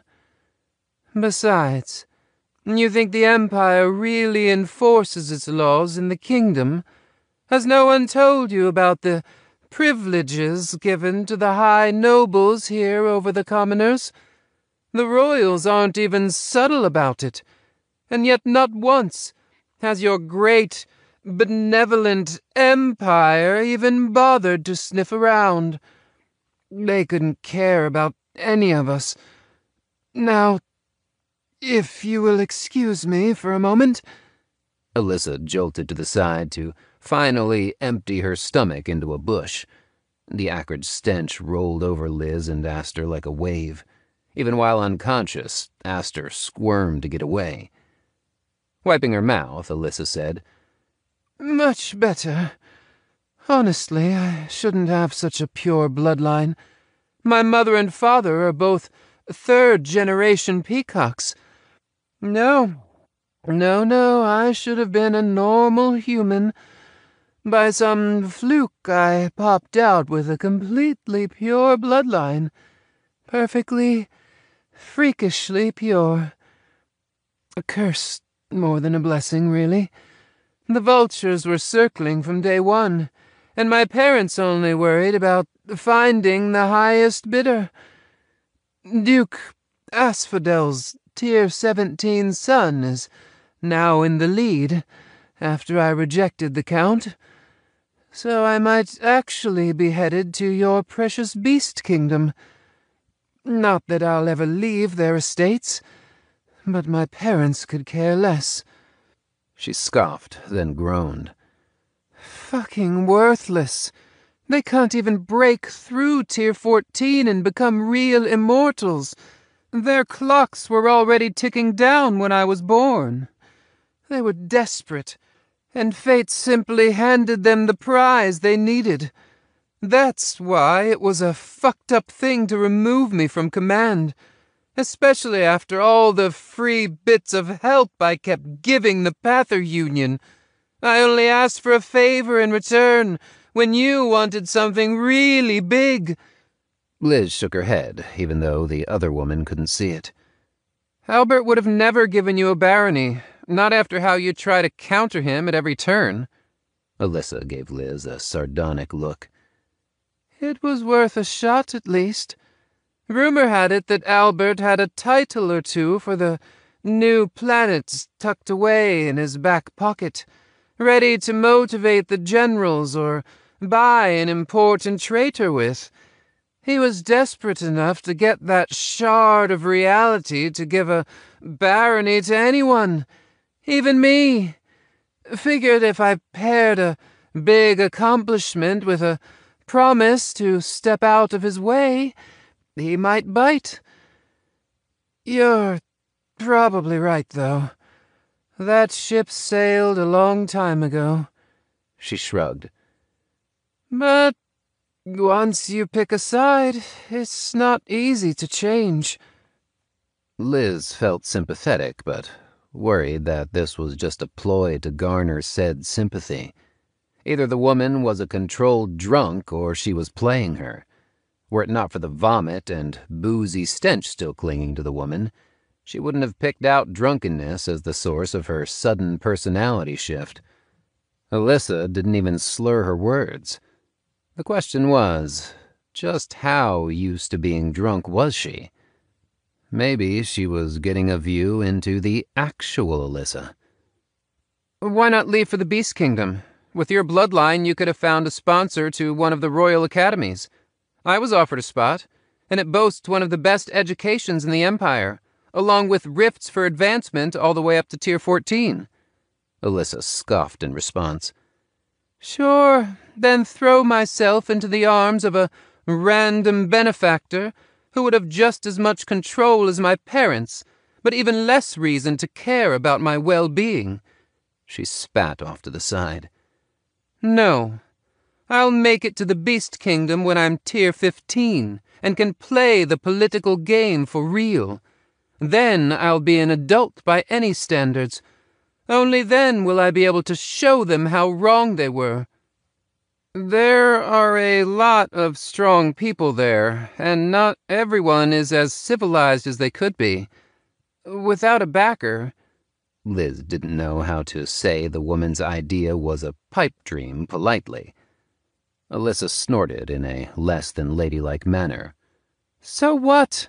Hardly any difference than here. After a few more minutes of guiding the shuffling girl, they arrived at Alyssa's room. It wasn't what Liz expected, though she couldn't have explained why it felt off. It was a simple room. The only addition that seemed from the woman herself was a multicolored bedspread. Otherwise, the room was the same as the one she and Matt shared, just not connected to others in a suite. Though she did notice a dark smoke stain over the closet, a remnant from Annie's act of arson. Right where her own side table was, she gently set down Aster before maneuvering Alyssa over to her bed. As Liz dropped the drunk woman onto her bed and yanked off a boot, she thought about what Alyssa had said. When she was done with the first one, she asked, If you were nicer, you would have more allies. You had never even met my team and backstabbed us. If you do the same to your own side, it's no wonder they aren't very happy with you. You killed how many generals exactly?" Alyssa scoffed as she covered her eyes. "I didn't kill shit. All I did was use the Queendom's plans and get myself in the right position to take advantage. Or at least try to. Their plan was to remove the competent generals and then slowly siege down the city, while sending massive forces to kill off most of Alby's troops. Little did they know, Olivia was smarter than all the generals they killed combined." That surprised Liz. It also piqued her interest. Alyssa had proven herself an apt political player, but that was information that she really shouldn't know, so Liz pushed slightly. "So you didn't kill the generals?" Alyssa rolled over and buried her face in a pillow. "If I had the influence and resources to pull that off, I wouldn't need a barony to escape my parents. No, I only sent the message to Happer that his mistress was cheating. He's in an unhappy arranged marriage and actually loved the girl. I felt bad for him. It's not my fault that he sucks at combat, and Misty's other boy toy didn't. Timing was just lucky. Still, being nice to people rarely hurts." Liz was surprised that the woman had cared enough to try to help someone, even if she then tried to publicly make it seem like a master plan. It wasn't who she thought the woman was. Alyssa's next words dashed any hope she had for the woman being a nice person. "Like I need to attract even more dumbass suitors. None of the twits around here matter anyway. A bunch of useless losers." Seeing that the woman was resigned to being a dick, Liz scooped up the passed-out Aster off the table as she said, "Don't sleep on your back. You might choke to death." "I know how to sleep drunk." There was half a heartbeat's pause when she added, "But your boyfriend might die. Talus finally got his wish." Only a second later, Liz received a message from Annie confirming Alyssa's statement, and an attached recording of the insults to both her and Aster, then Matt's parents. She put Aster down into Alyssa's arms and raced out of the room. She didn't like the woman, but she wasn't evil enough to hurt a sleeping beast bond. She had the fight streaming to her AI as she tore her way down the halls and into the street. Even as she grabbed a taxi to reach the loading platforms quicker, she watched as Matt was cut repeatedly. Liz had every intention of making Talus pay for the slanderous things he had said. Emily had filled her in, and seeing the flat, angry look in her boyfriend's eyes as he turned to attack Talus, filled her with rage. Win or lose, she was going to make Talus pay. When she arrived at the platform loading and unloading area, she nearly tore her hair out seeing the massive line. She needed to get down there now. She didn't doubt that Matt would win, and she knew that she'd have to do damage control if things were as bad as she feared. His parents were a very sore spot for Matt, and she wouldn't forgive Talus for poking it. Malice stood there as he watched his brother's mutilated body vanish. He had let his attention slip, and the fool had run off to challenge Matt in another misguided attempt to get his concept. That was fine. Annoying, but fine. Talus losing? Probably for the best, honestly. What wasn't acceptable was the fight not ending when it was clearly over. His brother should have been pulled out after the first punch to the ribs. Malice could see his brother's rib cage crumple and flatten with each extra strike.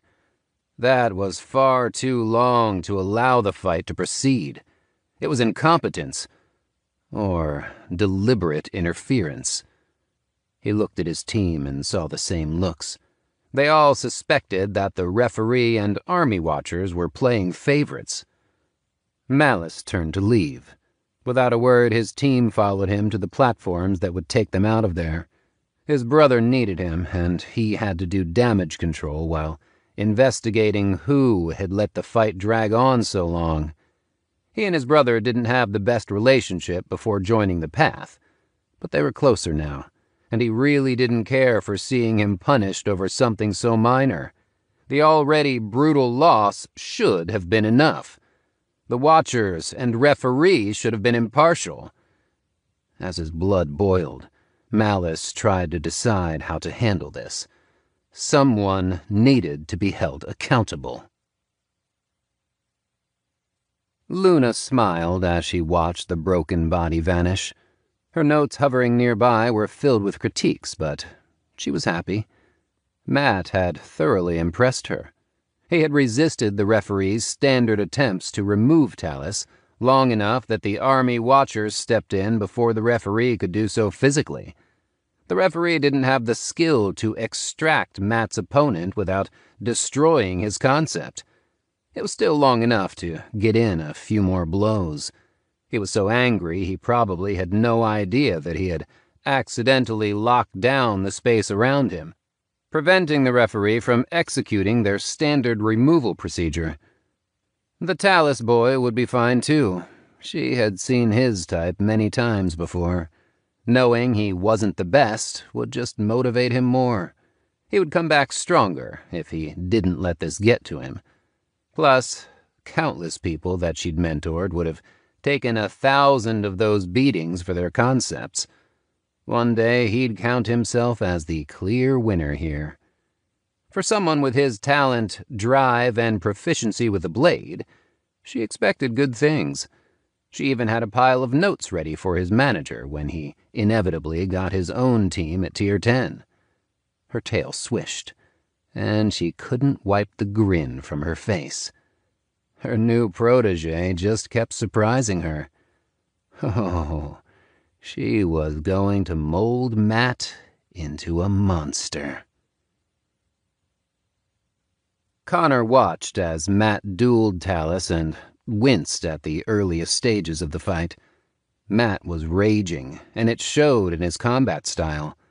He hated to admit it, but Talus was good with his chosen weapons, better than anyone else Connor had personally met. As the fight progressed, he had to reevaluate Matt several times. He had fought and dueled the man in training, as well as fought beside him dozens of times. For all their time together, he still underestimated the man and his will to fight. He flat out refused to go down. There was something in that tenacity that he could learn from. Connor wasn't the best. He knew that. But he was good. Maybe he didn't need to be the best. He just needed to outlast everyone else. With his defensive style, it wasn't the worst idea. Connor took note of the way Talus moved for his own purposes. He was a more defensive fighter, but he still wanted to try replicating a few of his moves with his shield later while sparring. They both used a single-handed weapon and a shield, after all. Annie leaned over and cheered as Matt kicked Talus's leg out from under him. Connor took a moment to double-check their wagers, now that the fight was turning.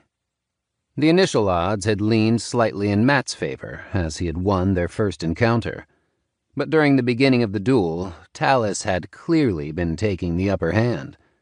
After a sudden onslaught by Talus a few minutes in, the odds shifted heavily in his favor. At that peak, shortly before betting was closed, Matt winning offered a 2-to-1 payout. Annie dropped every single point she had on Matt.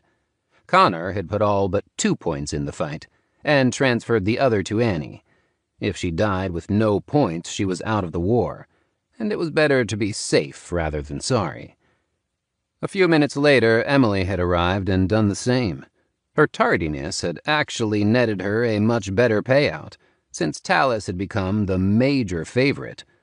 At the end of the fight, they cashed out with nearly 200,000 extra points.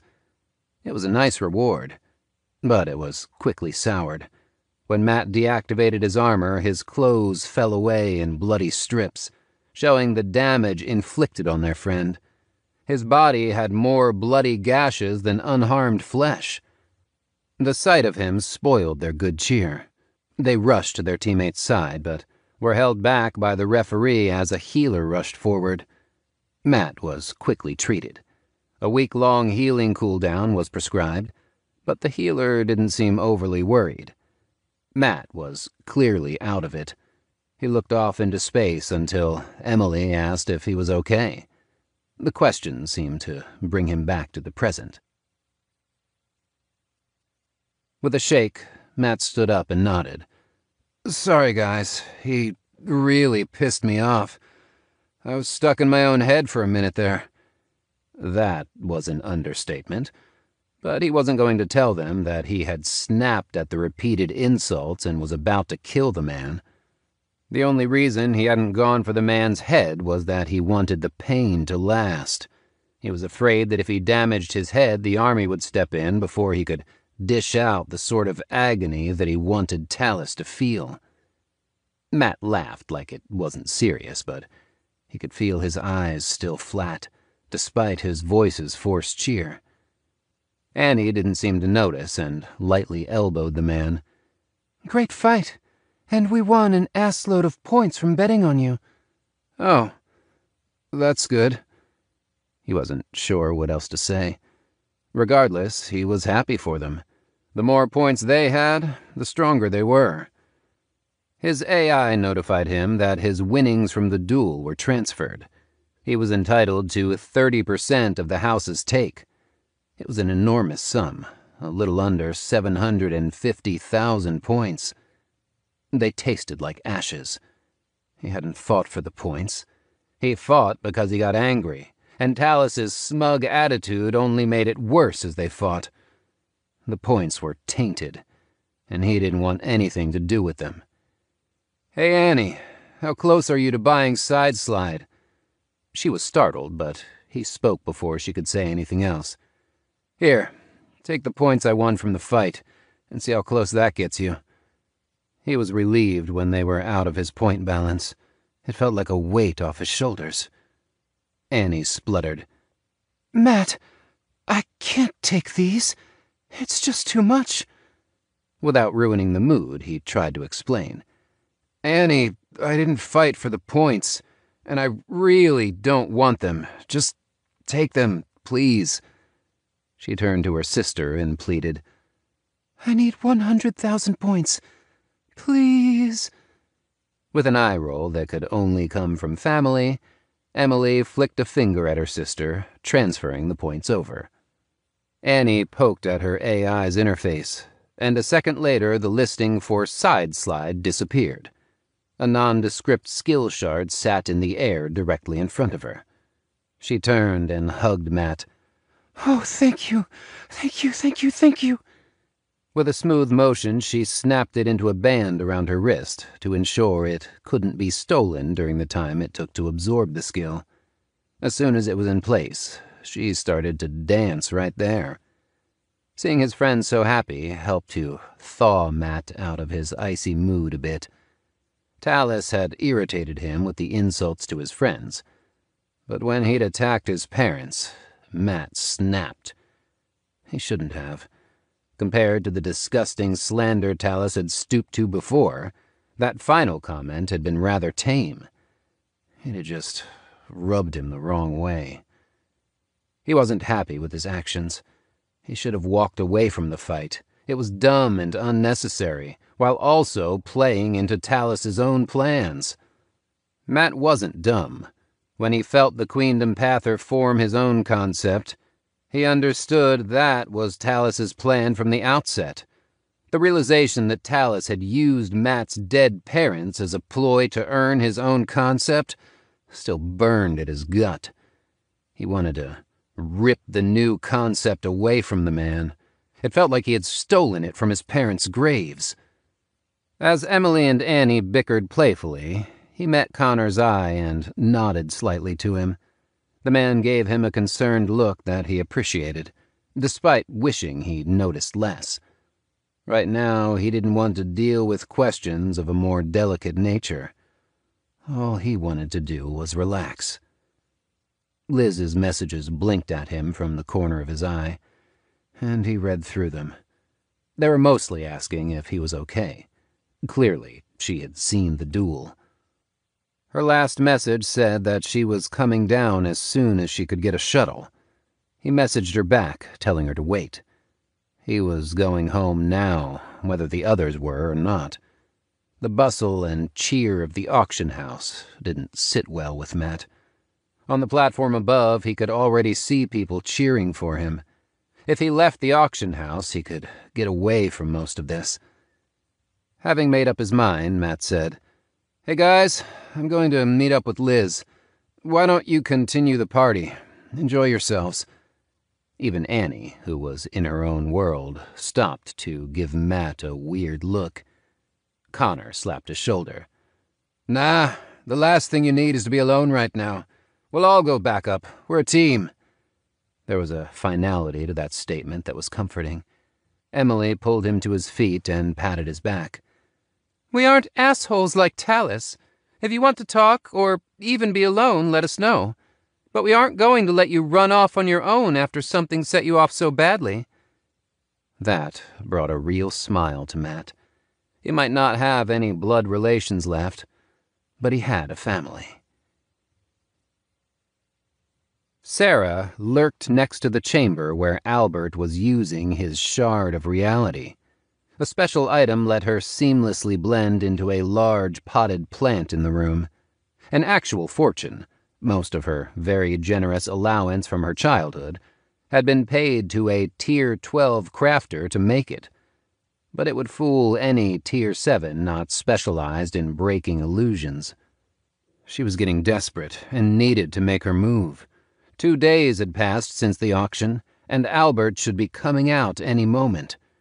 She was doing this personally, as she could only trust herself to handle this particular mission. The Queendom's next moves depended on this fight, on taking out most of the Kingdom leadership in one fell swoop. The massive reward for personally killing her rival commander was secondary. Half an hour later, Junie approached with a contingent of guards. Seeing him caused Sarah to stop and reevaluate. Junie should have been in there with Albert. Their spies had seen him enter the formation, and no one had seen him for the last week. It could only mean one thing. The man already had his concept. That hampered her plans. By every report, Junie was loyal and strong. His performance in the war so far had been stellar. If he could perform at that level, even with his concept hidden, then he might be able to prevent this assassination with it. With a steadying breath, Sarah refocused her mental well-being. She could die for this kill. Her orders were given and plans already in motion. Her people could make do as long as Albert was unable to give orders or buy upgrades to his cities. She had already spent all her side's points in the preparation phase. The Queendom needed a win, and they needed it now if their larger plans were to succeed. The door swung open and she tensed her hand with the specially made storage ring for her lance. The ring would be useless when she tiered up and got a new weapon, but she needed the utility right now. Speed was of the essence, and a 6-foot lance would be too large to quickly draw. When Albert stepped out, she targeted him with her Tier 1 talent.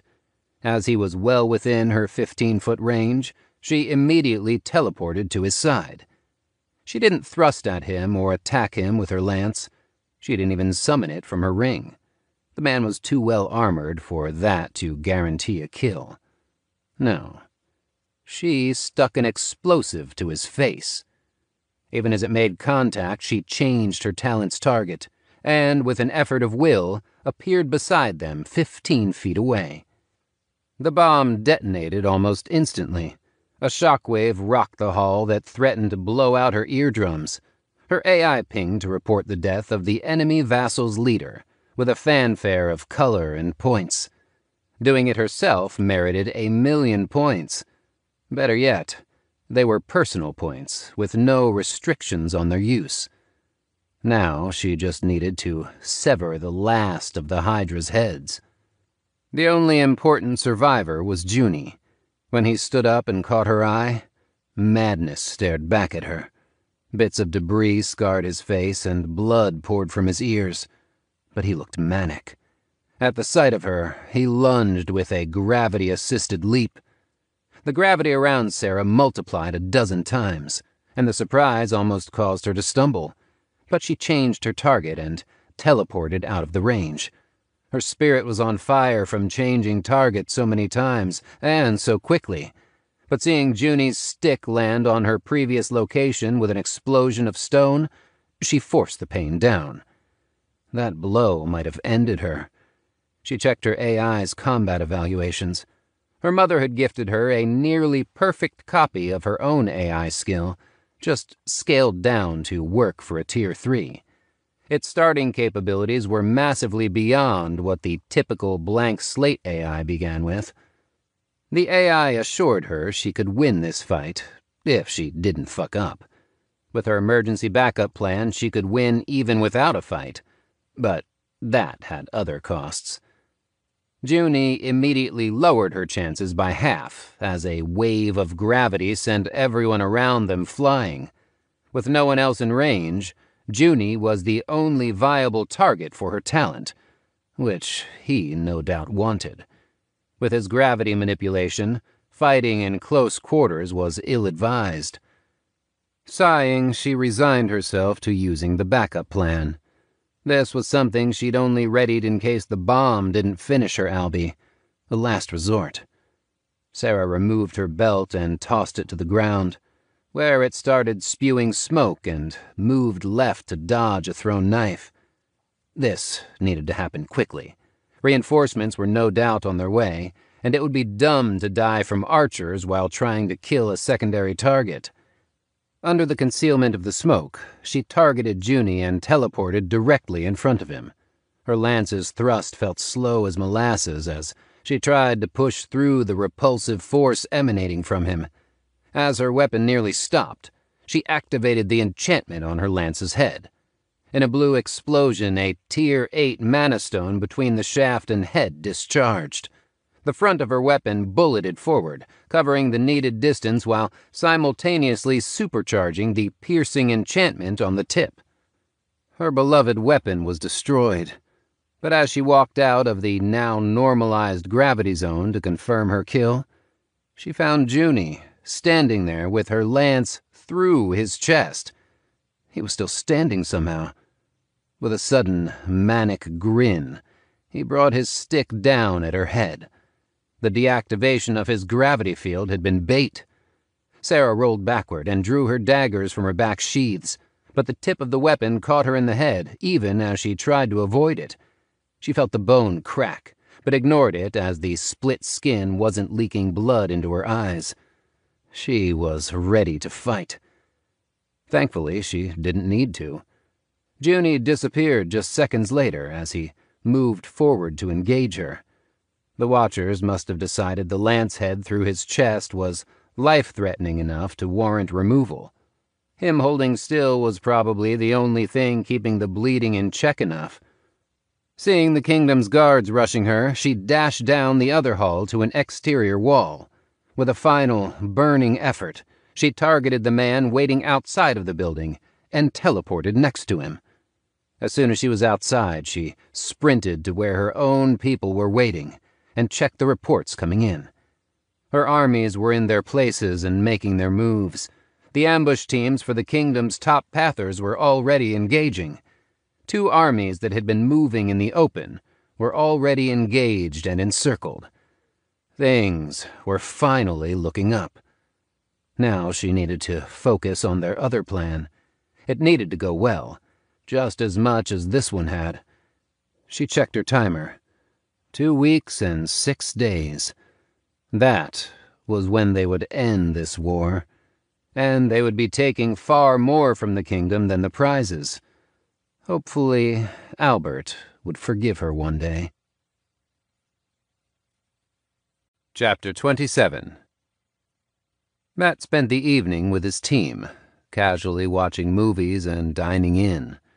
He wanted to cook, but the others wouldn't hear of it, and ordered a spread of dishes before they even reached their room.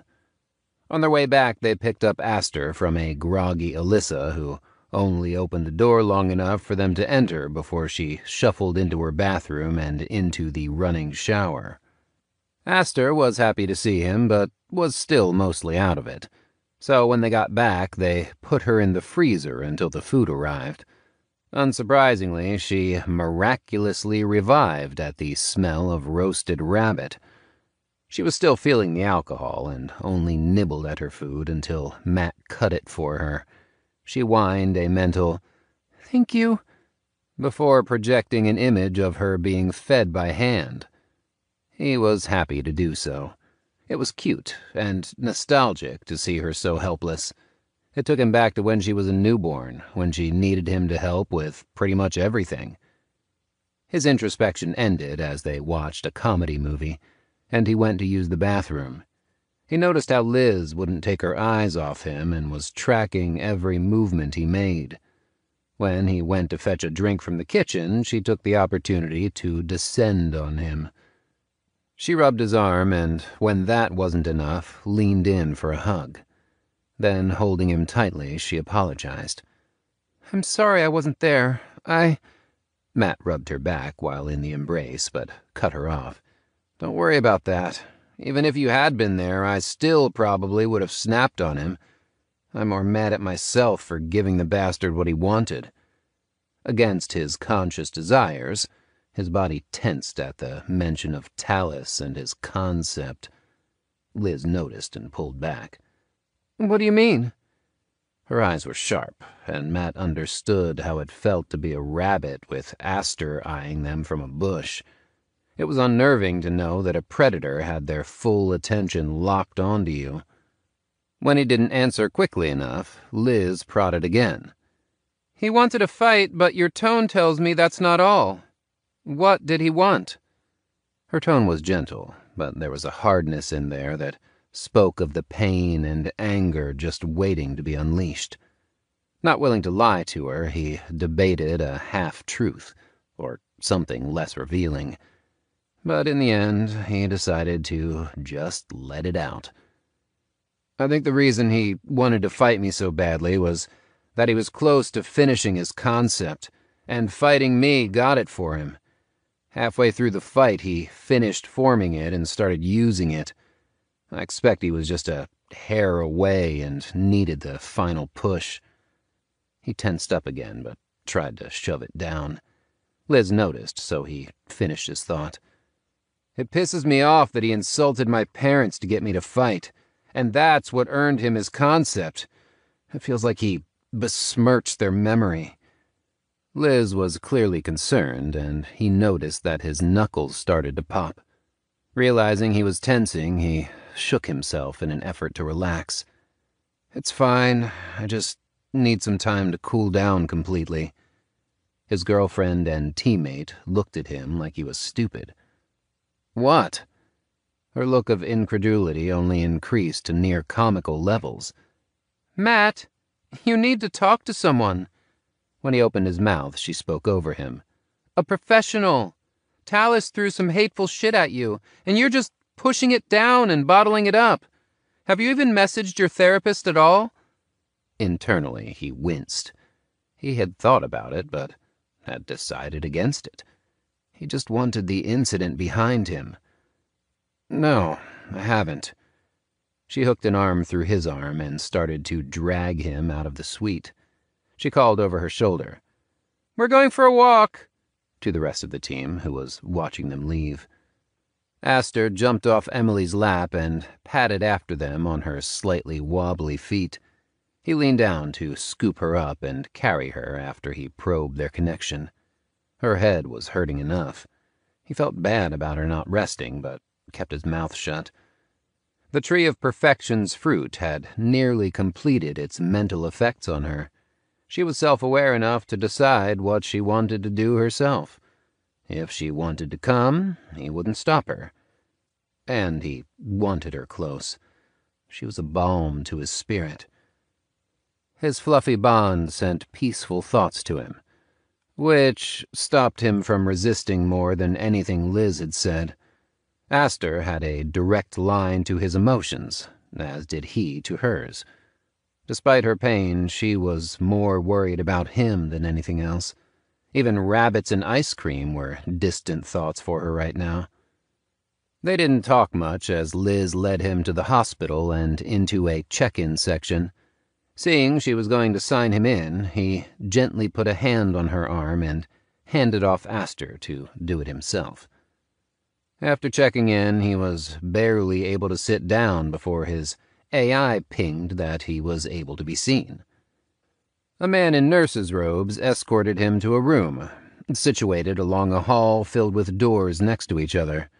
Behind the doors, his spiritual sense could feel blocking wards and spatial expansions. From the spacing of the doors, they should be closer to closets than the spacious room he was led to.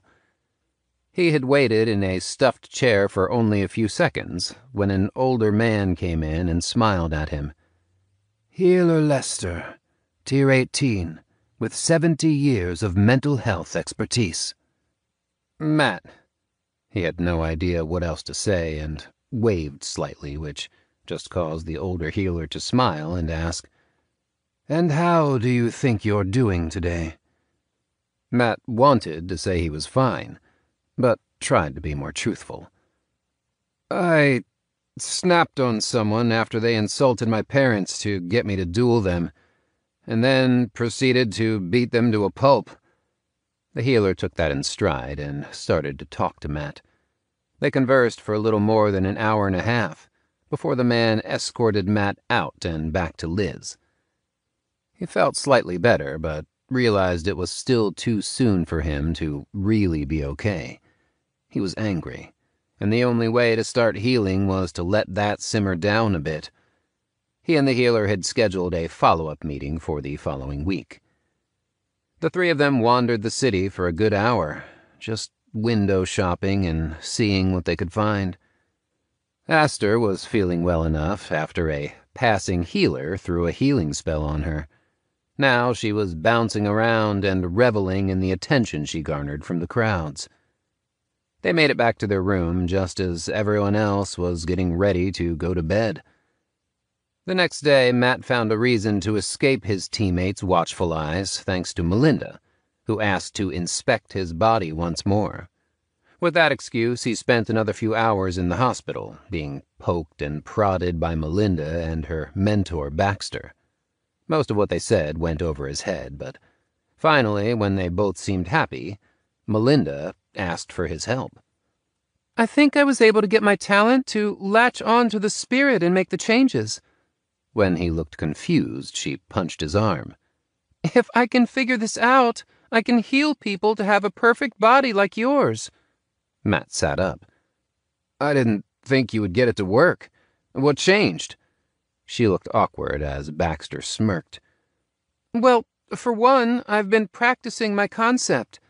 And secondly, I'm getting a lot of practice since you keep getting injured. Matt opened his mouth to congratulate her, then closed it with a confused click. He had no idea how to respond to that.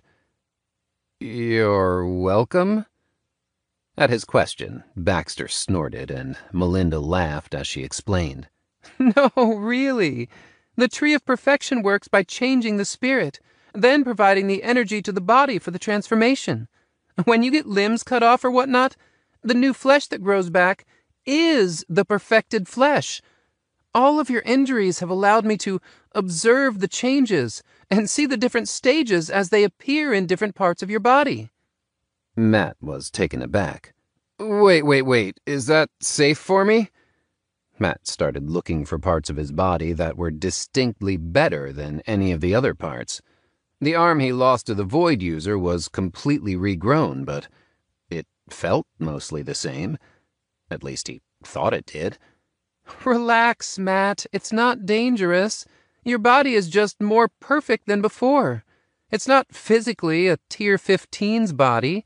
It's just that any imperfections are fixed and your body runs a lot more efficiently. It's also primed to start using essence as a fuel source. So it's not dangerous to have bits and pieces in different stages? This time it was the mostly silent Baxter who answered. It's not. The rich will start cutting limbs off and regrowing them to speed up the process. It's not dangerous. And even if it was, Melinda would keep you alive. That last bit isn't comforting. The older man rolled his eyes and flopped into a chair that wasn't there a moment ago. Melinda refocused his attention.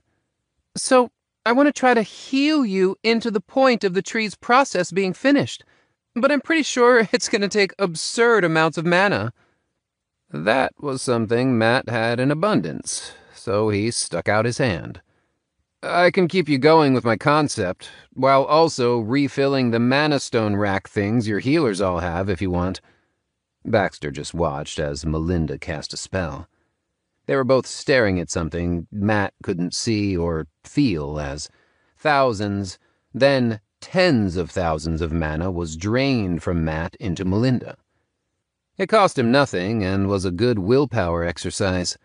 After an hour and way too much mana, Melinda stopped casting and dropped into her own chair next to the examination table. So? She just grinned at him, so he asked, It worked then? It worked like a charm. I was able to improve the furthest behind portions of your body by 15%. That didn't sound like a lot, and he said so, to both of the healers' derision. Baxter pointed at Melinda and shook his head. Kid, she just proved that it worked, then demonstrated it. That's huge. Yeah, but that took over 500,000 mana in 2 hours. While I don't mind providing it, it seems ineffective. Melinda stepped in. Only because I was providing the energy for the physical change. The spiritual one is already done. Now, I need to test on someone without the spiritual changes. If I'm right, making the spiritual change won't be anywhere near as hard. Matt put up his hands. Back up for a second. Did you say the root of perfection provided the energy? Wouldn't it be bad if that was lacking? He was worried that she'd hurt herself. Relax, Matt. Worst comes to worst, I've already proven that I can fix that with enough mana. She pointed at the older healer and said, From other tests, Baxter and I theorize that, at worst, it will siphon off a small bit of mana regen, or steal a bit of the essence we absorb until the changes finish. Seeing that the two far more knowledgeable people were in agreement, he again provided mana to Melinda in an endless stream, and she cast a healing spell on herself. It took hours, but eventually she came up from her casting and started to look at herself, while Baxter walked around and did the same. Matt, having no idea how things went, asked, So? Melinda grinned at him. I was able to convince my spirit that the changes were its natural form, and even jump-started the process a bit. He smiled. That sounds great. He paused and asked, It is great, right? It's amazing. This will let even Tier 5s live for centuries longer than normal. It's a step to healing old age itself, to turning back the clock. He had no idea what she was talking about. The two things seemed completely unrelated. Letting someone live longer wasn't reversing aging, and it wasn't like she could heal people one at a time. When he said that, Melinda explained. My Tier 3 talent is the you-know-what. It's still a Tier 3 talent, though, which means it's a growth talent. It will grow as I push it. When I tier up, I should be able to rely on it doing the hard work and making changes if I want to. No going inch by inch to convince the spirit to accept the changes. That doesn't sound that hard. Why couldn't a normal healer do that? Baxter snorted. It's what her Tier 3 does. It's still doing most of the heavy lifting. I wouldn't trust anyone else with that type of detailed work. Even the healers who do manipulate spirits mostly do so with Tier 44 specific healing spells. They rely on those spells to do the heavy lifting, Seeing that Matt still didn't believe him, he continued. Imagine trying to demonstrate an entire ecosystem with only your hand, while blindfolded and drunk, and without having hands. Melinda cut him off from further diatribes. It's hard, Matt. My talent makes it so I don't have to worry about the little details. I just need to think about the ecosystem in general, instead of every detail. If someone else tried and messed up one little thing, it could be quite dangerous. At the playpen, when I was still learning before acquiring my Tier 3, it was explicitly stated 1,000,000 times to not mess with the spirit. So, when you tear up, you'll just slap a normal healing spell on someone and it'll just make the change? What if someone doesn't want that? Melinda shook her head.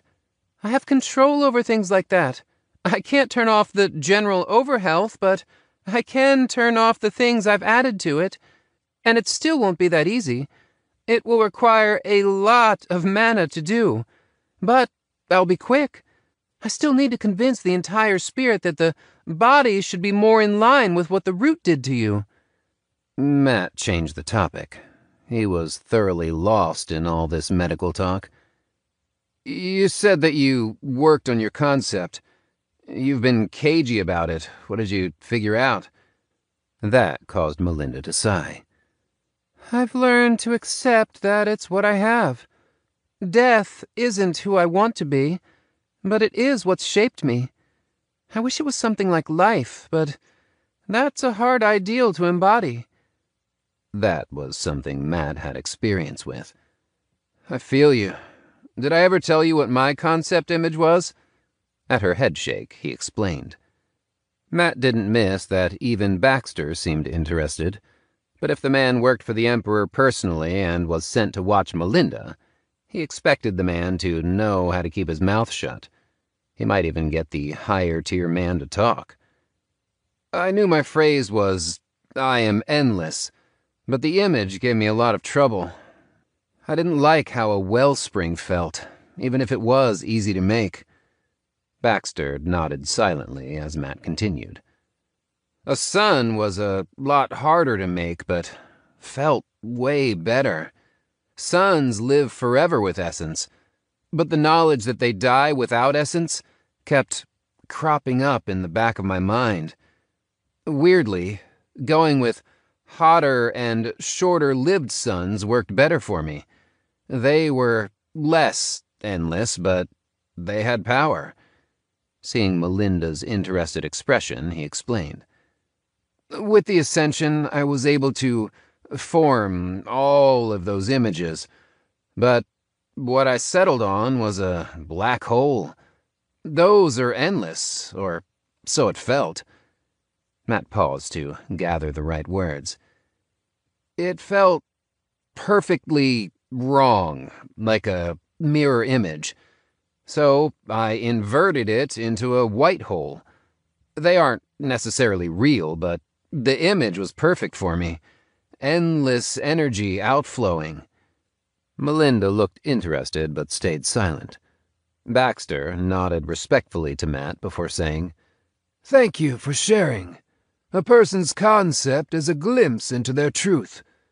He raised a hand and a greenish energy mana flowed out into a tree. My concept was the idea of growth and renewal. The tree bloomed into a green explosion, but he smiled as it withered. My intent wasn't what I expected. It was the night that let some rest and others hunt. A time for healing and pain. The tree's leaves drooped as a white moon rose out of the mana and took center stage, casting its light down on everything it touched. Matt leaned forward. No one I've talked to really knows intents or aspects. What about you? Baxter leaned back, and his solemn aura vanished. Suddenly, the relaxed man who took nothing serious was back. No one can tell you anything because it's a personal journey. I can't tell you about you. Matt opened his mouth to protest, but Baxter waved him down. I'm not trying to be cryptic. You can't even start on your intent until you've converted all of your essences to resonate with your concept. I've already heard that you learned about mana aspects. That's an extension of expanding your concept. When you've fully converted your cores, things will be clearer. That was actually helpful, so Matt nodded at Baxter before asking, "Is it the same for aspects?" Not really. Even intents are different to form, but there isn't a one-size-fits-all way to go about it. You'll still need a phrase and image, but beyond that it varies from person to person. Don't worry about it now. You have plenty of time. As the older man said time, Matt had a thought and blurted it out. If you said I need to convert my essence to resonate with my concept, I shouldn't advance. Baxter shrugged. That's a strategy. More than one person has used it. If you convert everything to resonate with your concept early, it's easier. Any new essence added will automatically convert. But it's not like you have to stop. Your concept is already doing it. It's a passive thing. The more your concept fits with you, the faster it spreads. He pointed at Melinda. She didn't even mean to get her concept, and it's perfect for her. Her essence is already converted. It only took her weeks. But your phrase and image are massive and complicated. The white hole is a brilliant move, but it's still a huge idea. Death, or at least how Melinda sees it, is simple. Matt and Melinda both looked at each other with confusion. Baxter rolled his eyes and stood. You have until Tier 24 before this becomes an issue. That's why this information isn't widely available. Focus on the next step, not the one 10 steps down the line. With that, he walked out the door and was gone. Matt and Melinda chatted a bit about their concepts and their experiences with them. He was slightly jealous of the idea of a passive part of her concept. It seemed incredibly useful. He had no idea what he could do with a passive version of his own concept, but he liked the idea. They eventually both had to leave for their team training, but it was nice to spend time with his old friends and even help them grow. Even if it was just giving them the mana to try wacky things like reversing old age. Team Bucket's concept training was going well. Emily felt closer and closer to her concept with each training session, and was hopeful that she would fully manifest it in the next month or so. Contrary to the norm, she actually already had her image. It was herself, standing on a growing pyramid, as her talent increased the power of each subsequent spell she cast. She just couldn't pin down her phrase. Annie was growing frustrated with her lack of progress, but Connor was closing in on his own image after already having his phrase. Matt almost felt back to normal as the evening rolled around. The next day he was still on a healing cooldown, so the rest of his team was sent on an escort mission without him. The army was moving a large number of troops who would have normally taken care of such activities. Unable to participate in the mission, Matt encouraged them to go while he went to work on crafting with Kelly, after receiving a message saying that the man had something to show him. He was glad for it. With all of the sub-aspected mana he had accumulated over the length of the war, he was ready to try new things. Most people were happy to give him a bit of mana for a few points. It cost them nothing, and the points meant little to Matt. Still enjoying his new Tier 11 status, Kelly was strutting around the room when Matt walked past his nephew manning the desk. When the crafter saw Matt, he beamed, extending his hand with a familiar-looking ring to the one Matt had on his finger. Look what I got! A quick inspection showed that it wasn't a growth item, but a standard item. I see that. What does it do, and how did you get it? Kelly let Matt take and examine his ring while he explained. I've been putting every point I have into hiring Tier 5 teams to run that rift for me. Me and every other crafter who learned of your ring. I finally got lucky. Matt nodded along. He and Kelly had talked to other crafters after discovering the changes to see if it affected their own products. It did for everything that took mana. Tailoring, smithing, and every other trade were all improved with the proper sub-aspect to the mana that the crafter used. It even improved the quality of the finished product. Items that went through more than one crafter's hand were improved as well. A sword that was smithed with hardness sub-aspected mana was better than one without. If paired with an enchanter that also used hardness sub-aspected mana, or even strengthening, the blade was nearly unbendable when an actual hardness enchantment was embedded into the weapon. The effects compounded. It was an incredible revelation, and everyone wanted the ability to store these sub-aspected mana types without having to imprint a personal mana converting stone for each type. The number of needed stones quickly got out of hand. Matt knew that Kelly had a spatially expanded storage crate made that held all of his tools and materials. It was a huge boon for whenever he wanted to move locations.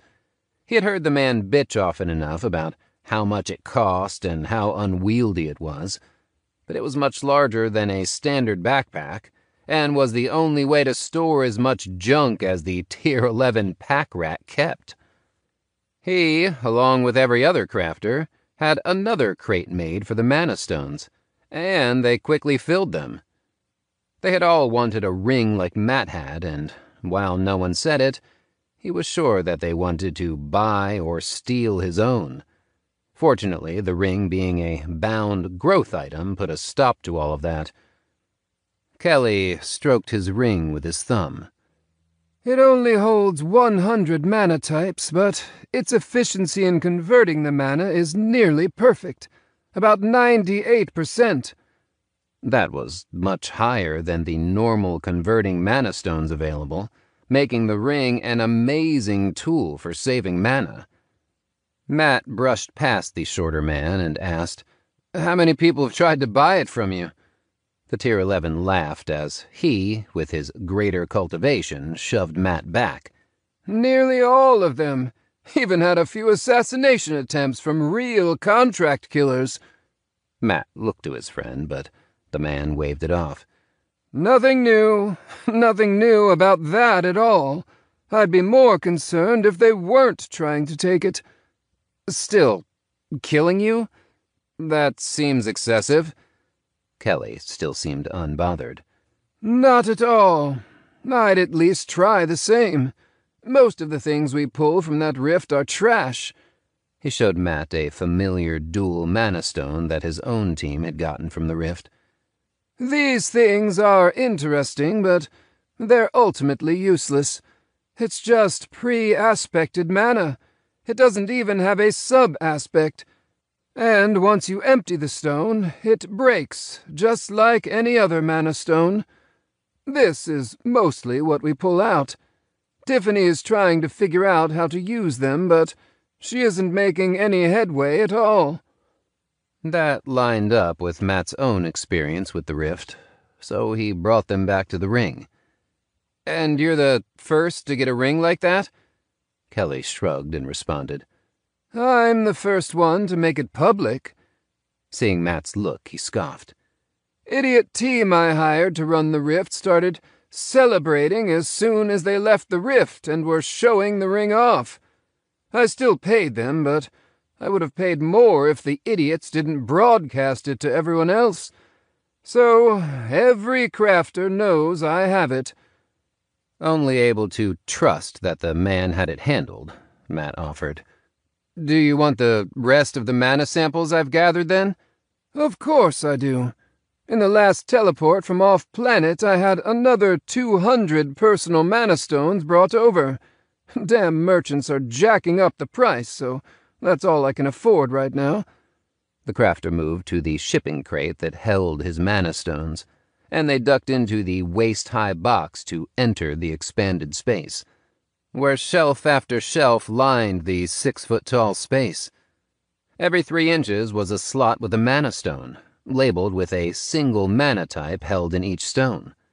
Matt filled each of the new stones with mana types that the man didn't have already. Matt had nearly 500 various mana types and sub-aspects, all gathered from the people who were willing to give him mana. Kelly could have fit all of them in his newly constructed container, but every other crafter was trying to do the same. The competition drove up the price of mana stones to the point that he couldn't buy them. After Kelly got the mana types he wanted, they started crafting various trinkets. Kelly was convinced that he could make a fireball staff with water-aspected mana, along with a sticky sub-aspect. So far he had gotten nowhere, but the man was determined, and Matt enjoyed the tinkering enough to join in.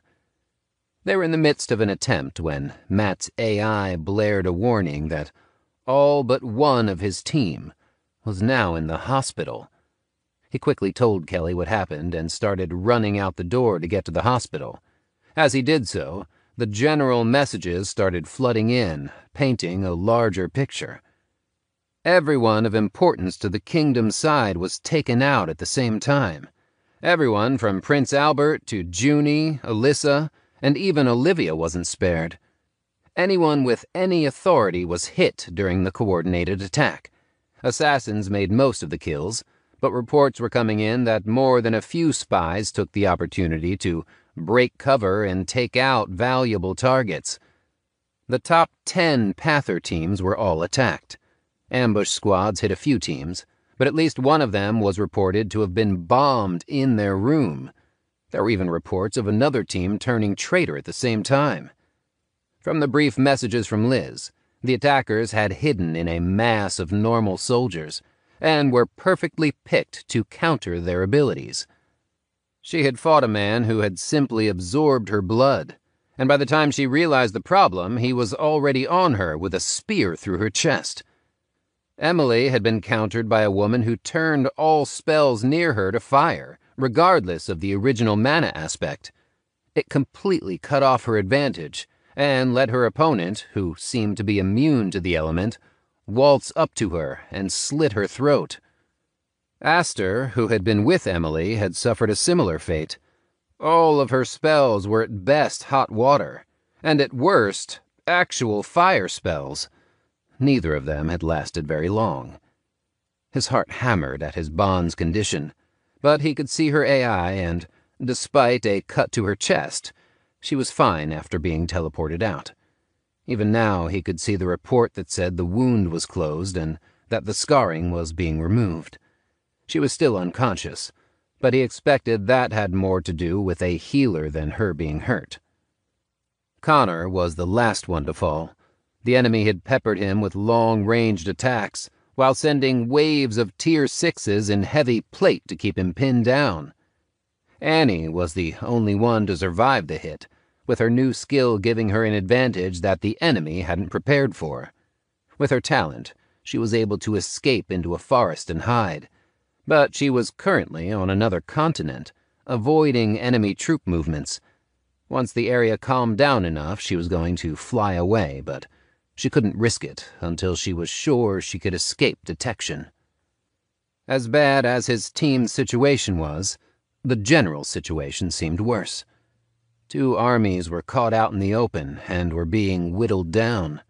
Reports were already coming in about how both generals were taken out right at the start, along with their command staff. People were demanding answers as to why the armies had been out in the first place, when it came to light that the Queendom had gotten wind of their movements through spies and had planned the ambushes well in advance. From the stream of information, things didn't exactly seem perfect for the Queendom. At least 2 teams had fought off their attackers while sustaining only minor losses, and one Pather had survived the room bomb. Apparently he was in the shower during the explosion, and it protected him well enough that he only needed minor healing. Matt was approaching the hospital when the news came in that the Queendom had 2 of the kingdom's cities under siege. Pushing away the things he could do nothing about, Matt waited with dozens, then hundreds of others, for their friends and teammates to come out of the healing ward. Matt paced, unable to do anything. He was out of the war until his healing cooldown elapsed in 5 days. Waiting in the crowd for his friends like so many others, he felt very alone, with only Annie's unending stream of curses through their team chat to give him company. Chapter 28. Albert nodded to Junie in his private hospital room as he walked in the door. "What's the report?" Junie looked purposefully blank as he relayed the information. Your Highness, it's better than we feared, but worse than we hoped. That hardly clarified anything. Albert cursed Sarah and her little stunt with the bomb. He was impressed, but still irritated by her methods. Even with the Army Watcher's intervention, the explosion nearly took his head off, and he was under observation for the next day due to the concussion.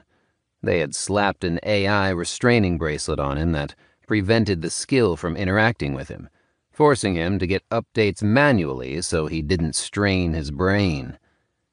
His right-hand man kept his professional demeanor as he said, We've identified most of the spies in our structure. Not just the ones who moved, but the others who were complicit in their endeavors. As we predicted, they immediately moved 2 armies to surround and siege down 2 of our cities, cities 2 and 4. As we expected, Sarah pulled most of her troops out of her teleporter city to make up the numbers. Our elites are ready to move out, and the general troops will be ramping up while the survivors try to hold the situation together. When we make our move, they will be ready. There was a slight pause before Junie added, Nothing else unusual has been noted, except Alyssa was also assassinated and is recovering herself. Albert nodded along until the last. They had their own spies and informants in the Queendom hierarchy, and had early warning of the Queendom's attempt to take out the leadership. They were also well aware of the Queendom army's larger movements brewing behind the scenes. They still didn't know why the Queendom higher-ups were pushing for a lightning-fast end to the war, but it slotted nicely into their own plans. No, Albert forced himself to be honest. His father's plans. It was risky, but having the Queendom on the offensive was exactly where they needed them. Them taking the Queendom's teleporter city and cutting off their supply lines meant that they only needed to take a single undermanned city. If the Queendom wanted to end the war in under a standard year, they were prepared to respond in kind. It was incredibly unusual for co-opted vassal wars to host Pather wars, but not unheard of. The Emperor wanted a place to train his youth, but he only put down a few laws regarding how that would happen. He gave out various rewards and reimbursement for resources spent, which meant the vassal wars were usually milked for years. It was unusual, but they weren't close to the shortest Pather war, even at a year.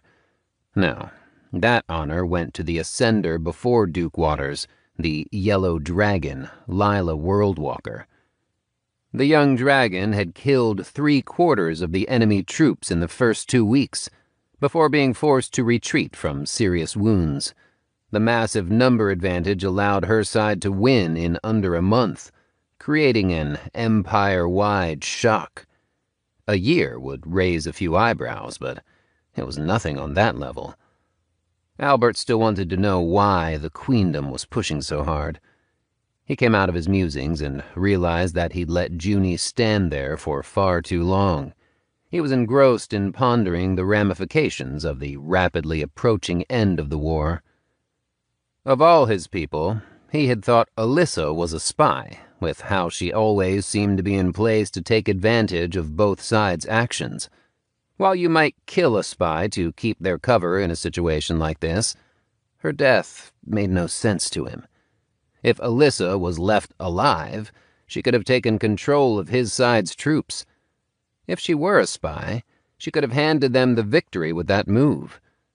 He had orders for his own assassins to take care of her if she had survived. She was a contender for one of the high-level spies they hadn't been able to find and negate or remove. They left the lower-level spies so they could report curated information the kingdom mostly controlled. Their worry was spies in the highest position that they hadn't identified, and Alyssa had been their #1 suspect. He nodded for Junie to continue, and the man delivered the rest of his report in short order. He quickly left once excused. Albert's father reappeared in the chair next to him as he watched the door that Junie just left through. "The boy always knows when I'm nearby. What an exceptional commoner." The gruff man straightened his shirt before standing. "I don't have much time left outside of my box." He spat to the side. "Fucking army." Before Bryce could exit the room through a spell or other means, Albert called out, "Have you figured out why the Queendom is rushing? Any word at all? And is Corey okay?" The king paused, and the air grew heavy. Albert could see the man's thoughts as he considered punishing Albert for his impudence. But in the end, he decided to humor his son. "Nothing from either front. They keep me in a fucking box to limit interference. The real war is going fine. Your sister is competent enough, and is fighting in a real war." He narrowed his eyes at Albert in a not-so-subtle threat. "And she's winning. But there's nothing I care to share with you otherwise. Focus on your own war, and don't lose me my item crafted by Madame Renaissance." Albert wanted to complain. He had earned his father the staff by earning enough points, but had never heard a word of praise for the act. His father only complained that it took him too long. The king must have seen the bitterness in Albert's eyes because he appeared at Albert's bedside, either teleporting or moving so quickly that Albert couldn't tell the difference. "You knowingly decided to let that bitch's plan go off unhindered. If this little stunt of yours loses me the war—" The king's pointer finger pressed into Albert's ribs, and he felt bones crack, but tried to keep it off his face. Showing weakness only invited more punishment. The king growled.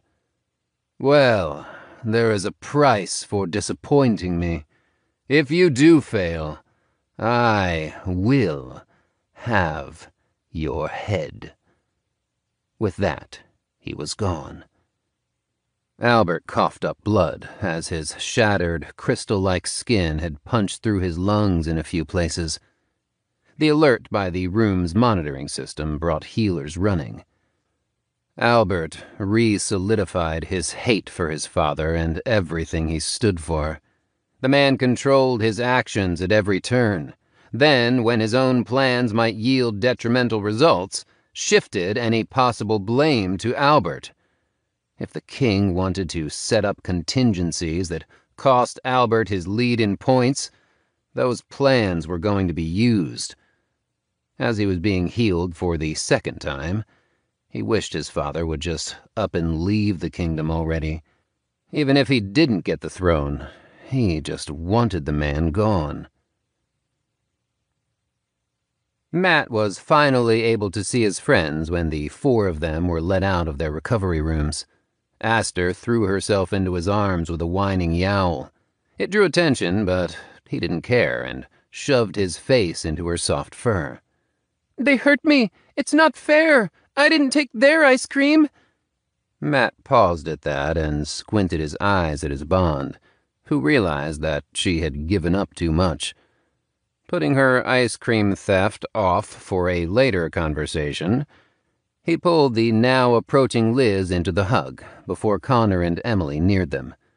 After a whispered checkup with Liz, Matt hugged both of them, eliciting an eye roll and light punch from Emily. "Damn, Matt, you didn't get like this last time." She did return the hug, which took any possible sting out of her words. Matt unashamedly shrugged. "I wasn't with you, and that makes it a lot worse. I probably couldn't have saved us all. I'm not arrogant enough to think that, but I couldn't do anything at all, and that sucks. Emily gave him another half-hug before they all turned to leave. That's fair enough. Annie is still pissed. Connor laughed. Yeah, I can see the chat log. 219 messages. Emily scoffed. That's less than half the personal messages she sent to me. At least she got away and is on her way back. That's the important bit. Liz had an odd tone in her voice that made Matt look at her and worry.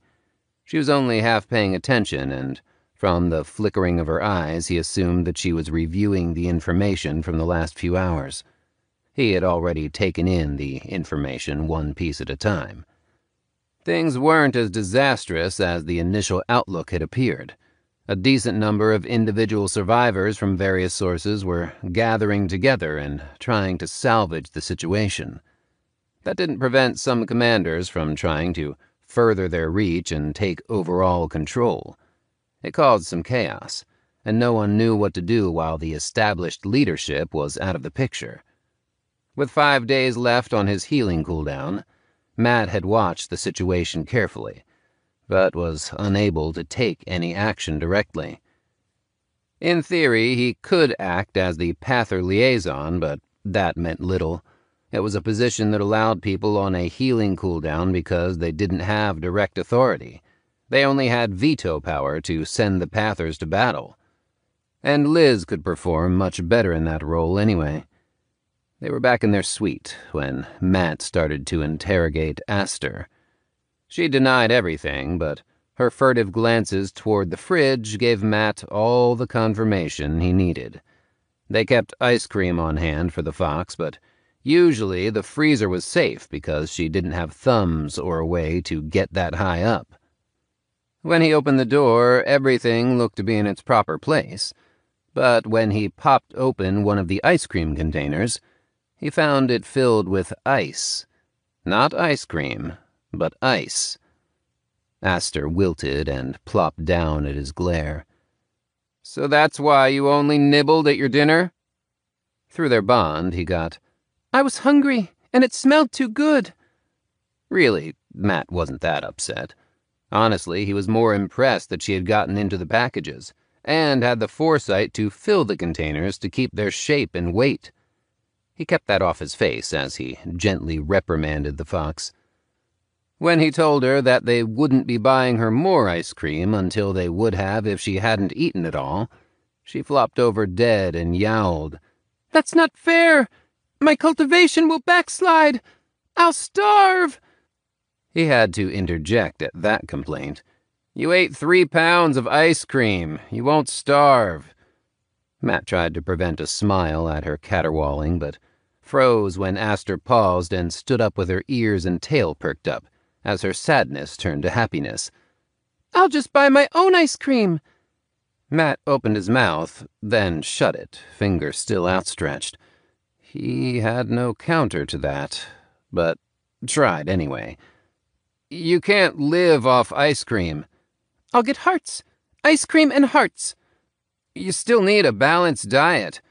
It was a weak excuse, but it gave him his second idea. Will you not eat my cooking? No more braised rabbit. Aster's tail flicked, then dropped slightly. She turned and met his eyes with her ice-blue ones that glimmered with tears. But I like the rabbit. Her questioning tone seemed to long for reassurance that he wouldn't take her favorite dish away. Well, I won't cook it unless you can enjoy it. And if you're full of ice cream, you can't enjoy it. That seemed to convince her, and she happily pranced away to the living room. Shaking his head, Matt promised himself to never have a real kid. A little sister in fox form was bad enough. And she was rapidly aging thanks to her tier advancement and the effects of the Tree of Perfection. Dealing with an actual child seemed like torture. Annie came back late that night and was visibly happy to see her sister okay along with the rest of the team. Matt didn't miss the awkwardness when she hugged Connor, as Annie came out of the hug a light shade of pink, which everyone else pretended not to notice. The next morning, Matt found Annie coming out of her room with an array of blades strapped to her, while he was cooking for everyone. Matt tried to stop the determined woman with a, "Wait!" It mostly worked, and she paused long enough for him to get his piece out. "What's your plan?" Annie looked at him like he was dumb as she said, I'm going to stab Sarah a few times, then work my way down her organization. She tapped her bandolier. I've got a knife for each person. Knives for everyone. Her smile had none of the cheer on her face. Matt had been busy with Liz that night. Things didn't sit right with either of them, and they had spent most of the night reviewing the Kingdom's survivors. They were pretty sure a good few were Queendom spies. Liz shuffled out of their room, and when she saw Annie, asked while holding back a yawn, Did you tell her yet? "No." Tell me what? Liz looked into the pan while Matt answered, "We were reviewing information last night and think we've identified a few spies in the Kingdom hierarchy." Liz set down 4 plates full of eggs while Aster took her own chair and started digging in. She had found their investigation boring and quickly went to sleep. They explained their findings over breakfast while Annie nodded along.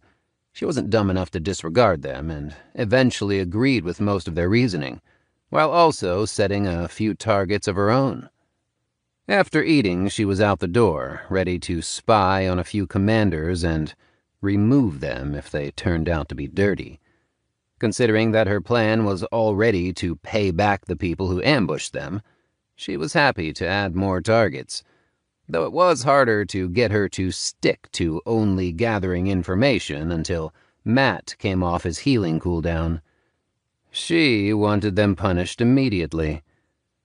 With her promise to only watch, she went out the door as she faded from their vision.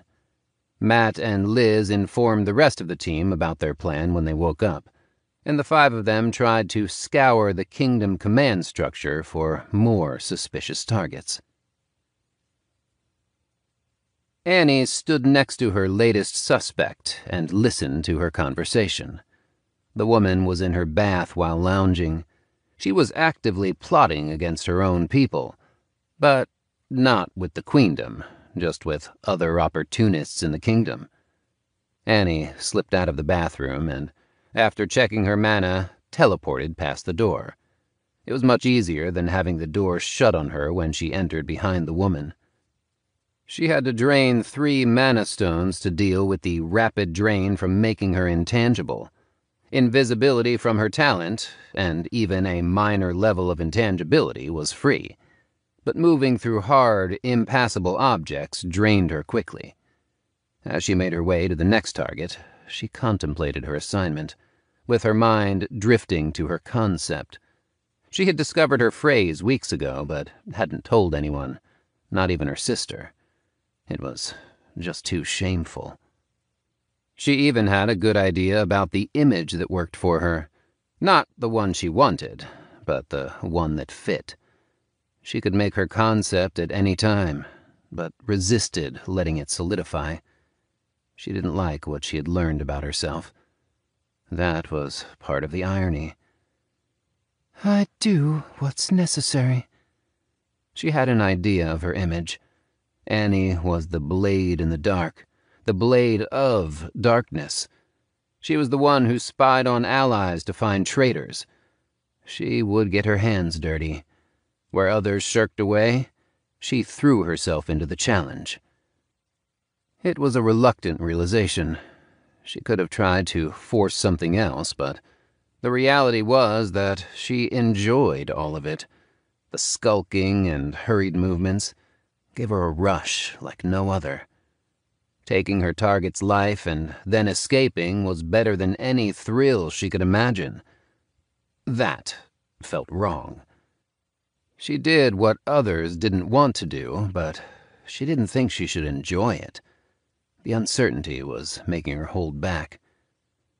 In the end, she knew that she would need to make a choice, and it felt as if she was at a crossroads.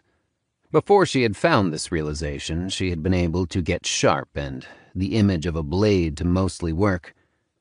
She could always form a concept around a standard sharpness idea, and fight like a generic rogue for delving rifts. But she didn't like that idea any more than the second option. It could work for her, but it wasn't the perfect fit. Doing what was necessary fit her like a glove. But its related image did not.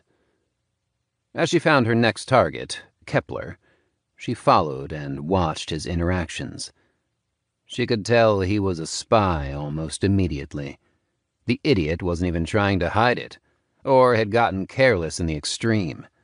While taking a queendom man on a date could be innocent enough, his half-assed attempt at stealthily handing his date a sealed bag was beyond obvious, especially when the date ended soon after. It sent every sense she had on high alert. She didn't really know Prince Albert. She had met Junie more than once, and from Matt and Liz's recounting of their time on the planet fighting the golems, the man was anything but dumb. She had seen as much for herself when under his command during the first city's siege. There was no way that she could believe someone that competent didn't know about the rampant corruption in the middle ranks of his commanders. The only options, she believed, were either he was a traitor himself, or they did know, and her team wasn't privy to whatever he had planned. That possibility sent her on a searching spree for the next 2 days, whenever she wasn't trailing a target. The only time she rested was when she went and got her mana stones refilled by Matt. She would rest while he dumped endless mana into fast-converting mana stones, then transferred the mana to her stores. She took naps while that happened, but kept pushing herself otherwise. It was finally when she started following Alyssa that she found the proof she was looking for. A kingdom spy was following the woman. They were good, but Annie was better. She could admit that she might not be as good without her talent, but she did have her talent, so she followed the Watcher as they observed Alyssa's every move. Over the next few days, she unraveled the kingdom's counter-espionage operation. For an organization that had just been decapitated and was now floundering, they had a thorough network of watchers. It wasn't obvious, but she found dozens of people who worked at static locations, or were responsible for covering a modest area with limited movement. They reported information through secure pads while keeping a low profile and limiting their exposure. The kingdom seemed to have one in every position. With that knowledge, Annie could identify the queendom's spies by noting the people who weren't being actively watched. It seemed that the kingdom wasn't wasting manpower watching those they knew were turncoats, and instead were dedicating resources to ferreting new ones out. Liz and Matt repeatedly asked her to not kill anyone until they were ready. But when the man with too much mana had 1 day left on his healing cooldown, they finished vetting their targets, and she rested for the fun that would follow. Matt and Liz prepared for their next moves as they painted a picture of the corruption. They quickly all agreed that the Prince and Junie had a plan after Annie's information came back in, but they didn't care. The spies and traitors were making sure that the political situation remained turbulent, and the remaining top pathers were barely able to hold things together. The 2 intact teams were leading troops in harassing actions, while trying to get reinforcements to attack the armies surrounding the kingdom cities.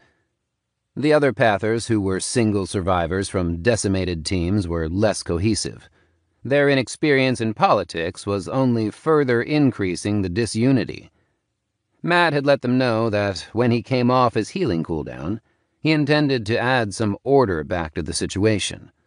When the team asked how he planned to do that, Liz answered for him and said that he'd use the same tactic anyone else would use in a power struggle: overwhelming power.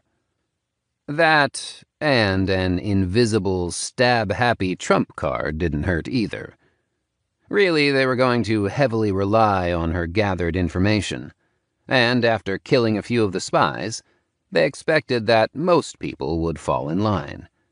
The crux was killing the right people without setting everyone against him. The last thing he needed was to unintentionally unify the leadership against him. Matt was incredibly nervous, but with Liz reassuring him that he couldn't mess things up that badly, he was ready to at least try. The next morning, he came to the area that had turned into the command center. In reality, it was just where the surviving leadership argued with each other every day. Matt felt like an idiot as his armored form kicked down the door. That was Annie's demand to go along with the situation. He knew that it was purely theatrical.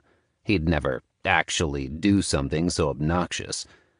The door frame and wall were all made from reinforced Tier 7 materials. He would run out of mana before he kicked the door down. Annie promised that she would handle that, and after she convinced the rest of the team that it would set the right tone, Matt gave in. Considering the door nearly flew off its hinges at his Mage's Retreat empowered kick, he relaxed and stepped through the now empty metal frame. Annie had done her job. Now it was his turn. Someone stepped up and shouted, "What the fuck are you doing?" Matt punched him in the face as hard as he could. The man crumpled, and before he hit the floor, he was gone. They had used Annie's contacts with the assassination reporting function to let the army know that they were going to clean house, and to be ready to take bodies out. Seeing the numerous shocked faces, Matt took the temporary silence to hop onto the table and shout at everyone present. "You are the dumbest group of people I've ever fucking heard of." "That's not fair, Matt kicked a pad at the speaker. They weren't highlighted red like the known spies, so he didn't kill them out of hand, and continued speaking. "The Queendom kills most of the leadership to stop a coordinated response, and you all bicker for individual power. They already have breaches in a wall in less than a week, all because you can't unify to put up a resistance." A wave of sound hit Matt as everyone proclaimed their innocence. Matt ignored most of it, until a woman highlighted in red copied his action of standing on a table and shouted, "Exactly! Like I've been saying for days! We need unity!" She reached out a hand toward Matt and said, "We need to gather our forces and strike out hard." Matt reached out and took the proffered hand in his armored own. Annie didn't need to be told, and a message of the woman talking with a queendom higher up and receiving a pouch of mana stones played for everyone who watched the video. There were sounds of surprise or laughter as Matt's grip tightened, and he pulled the woman toward him and drove a spiked fist into her chest. Jennifer gasped out a last burble of blood as Matt shoved her away to be taken by the army. He shouted, "None of you can trust each other, because you're all a bunch of lying, traitorous pieces of shit. There are 9 other traitors with us here, right now, or at least 9 that we have proof of." As the noise level tried to pick back up, he shouted over it, "No, this is my time to talk. All of you need to listen. You have had days to talk, and you've gotten absolutely fucking nowhere." Linking his AI to the larger wall screen, he played the other traitors' videos in rapid succession. Those around the spies quickly restrained them, and Matt shouted to get everyone's attention once again. "They aren't the only ones. We have more spies that need to be disposed of. But until Prince Albert is back from his healing cooldown, I'm in charge. I don't give 2 shits about your kingdom or this war." He patted his armored chest. "I'm in it for the points, and I'm not going to let you stupid fucks screw this up for me." "That's not right. You have no power over us," a larger man shouted. Matt shrugged, then punched him in the chest. He had retracted the spikes, but he still felt things shatter. "That's your first and only warning. The next person to complain will be sent for a 2-week vacation." He paused to let that settle in, then sarcastically asked, "Would anyone else like to voice an objection?" When no one said anything else, Matt started passing out his orders. It was mostly him reiterating the plans that they and their AI had come up with, but it got people moving. All the while, Matt felt like absolute shit. He felt exactly like the healer Iris who tried to steal Aster's egg what felt like a lifetime ago. He was using his greater power to enforce his desires on those weaker than him. Liz and his team had convinced him that, with the Pathers outside of the normal command structure, there was nothing they could do, except crush everyone's resistance with physical might, as they had no political power in the situation. At least, nothing they could do and resolve the situation quickly. The fact that it was for their own good didn't alleviate his concerns or make it any better. It somehow made the pill harder to swallow. These people were his peers in tier and power. But with his greater-than-average fighting prowess, he bent them to his will. Still, he shouted his orders. And when a woman balked at merging her force with someone she hated, he didn't stop Annie from driving a knife through her chest. His teammate had said something that stuck with him when he expressed his concerns for their plan. Sometimes you needed to do what was necessary instead of what you wanted to do. It reminded him of killing Zoe in the Golem War. The woman endangered those weaker than her and had to be removed.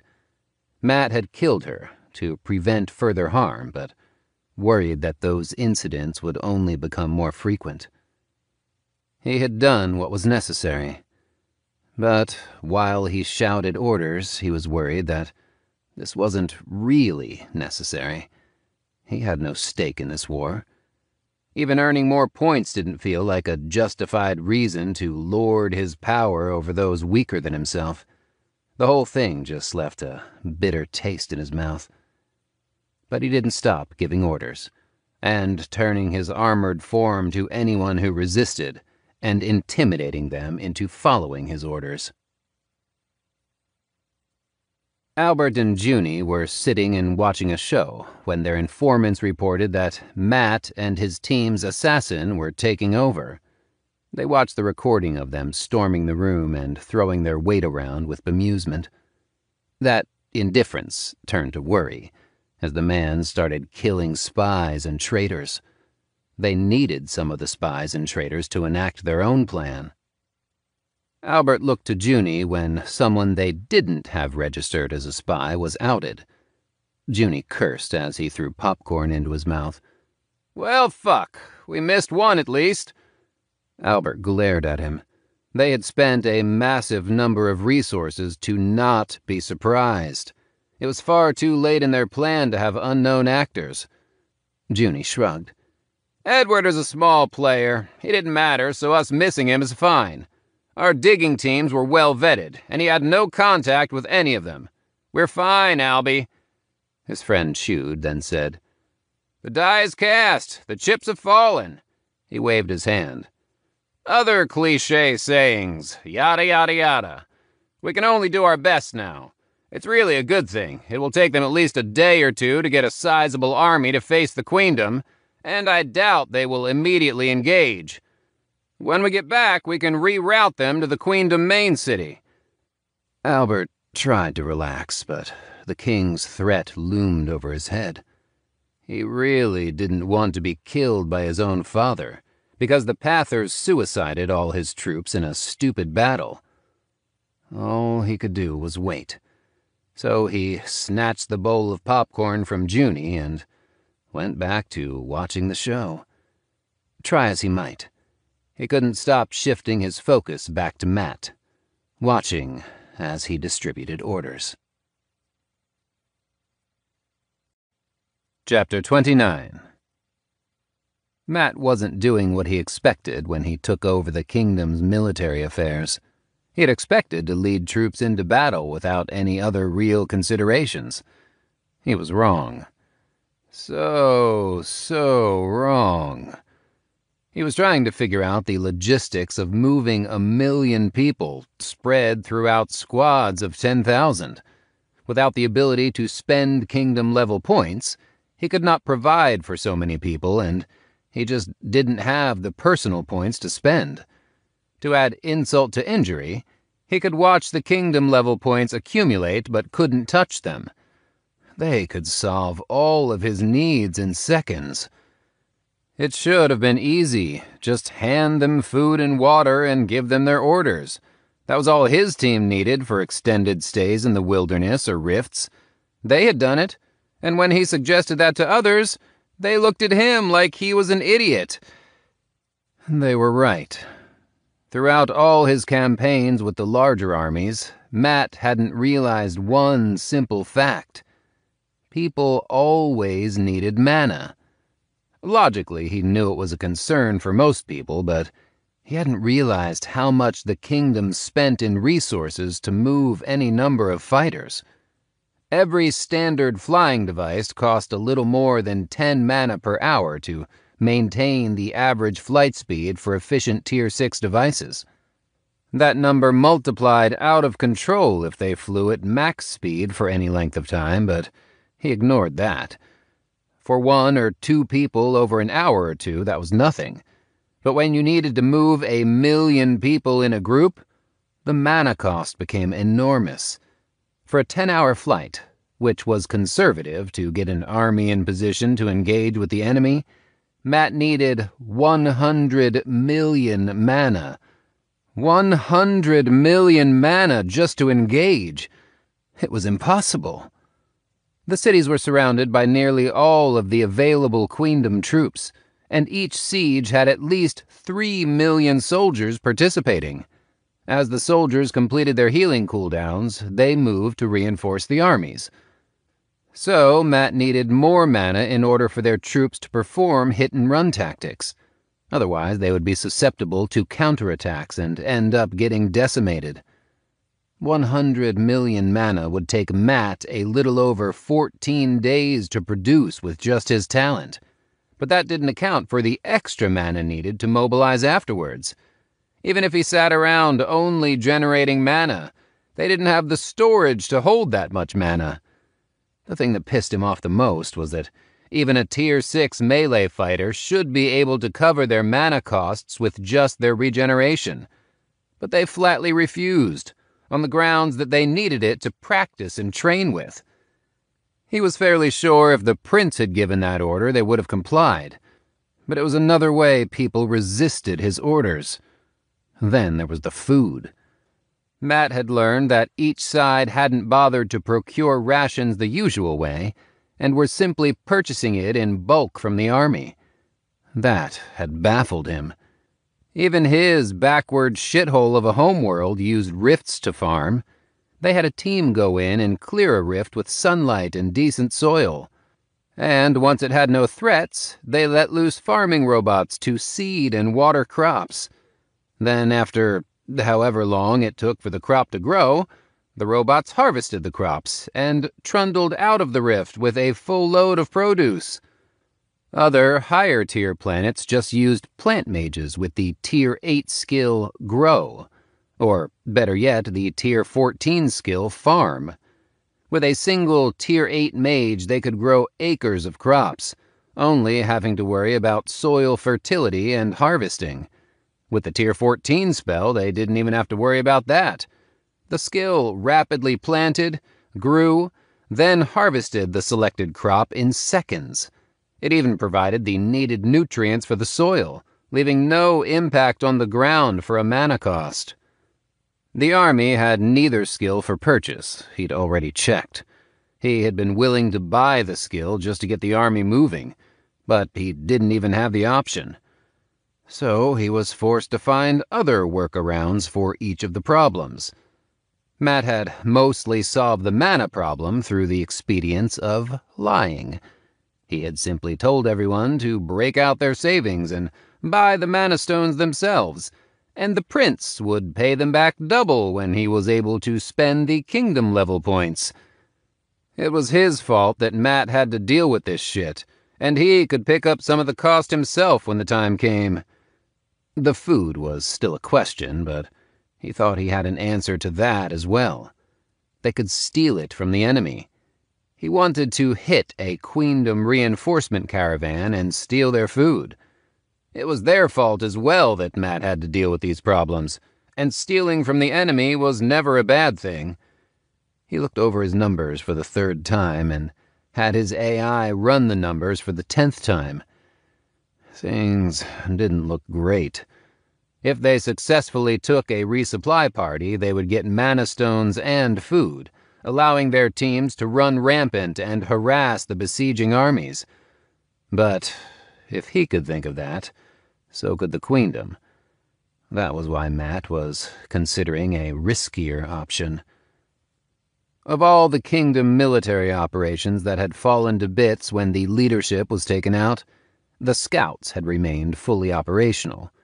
They were even willing to fall in line once Matt reaffirmed that he wanted to give up command as soon as the prince was back. After that, he had a half-decent idea of how to get all of his needs met. It just remained to be seen if he could pull it off. Annie stalked around the Queendom headquarters, just as she had been doing for the past 2 days. She was going to kill Sarah. It wasn't a question of if. It was only a matter of when and how. The woman was hiding somewhere. A panic room of some sort, she assumed. If she was taken out, the Queendom would have the same problems that Matt was bitching about. She had made her way into the headquarters by carefully following behind people, giving her free rein of the building. It was identical to the one she knew. The problem was, she couldn't find Sarah anywhere. Annie had followed her right-hand woman. She had followed food carts. She'd even managed to scale the building to find the room that should have been hers. The princess just wasn't in there. The room didn't look inhabited at all. Annie was running out of ideas and time.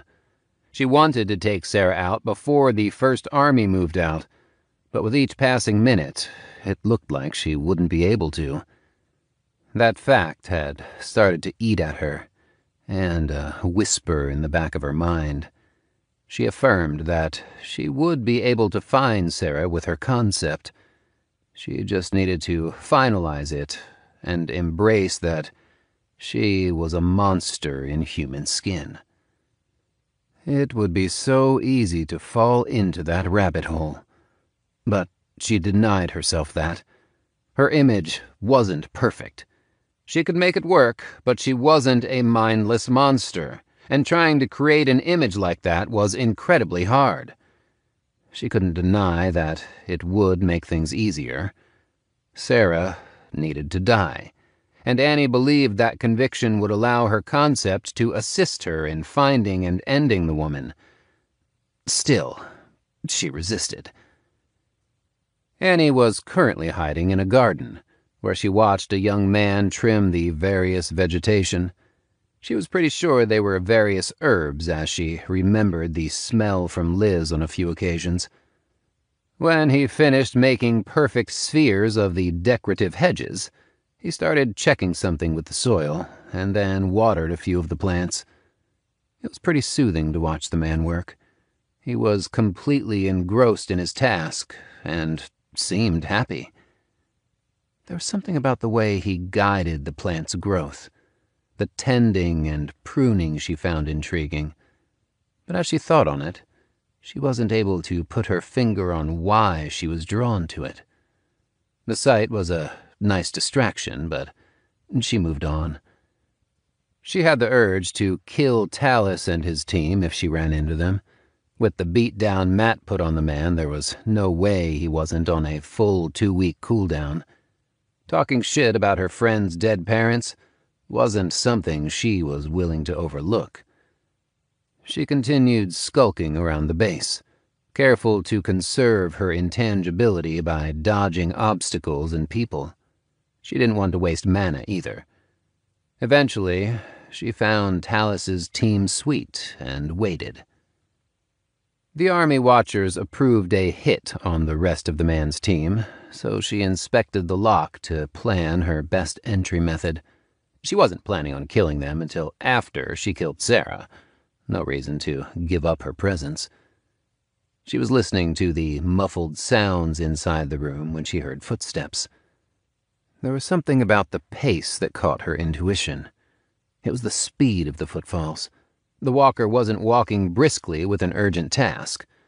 No. That pattern of steps had speed but surety. The walk was the near run of someone who wanted to move quickly but quietly. It sounded like they were running crouched and on the balls of their feet. Annie trusted her intuition. Her still unnamed trainer had hammered that into her. Anyone doing undercover work needed to trust their gut. When she asked when it was wrong, he just laughed. He told her that in those rare cases, success resulted when combat skills and evasion skills met proper planning. If any of the three weren't up to par, you died. It was as simple as that. She had understood that quite well, to her own surprise. There was a freedom in knowing that only death awaited in true failure. It took some of the pressure off. Emily didn't understand that in the slightest, but Annie embraced it like a warm blanket. When she turned the corner, she found a man skulking through the halls at a low crouch. He reached a corner and rounded it with a tray in hand. Annie moved forward like spilled water and caught a brief whiff of balsamic vinegar. Princess Sarah was said to love salads, and no salad was being served in the communal dining hall. She had already stolen a meal from there. They were eating some vegetable pie thing. She was sure that Matt could tell her a million uses for balsamic vinegar, but she only knew that it went on salads. More importantly, her gut told her that she was onto something. The Pather headquarters were a perfect hideout for a princess trying to lay low. She followed the man as he made 2 circles around the spatially expanded quarters. Finally, he went into an unremarkable door. Annie was far enough back that she couldn't follow him into the room, so she positioned to get a good view into the room as the man exited. He was just as furtive when he opened the door and ran out of the room while crouching. Annie got a half-decent view inside, and that little glimpse was enough to give her pause. Nothing was wrong, not overtly at least. The only thing out of place was the missing alcove that was normally at the entrance of each room she had been in. It was meant for people to drop off jackets or coats as they entered their rooms. It was missing here, but was standard issue for every room. She could think of a million reasons why it was missing, but none were good. Or at least it triggered her paranoia regarding small details that she'd learned during her training missions. She would assume that it was just broken or moved in a normal situation, but there was no reason for the space to be filled in like that. Annie hunkered down and waited. She was patient. Whoever needed to have food delivered would eventually have it delivered again. Then she would make her move. Until the moment came, she would watch. There was no need to rush. Matt moved his troops out en masse. They didn't have the mana reserves to use the teleporters, so they were forced to trek the long and slow journey. They quickly ran into their first roadblock when their scouts discovered that they were being followed. Matt ordered them to wait and observe their watchers. The Queendom scouts had their direct route to the armies under surveillance. That wasn't a surprise to anyone. Their options were limited, which meant they were predictable. The only thing the Kingdom troops had on their side was that their enemy had no more troops to throw at them. Most troops were holding their cities as they tried to race down its walls in retaliation or were reinforcing the notable forts. With the remaining troops surrounding the Kingdom cities, they had no real way to counter Matt's army's movements, not unless they wanted to give up a siege. Matt could hope, but only an idiot would give up their progress on taking such an important objective, when there was only a smaller force unaccounted for. That was why he wanted to change the paradigm. When they were 9 hours into their flight, and about to reach the continent where the Queendom was attacking the two cities, the million-strong army split apart. They formed 10 units, each 100,000 strong, and scattered. Matt would have preferred that they only broke off into a few units twice that size, but he had to bow to practicality. If the Queendom gathered enough troops to wipe out one of his teams, they would have a warning at least. All of the teams had orders to retreat at the first sign of being engaged on. Their purpose wasn't to fight land battles, but to hinder the Queendom's ability to reinforce their troops. Burning mana, everyone sped up and started to hit their large fort targets. They were acting as supply points, and the teams were each assigned smash-and-grab missions. Matt and his team were landing at the farthest section of the forts. They would be attacking last, and therefore would be in the most danger, as they were the closest to the armies engaging the cities. After seeing the performance while the kingdom leadership was dead, he didn't trust anyone else with the job. He also wasn't entirely sure that he had weeded out all of the spies. His men landed like a wave of locusts. Their positions were already set, and everyone jumped into action. Matt had the remaining Pathers that weren't acting as hit-and-run units with him. He hit the ground and started running toward the front gate. He wanted to shoulder-check the door and knock it down like some great hero. Instead, he skidded to a stop, as he was peppered with arrows through the slits in the gatehouse tunnel. Matt responded with fire. Lots of fire. Flamethrower washed over the stone, blackening it during the brief exposure, and the arrows stopped for a heartbeat. He rushed to one of the windows and let his torrent of fire loose inside of the building. He could hear the screams, and when they stopped, he moved to the other gate and repeated his actions. The follow-up teams quickly advanced, and they started hacking at the gate. They were mostly a distraction. Their long-range scouts reported that the defenders were sending everyone to the gate, and the general troops rushed forward in a wave. In seconds, ladders and ropes were secured, and their numbers crushed the unprepared defenders. 2 minutes later, the door opened from the inside, and Matt strode in over the blood of the fallen. Matt sent the next wave of orders, but the inner keep was barred up tight. 2 mana cannons were brought out and assembled next to Matt. He blasted his concept and had the men fire them into the front door. It took 6 shots, but the doors finally exploded, and Matt repeated his flamethrower trick with the same results. The spell was a death sentence to anyone unlucky enough to be stuck in an enclosed space. They had the front room clear, and started to take the boxes of provisions that hadn't burned. A few of these spatially expanded storage containers had been too close to the heat and had caught fire. When the enchantment broke, the space returned to its normal size, and items were scattered everywhere. As they pulled the boxes out, Matt could see his other teams setting explosives along the inner walls of the bottom level. All of their first targets were large forts that had been upgraded with teleportation formations. They intended to cut off the Queendom's easy access to reinforcements and goods to start. Then, when they attacked the besieging armies, they wouldn't be able to reinforce and resupply as easily. They took the fort in under 10 minutes and set the explosives off. The building crumbled in on itself and down. Matt cheered internally as he watched their supplies numbers tick up. Their casualties were painful, but they hadn't lost enough to materially affect their combat capabilities. For now, they just needed to move on to the next large forts that they believed had teleportation formations and batter them down. Everyone's orders were to do so from range instead of directly assaulting the forts. They only needed to last long enough for the prince to reinforce them. 2 weeks of supplies were more than enough. They just needed to slow down the Queendom, not kill them all. Sarah sat in her bunker of a room and cursed. The damn pather connected to Liz was ruining her plans, or at least slowing them down. It was the same thing, really, when things were going this poorly. He had taken out her large fort's teleportation with eerie accuracy.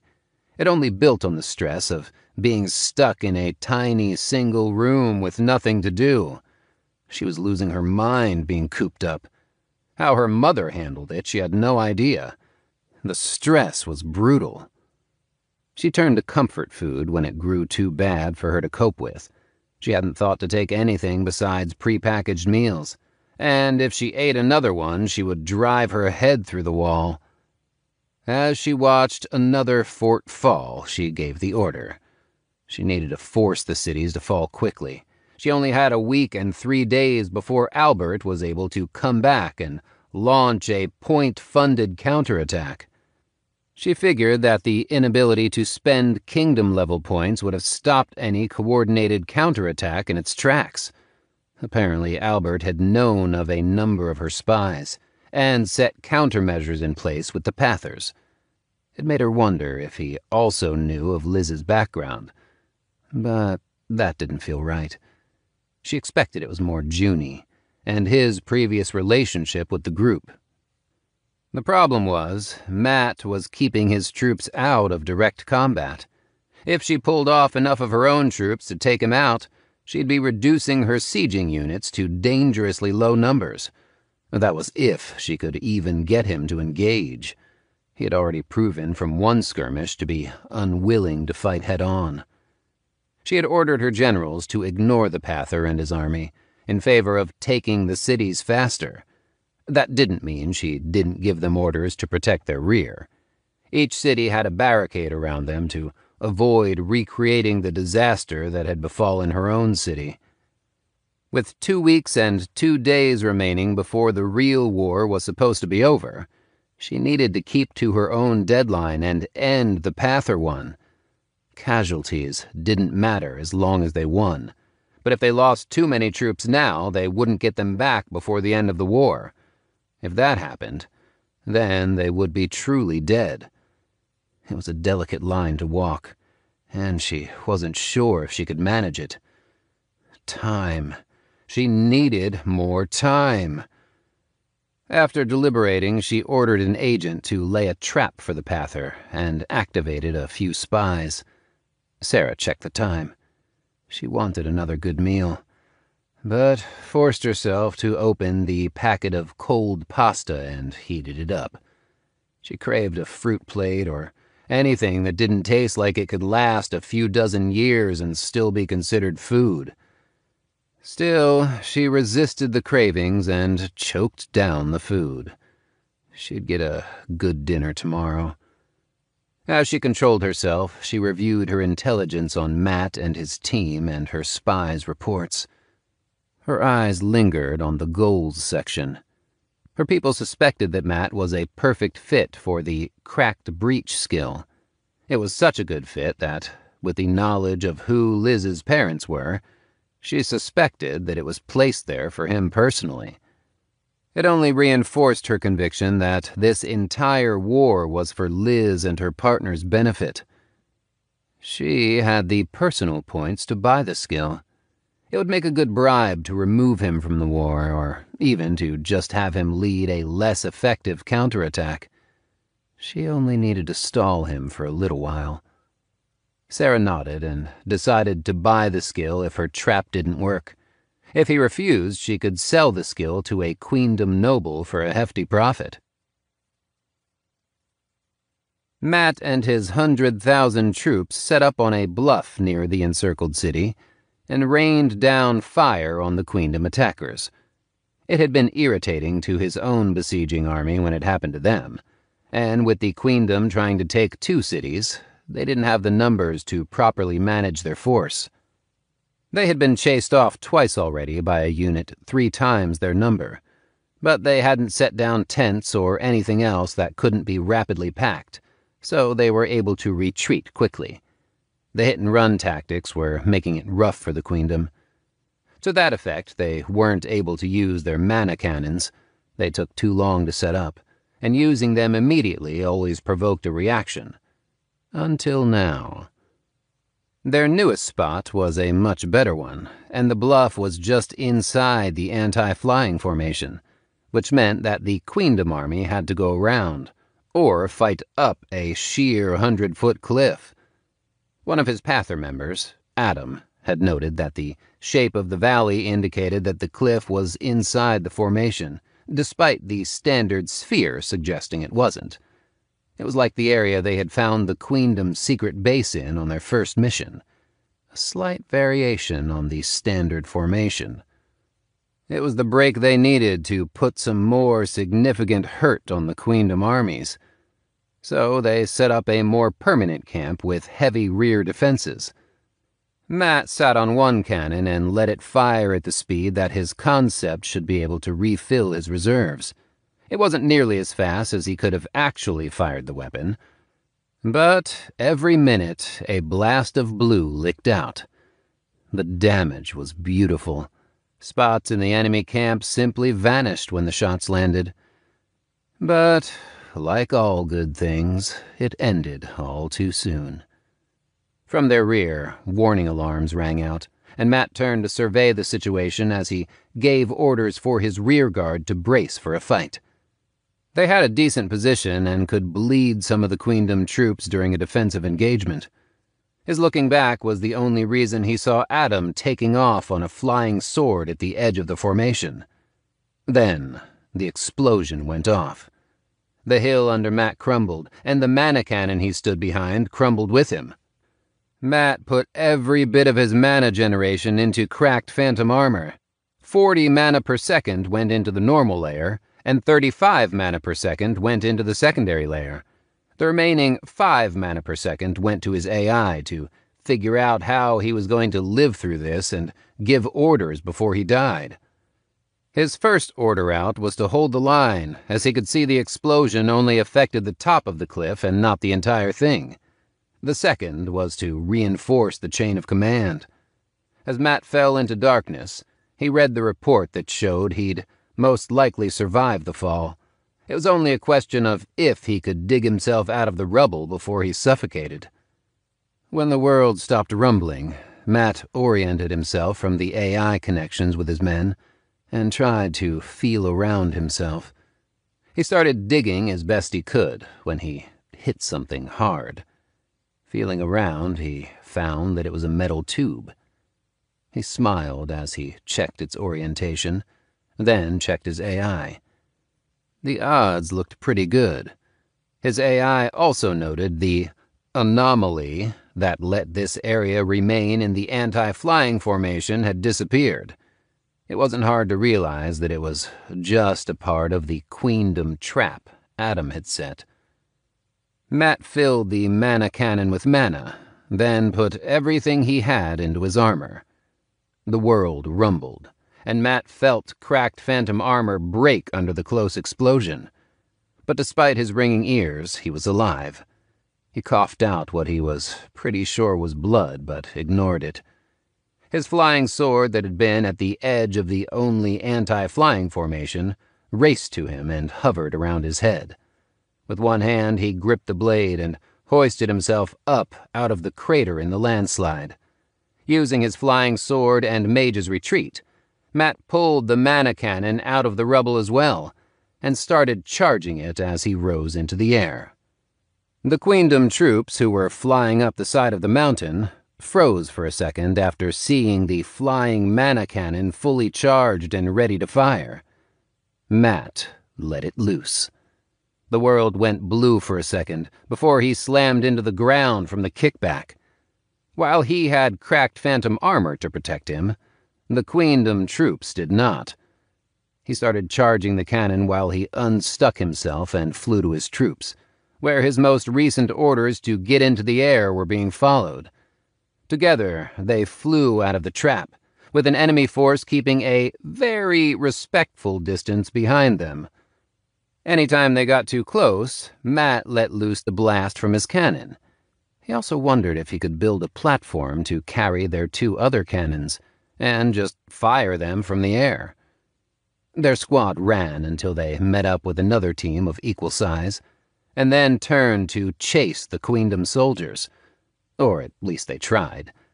The Queendom troops didn't hesitate long enough for Matt's forces to turn on them. They quickly retreated to the safety of their greater army, instead of fighting it out with a force that they only outnumbered by 50%. Once they landed, Matt began giving orders while healers came to tend to him. He wanted to ignore them, as his wounds weren't too bad, and some of his men had far worse. It was only after a quiet and uncomfortable reminder that he was the only reason they were out here that Matt let the healers do their jobs. The man quickly left, but not before Matt topped him off with his concept. They needed their healers in the best condition, and he did feel better from the healing. At least one rib had shifted uncomfortably during the process, which only confirmed what his AI had been telling him. Their teams harassed the enemy armies while avoiding conflict for the next week. 7 brutal days of little sleep and being constantly on the move. Still, their hard work paid off in the following days. Neither city had fallen, despite the Queendom bombarding them night and day. The defenders were able to repulse every attack, and rumor had it that Prince Albert was preparing for a grand campaign when he came off his healing cooldown in 4 more days. While they were all tired, their presence had slowed the Queendom down enough to have a fighting chance at relieving one of the cities. Their chances were so good that a large portion of the general troops even clamored for it. They were easy points, they said. Matt and the other commanders all believed it to be a trap. The Queendom had only reinforced one of the cities the entire time. It wasn't as if the Queendom hadn't had traps before, and something so obvious made them all wary. In the end, Matt's threats and presence had placated the dissenters. He didn't have to kill anyone, but he had to go and give some friendly chats to a few mid-level commanders. A few questions about their loyalties were enough to stop any more of those complaints. After the traps and betrayals, any hint of being a traitor was enough to merit an instant killing. No one disagreed with the method after the 3rd poisoned camp stew, and a bomb planted under the command tents. The bombs had been ineffective because Matt refused to hold any personal meetings, insisting on only using their AI. He purposefully avoided gathering everyone together. It made things harder for him since half of his authority came from the threat of him kicking someone's ass if they refused his orders. He had to substitute in threats of giving generals and commanders personal visits to keep them in line. That was until they got the news. Sarah had been killed, along with a number of her higher officials in the chaotic aftermath. Someone, presumably Annie, had finally killed the woman. Annie had grown tired. Not just physically, but mentally as well. Standing watch on a random door had been too much for even her after 2 days, and she looked at other methods. She trusted that barging into that room would mean her death, when she had an idea. Do I really need to stab her? A quick message to Liz had provided her with the name of a particularly subtle poison, and she had spent 200,000 points on a small vial of the stuff. The list of ways the little vial could kill someone was longer than her forearm. Even the fumes were toxic if breathed in too long. The advantage of the stuff was that it was odorless and tasteless to humans. Most beasts could smell it, but Sarah wasn't a beast, so Annie expected it to work. She stalked the kitchens for days, following the one man who brought down the food the first time. He was a mid-level manager who was unremarkable besides delivering the princess's food. When he started cutting a cheese and fruit board, she knew that she had the right person. It was also not a part of the general menu. Annie also noted how he tasted each piece of food before he started walking down the hall. She shadowed him until he was about to enter the same door as last time, when she put a drop of the poison on a halved grape as he went through the door. One drop was all that the little vial contained. With things already in motion, Annie ran to one of her marked locations and watched key members of Sarah's side.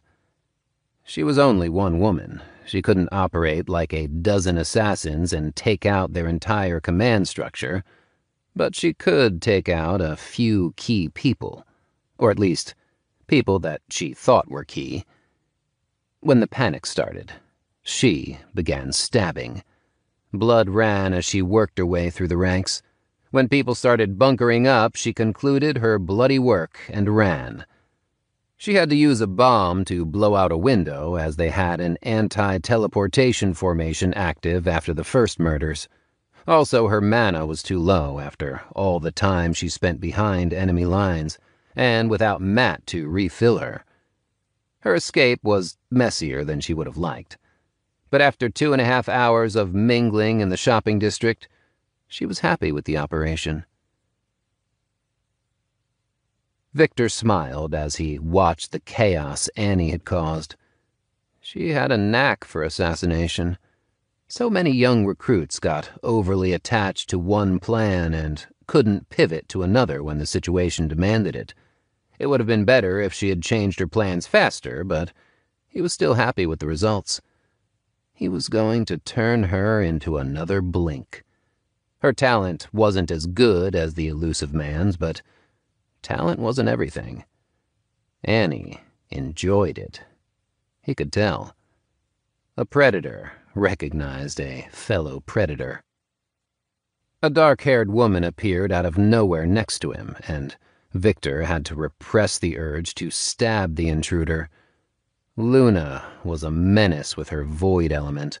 She was able to erase her presence better than nearly anyone, and when she appeared, it made him jumpy. The infamous manager shook her head without looking at him, her attention on the piece of paper she was writing on. You won't get what you want. Why do you think that? She's perfect. Victor was actually curious.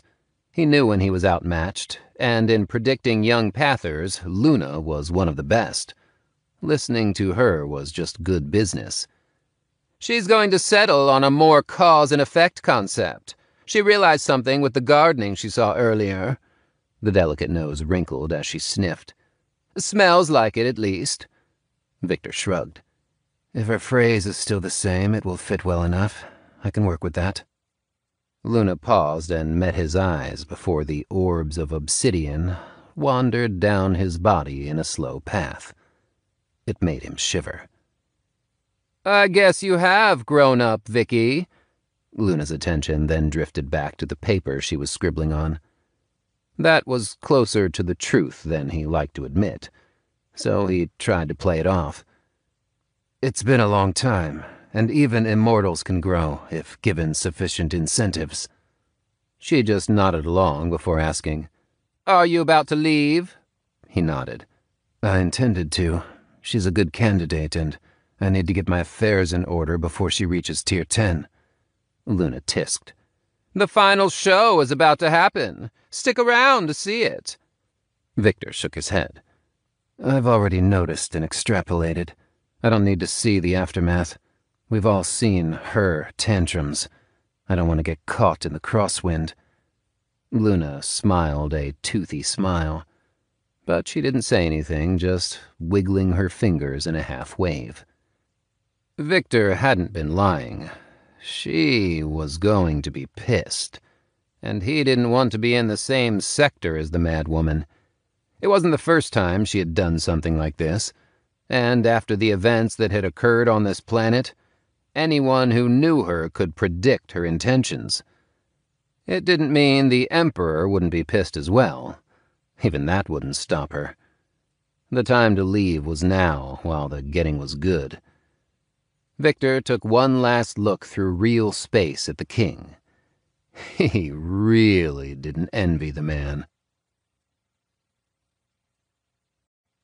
Chapter 30. Liz paced around their shared living quarters. She was restless and irritable. Matt had been gone for so long, and she was stuck here. The days had passed agonizingly slowly, with nothing to do but observe. She just hated being forced to sit around, unable to act. At first, she tried to lose herself in alchemy, but she could never keep focused long enough and kept ruining her mixtures. Even Connor and Emily tried to keep her distracted in their own ways. The party's healing cooldown was just over halfway done, but she needed to start moving again, now. But there was still a long way to go. The situation outside wasn't looking entirely awful, but it wasn't anywhere near good.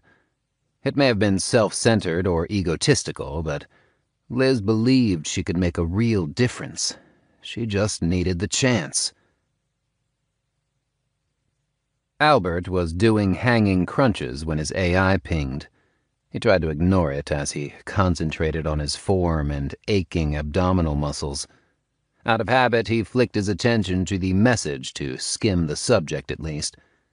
In sudden shock, his legs slipped from the bar, and he plummeted to the ground. The impact didn't even register as he started to laugh. Sarah was dead. He smiled as he flexed his newly formed concept from his time with the shard of reality. Things were looking up. Now she would be in the same situation he had been in. She might have contingencies set up, but he doubted she would have counters in place for what he intended. Sarah cursed as she popped in the hospital above a bed. A cracker stacked high with cheese and meat half-hovered an inch in front of her open mouth, wiggled ominously. What the fuck? Realization hit, followed up quickly by, How did I die? The healer pressed a hand to her arm before nodding a few times, as his eyes flicked back and forth. Simulated poison in the cracker before that one. Seeing her confusion, the healer explained. No one is going to risk actual death with something that dangerous. No actual damage done, so you're free to go. Sarah glared at the cracker in her hand before asking, Simulated poison. So is this safe? At the healer's nod, she chomped down, making sure to savor the flavor. It was the only enjoyment she was going to get out of her day, after all. Thankfully, she'd prepared for this scenario. Her subordinates knew what to do next, and while she couldn't command her own people during her healing cooldown, bribing the kingdom's hierarchy was another matter. Proper planning prevents piss-poor performance. This inconvenience may slow her down even further, but she could recover. She had multiple layers of contingency in place for a reason. She started at the bottom of the Pather and Kingdom personnel who weren't a part of the greater plan. Sarah only needed to stall for another week and a half. Amber should already be making calls now that Sarah's death was reported. While she was on her cooldown, she might as well give her mother an update and see how the real war was progressing. Matt sat in his command tent with half a dozen of his most influential officers, listening to a brief from their scouts. Suddenly, a message from Princess Sarah's right-hand woman, Amber, came in, asking for a conversation. He was going to dismiss it out of hand, but thought better of it. Making a quick excuse, he backed out of the room while everyone discussed the ramifications of this plan or that plan. It was fairly moot. The Kingdom forces currently lacked the manpower to accomplish anything truly significant. When he accepted the call, he found a smiling virtual head waiting for him. Hello, Matt. I know you're busy and don't appreciate the normal political wordplay, so I'll cut to the chase. I want to talk with you about coming over to our side for the remainder of this war. Matt should have expected it, but he was still taken off guard by the request. Amber seemed to take his speechlessness as permission to continue her pitch. I'll ensure you're well compensated. After your win in the duel arena, we noticed that side slide skill vanished. With your teammate Annie's survival of the ambush, we can put 2 and 2 together. Matt nodded slightly at that. It was an easy enough deduction, so there was no point trying to hide it. But he wasn't sure how that related to him and the queendom. Amber continued. Obviously, you used your own duel winnings to help her get such a high-value chase item, which would mean, with your team's recent deaths, that you're all rather low on points. So I took the liberty of buying Cracked Breach myself. He internally panicked as he checked the points store to find the skill along with several other high-cost items gone. We would be quite willing to give you the skill. All we're asking in return is that you use it to help us level the final cities. It would be a double win for you, since you'd earn a queen's ransom of contribution points in the process. Amber finished with a beaming smile. Matt could feel the temptation bubbling up inside of him. It was an incredibly generous offer. And, with a few notable exceptions, the kingdom had not enamored itself to him.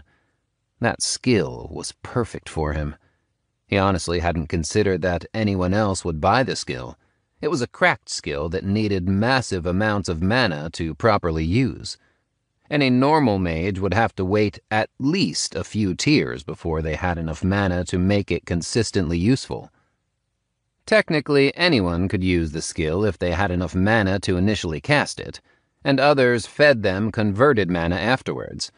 It was just that most people didn't have a spare 10,000 mana to throw away on a single shot of a skill, or a battalion of support mages to feed them more mana. But that was the problem. Amber, and through her Princess Sarah, wanted him to cast the spell now. Matt had a maximum mana of 80, and 100 mana was needed up front to cast it. Nothing he could do would allow him to cast the spell without tiering up first to double his maximum mana again. But that wasn't an option, since he'd be removed from the war the moment he became a Tier 7. He was also afraid to try and brute force the skill to lower its cost, considering the skill's additional cracked effect preventing the initial cost from being lowered further. He wasn't sure if it was a hard limitation or if it meant that the skill couldn't stabilize with less mana. An unstable siege skill would be like an unstable mana cannon. Every shot came with the risk of just exploding instead of firing at the target, and he didn't want the equivalent of a mana cannon detonating inside of him. Matt couldn't accept the bribe, no matter how much he wanted to. When he couldn't follow through on casting Cracked Breach, it would reveal that his concept wasn't responsible for his insane mana generation. It would raise questions that Matt couldn't afford to have people asking. Fighting to keep the disappointment off his face, he decided to play it straight. I'd never change sides for something as simple as a bribe. How would that look on me as a person to the Army Watchers? A supposed ally any enemy can bribe away with a sufficient enough trinket? No, I'm sticking with the kingdom. Amber raised an eyebrow, but didn't seem fazed. We're willing to sell you the skill for half price, on the condition that you don't absorb it until after the war. You just have to stall the counterattacks on my sieges and let the 2 cities fall. She smiled and continued. Even if those 2 cities fall, the kingdom will still have one left. It won't end the war. Matt was even more tempted, and regretted the excuse he'd chosen. Having made such a hard-line stance about moral appearance, he couldn't take this offer either without revealing his lie. Sabotaging the kingdom from within would look even worse to the army than openly switching sides. He shook his head. That's another generous offer, but I'm unwilling to sell my morals. Amber seemed unbothered and just nodded. Then best of luck to you. I know we don't need it. The call ended with a grin on her part. Curses started to flood from Matt's lips, drawing widespread attention to him as he debated what to do. Finally, he decided to report to Junie that Sarah's people contacted him in an attempt to bribe him away. This mess would look much worse if he didn't get ahead of it now. Sarah could send carefully edited recordings of everyone she messaged to Albert and destroy any trust the kingdom's leadership had in him and the other top pathers.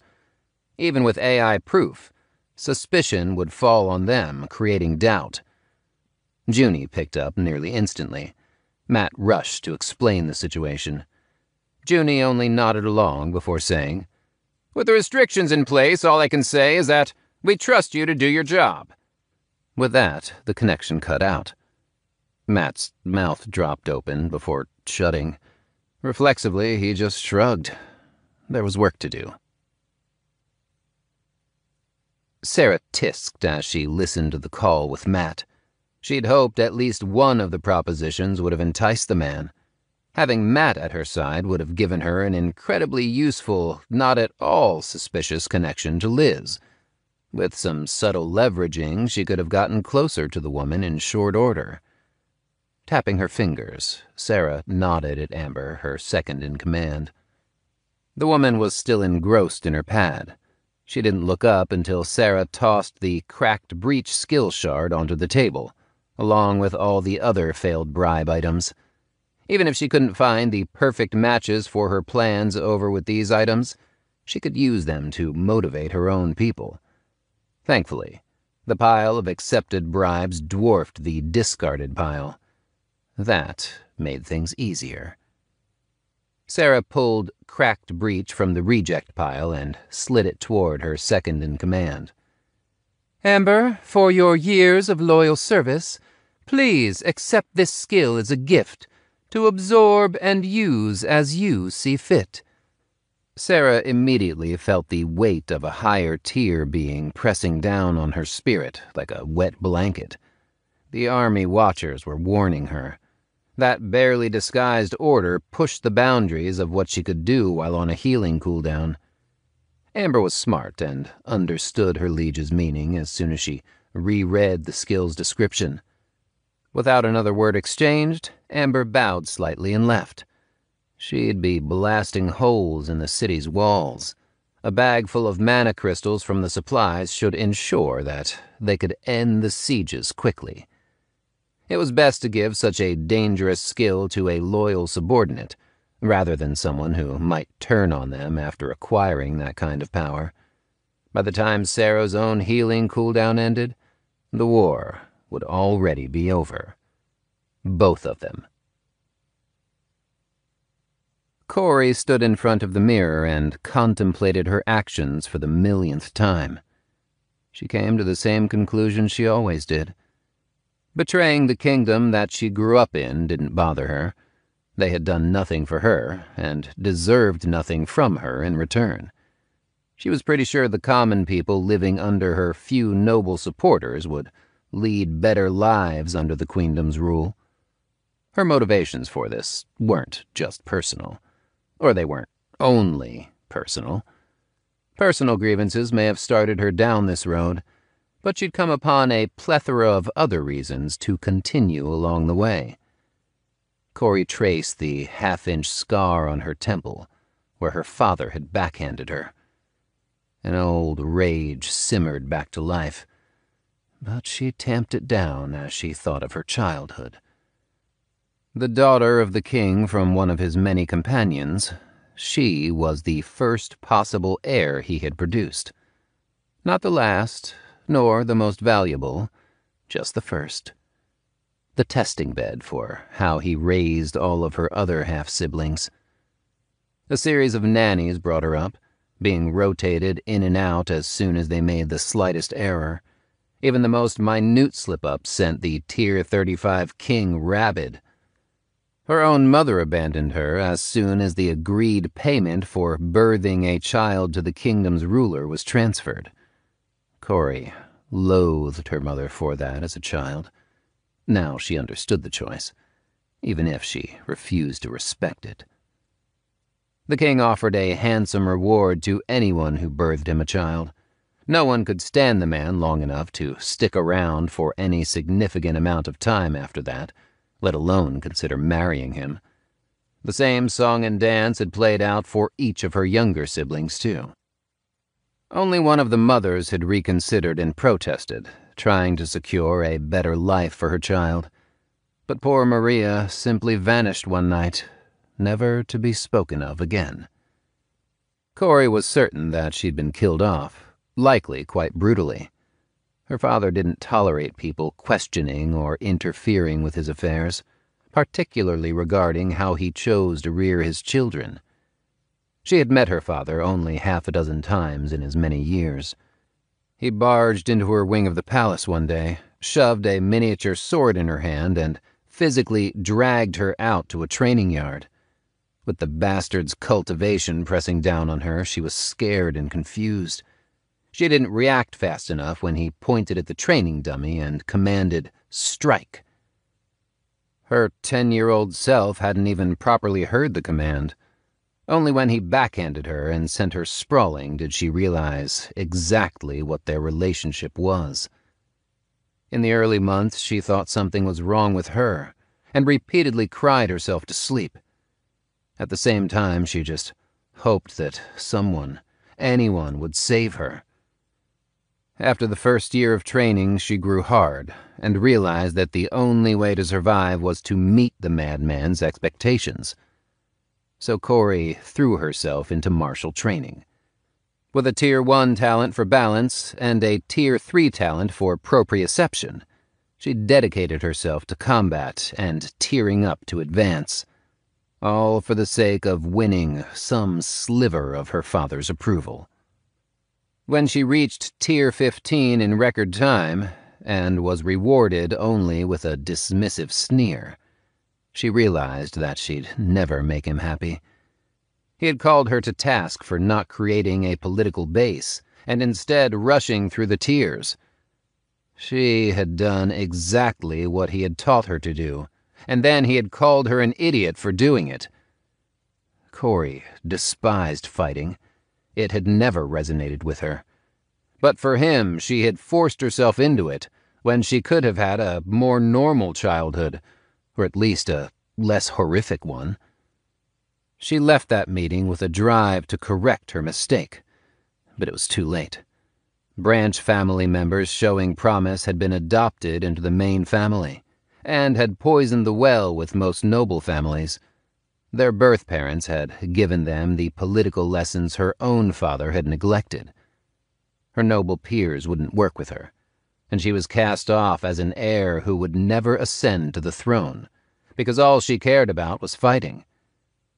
So she embraced that persona and entrenched herself into the kingdom military. It had taken decades, but she had worked her way up and was now in the perfect position for revenge. The original idea had been to just kill the bastard when she matched his tier. But perspectives change. Once she was released from her sheltered life in the capital, and was no longer focused solely on delving to advance, she witnessed the rampant neglect and abuse in her kingdom. The system was broken beyond repair. It needed to be shattered, melted down, and completely reforged if anything good was going to come out of it. At the kingdom's outskirts, people didn't even bother to hide their contempt for the heavy taxes, neglect, and disgusting privileges taken by some nobles. That was where she found people who were desperate for change, but lacked the power to act against the higher-tier nobles pissing on them from above. So she made use of the political skills her father claimed she didn't have. Bit by bit, she gathered the disparate groups and a few decent nobles under one banner. Like-minded individuals slowly rallied around her. It wasn't easy or fast, but the right person noticed. A queendom spy eventually contacted her. At that time, her plan had been a mass defection to create an independent splinter nation, when instead offered full membership into the alliance of allied queens as a queen herself. Corey could not refuse. A deal was worked out. Under her command, a large swath of border worlds would defect to the queendom, stealing away 12% of the kingdom's current territory.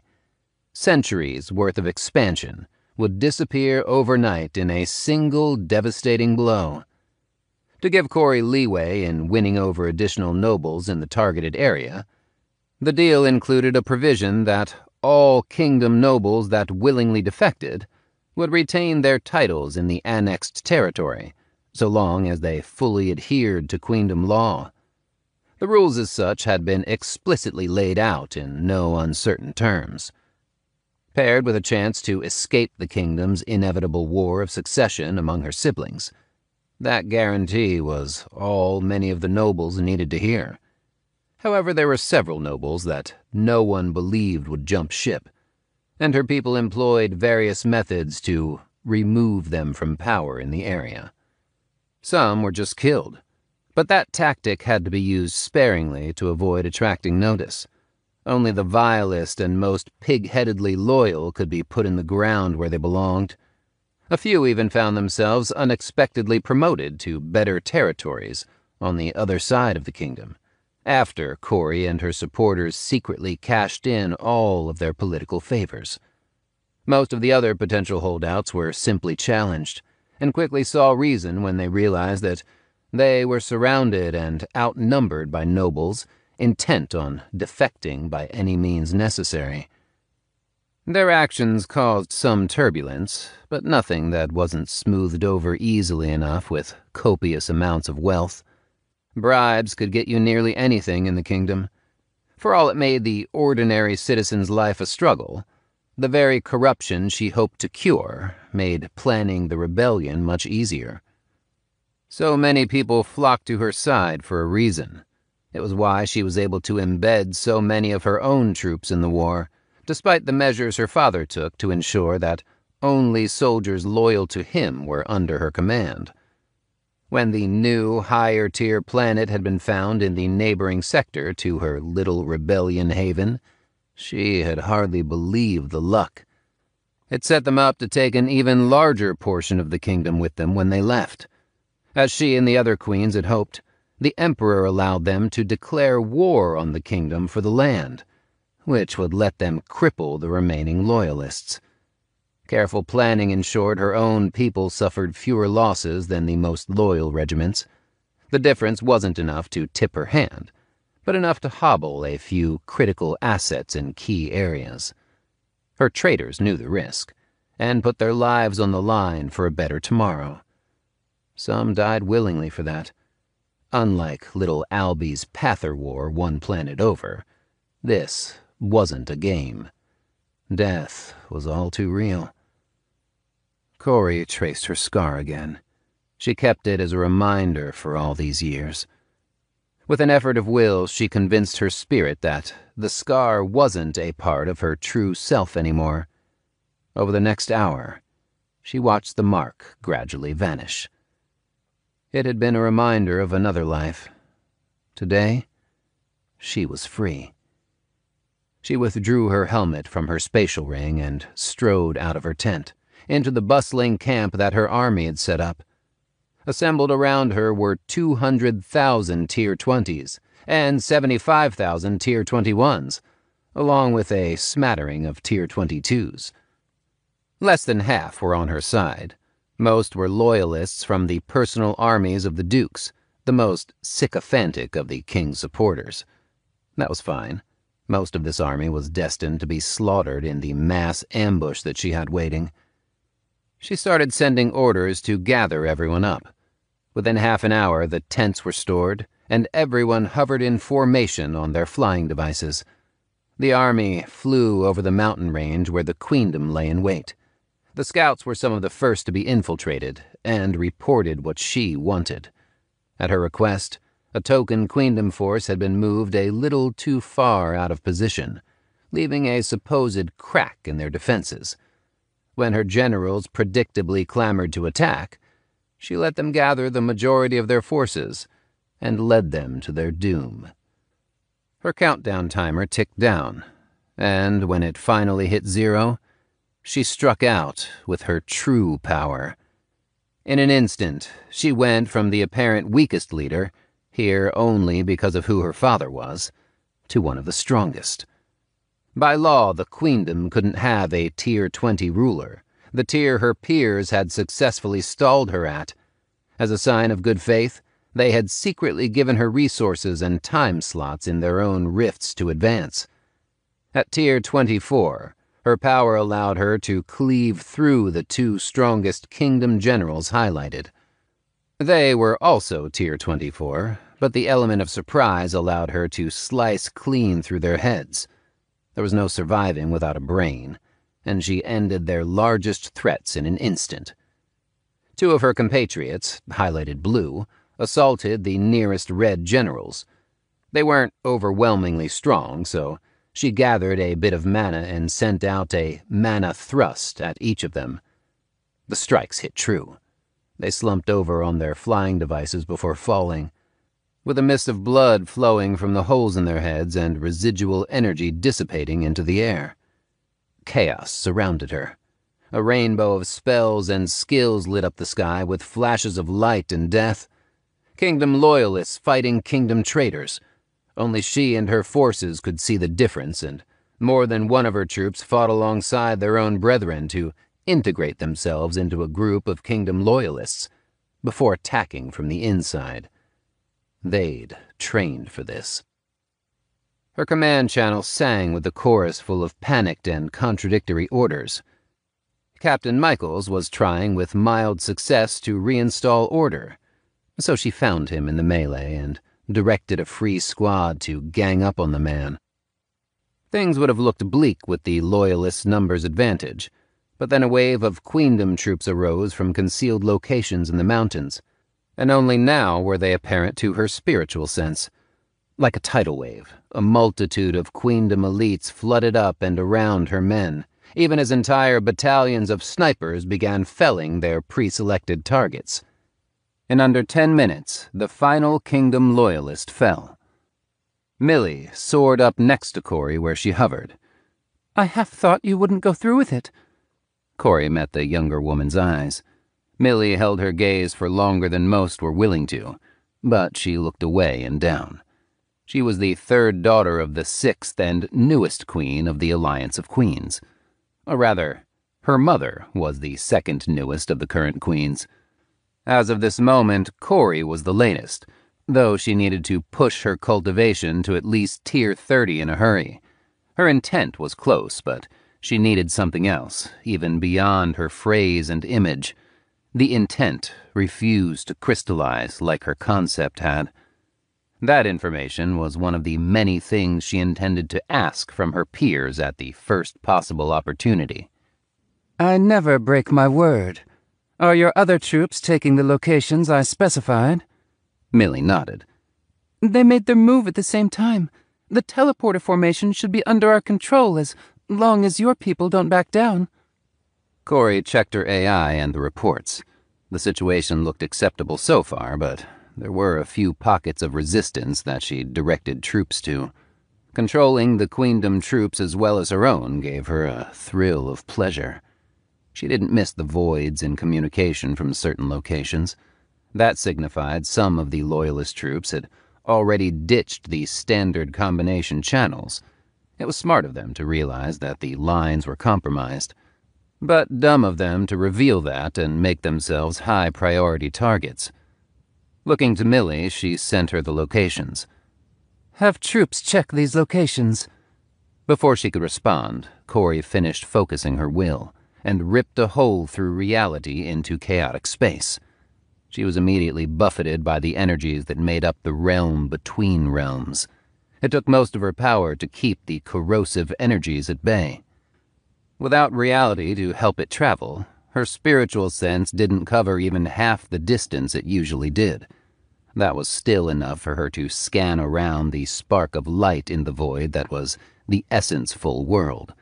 Seeing no one around her trying to escape, Corey changed the location of her focus and punched back into the world, halfway across the planet. That stunt had cost her nearly half her mana and most of her willpower, but she was still confident in her combat prowess. Damien and Kirsten came to a halt, sensing her presence as she entered real space and hovered behind them. To avoid breaking the rules of engagement, Corey needed them to attack first, as she was the stronger party. The Tier 22 man and woman were her most significant problems. They were a Marquis and Marchioness, respectively, and die-hard loyalists. They were also capable tacticians, which was why she was going to take them out herself. Or that was the excuse she had briefed the Queendom on. In truth, she detested the pair. They were willing to sell anyone out for personal power. Starting as unlanded nobles, they had schemed their ways up the ranks. At every opportunity, these two sociopaths were held as shining examples of why her father's methods worked. They were loyal enough to have eagerly performed violent loyalty purges of their domains, often unprompted. While they had officially only killed heads of state, they had taken out any political opposition they could get their hands on. More than a few people were executed on charges that were later revealed to be lazily fabricated. Her father adored the pair. Everything they embodied, Corey abhorred. Wiping them from existence would be a public service. They also took every opportunity to talk down to her, claiming that their power was only their own because they had earned it and not squandered it. The unspoken "as Corey had" was always hidden in their smirks and the glints in their eyes. The tall, pale man summoned his war axe, and the woman readied a staff that cracked with lightning, water, and eddies of air. Kristen spat to the side. You sold us out to the Queendom? You are a fucking bitch. When the king hears of this, he'll have your head on a platter. It was hardly a question, but Corey smiled under her helm in response. She activated flexibility, endurance, and mana strength. Moving at full strength normally drained her rapidly. It was really a question of whether exhaustion would set in, or she would tear a muscle first. The buffs allowed her to fight with neither constraint nor worry. A Tier 26 mana stone was already being pumped into a rapid mana converter to slowly recover the mana from her trip through chaotic space. The expense was ruinously wasteful, but she had her own sources of wealth. The underground fighting arenas paid obscenely well for death matches. It was how she could afford her new weapon. The rapier gleamed a glossy green in the setting sun. It was an exceptional weapon that she had ordered from an Empire crafter. Most considered a plant mage weaker in the air, but Corey disagreed. You just needed a little ingenuity to make the spells work effectively. There was little point in hiding her abilities anymore. It was time to put down the rabid dogs who thought themselves her rivals. Damien lost his patience first and used Blink to close the distance. There it was, all the provocation that she needed to engage. They had attacked her first, after all.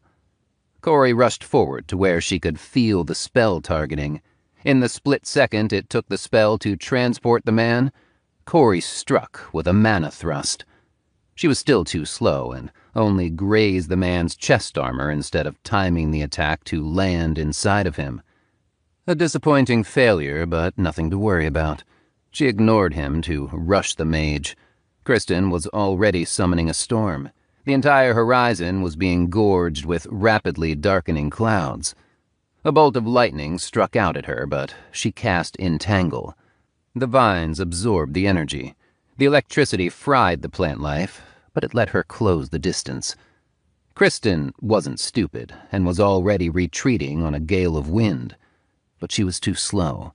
She wasn't a real storm mage, not yet. The enemy mage had yet to merge her 3 distinct mana types into a solid, unified whole. Instead, she was pulling from carefully portioned areas of her mana pool. Not only was the practice slower, but it was also dangerous. If the woman lost concentration, her unstable mana would mix, and the result wouldn't be a storm, but an unusable mess which she would need to purge to fix. That necessity made her slower, which ensured her death. Cori, with her higher cultivation, was nearly on the Tier 22 mage. Her rapier was only feet away when she felt Damien close the distance with a shield bash, used in conjunction with a lunge. Interweaving skills required a delicate blend of magical control that he wasn't able to properly achieve. She could feel the mana spillage from the spell structure radiating around Damien. For it to be this bad indicated the shoddiness of his efforts. Unfortunately, it still allowed him to close the remaining distance in an instant. With her talent and passive skills helping, Cori bent backward and under the chopping axe. Her bones and ligaments screamed with the sudden bend, but she hardly lost any momentum with the maneuver. Still, even that slight hesitation was enough for Kristen to cast Tornado.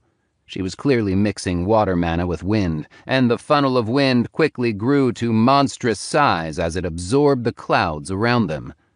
Kristen retreated into the cutting vortex of wind, a place where Cori would have to expend a lot of resources to reach, leaving her open to the couple's retaliation. Instead, through her rapier, she cast Spore and Seed. Tiny motes of plant life flaked off from the green blade and were sucked up into the tornado. If Kristen had been able to merge lightning with the skill, she wouldn't be able to pull this off. But as it was, Cori was free to pump the tiny plant life full of mana. In seconds, the pinhead-sized motes of seed swirling around Kristen were massive tendrils of greenery. Suddenly, the defensive tornado became a trap. Damien struggled to cut through the magically strengthened vines, but he was 2 tiers below her and a full 3 tiers below her weapon. Kristen scrambled to race up and escape out of the apex of the spell, but Cori was prepared, and she was faster. She had ensured that her spell spread out well above and below the mage.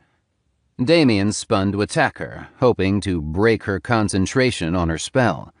To his growing alarm, she avoided each of his attacks simply by leaning on her training and physical advantage.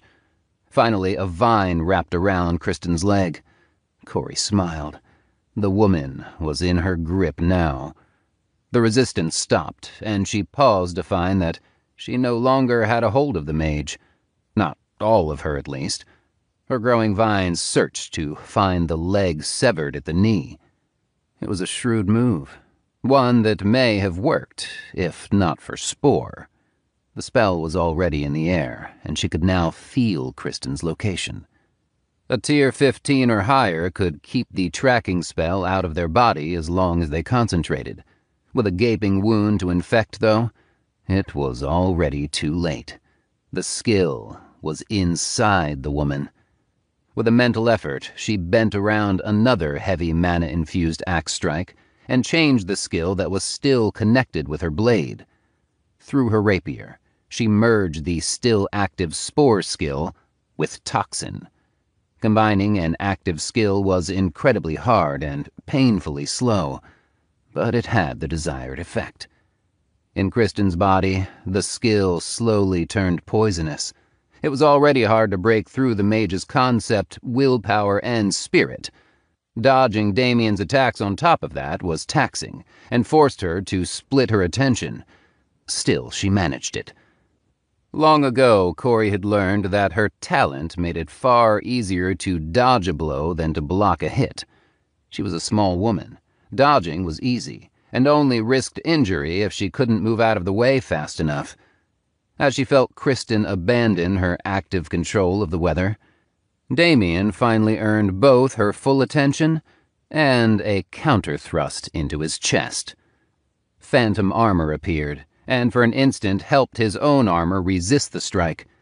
The force of her attack sent him flying upward and out of the atmosphere. Not letting the opportunity be wasted, she rushed toward Kristen, who sat shaking and vomiting. A board slash took the woman's head off. It was almost too easy. In her spiritual senses, Cori felt Damien going utterly berserk. Music to her ears. He unleashed his veil and, shockingly, started burning essence to empower his attacks. A massive, 20-foot-wide mana chop forced her to both activate her own phantom armor and wrap herself in a ball of vines to block it. Using essence in your attacks was possible after Tier 15, but it had two major drawbacks. First off, it permanently damaged the skills used, and would destroy those skills if used too much. Using essence also permanently damaged your cultivation base as you ripped it away.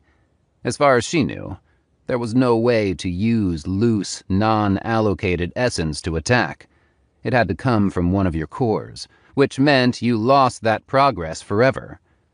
New essence didn't go to fill those voids. It went to advancing. All that power was just gone. Most people weren't willing to sacrifice that much, even for a lover. For immortals, spouses were often temporary. Personal power was the only thing that couldn't betray you after all, and it was the only thing that could drive you forward. If the couple hadn't been such vile pieces of shit, she might have almost found Damien's dedication touching.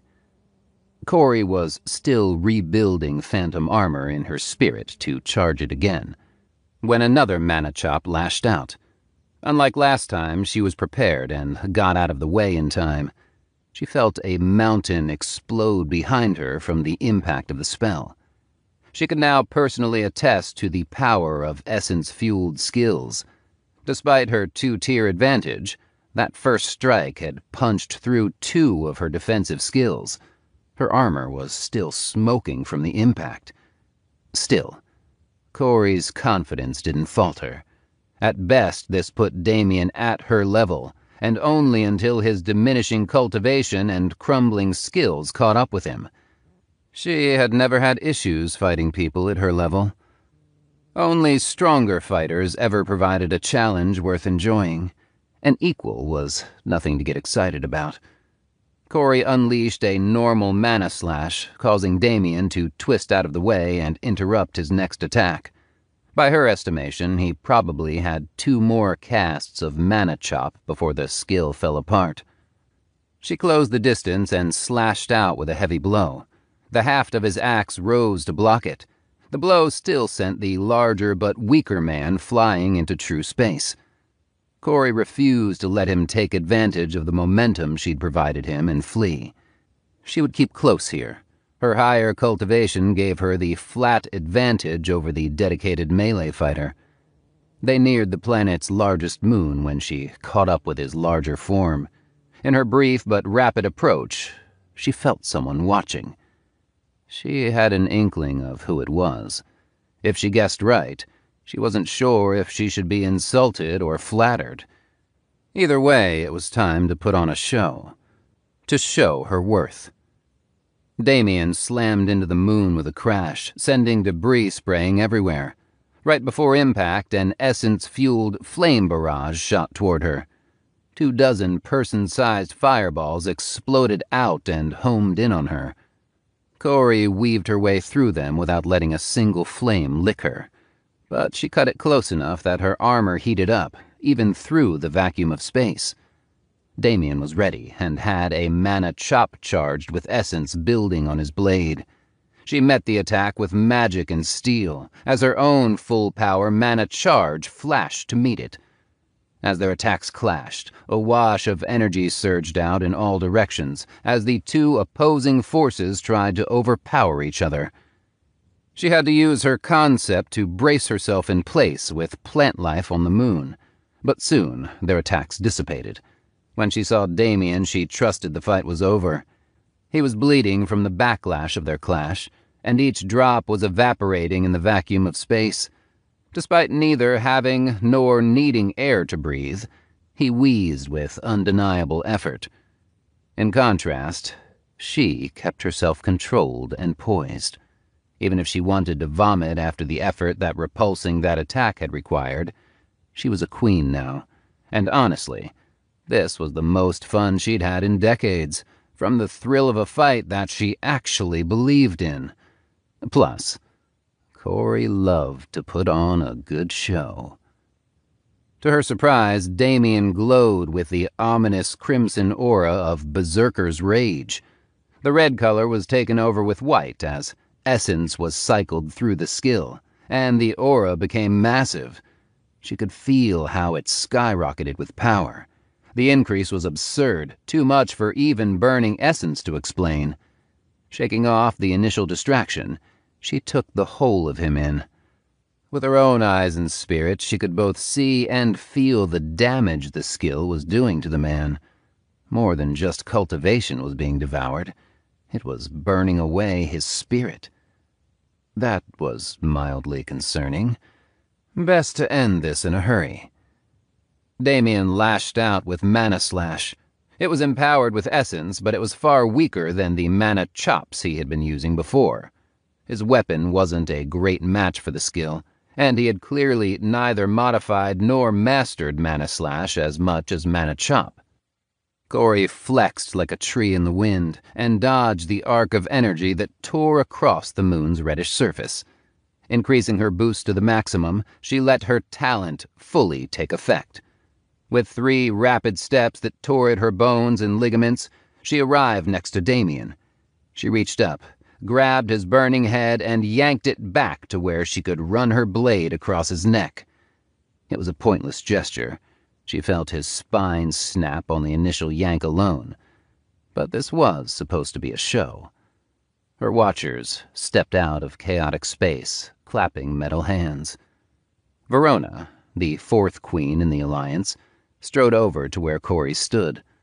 Through AI messaging Corey received, "Well fought. I thought I'd have to step in when he started using essence to power his attacks." Corey just stared her newest peer down. "If you intervened, he would have had to be let go. No, I wanted him dead, so he died." Verona shrugged. "He already crippled himself, so it was no bother. Your life is more important, my newest sister." The ebony-skinned woman's smile was sincere. Corey didn't trust it on principle, but she didn't show that. That would be rude. Verona seemed to catch that regardless and just silently laughed in the void. "Worry not. We may never be the best of friends, but we are sisters of a purpose. That is something beyond mere friendship." Still seeing Corey's expression not soften, she added, "There is no rush. We have time. Speaking of which, we have an appointment to catch." That caught her attention. Something like that was distinctly not a part of the plan. Corey grew wary. "What do you mean?" The Tier 31 shrugged one shoulder.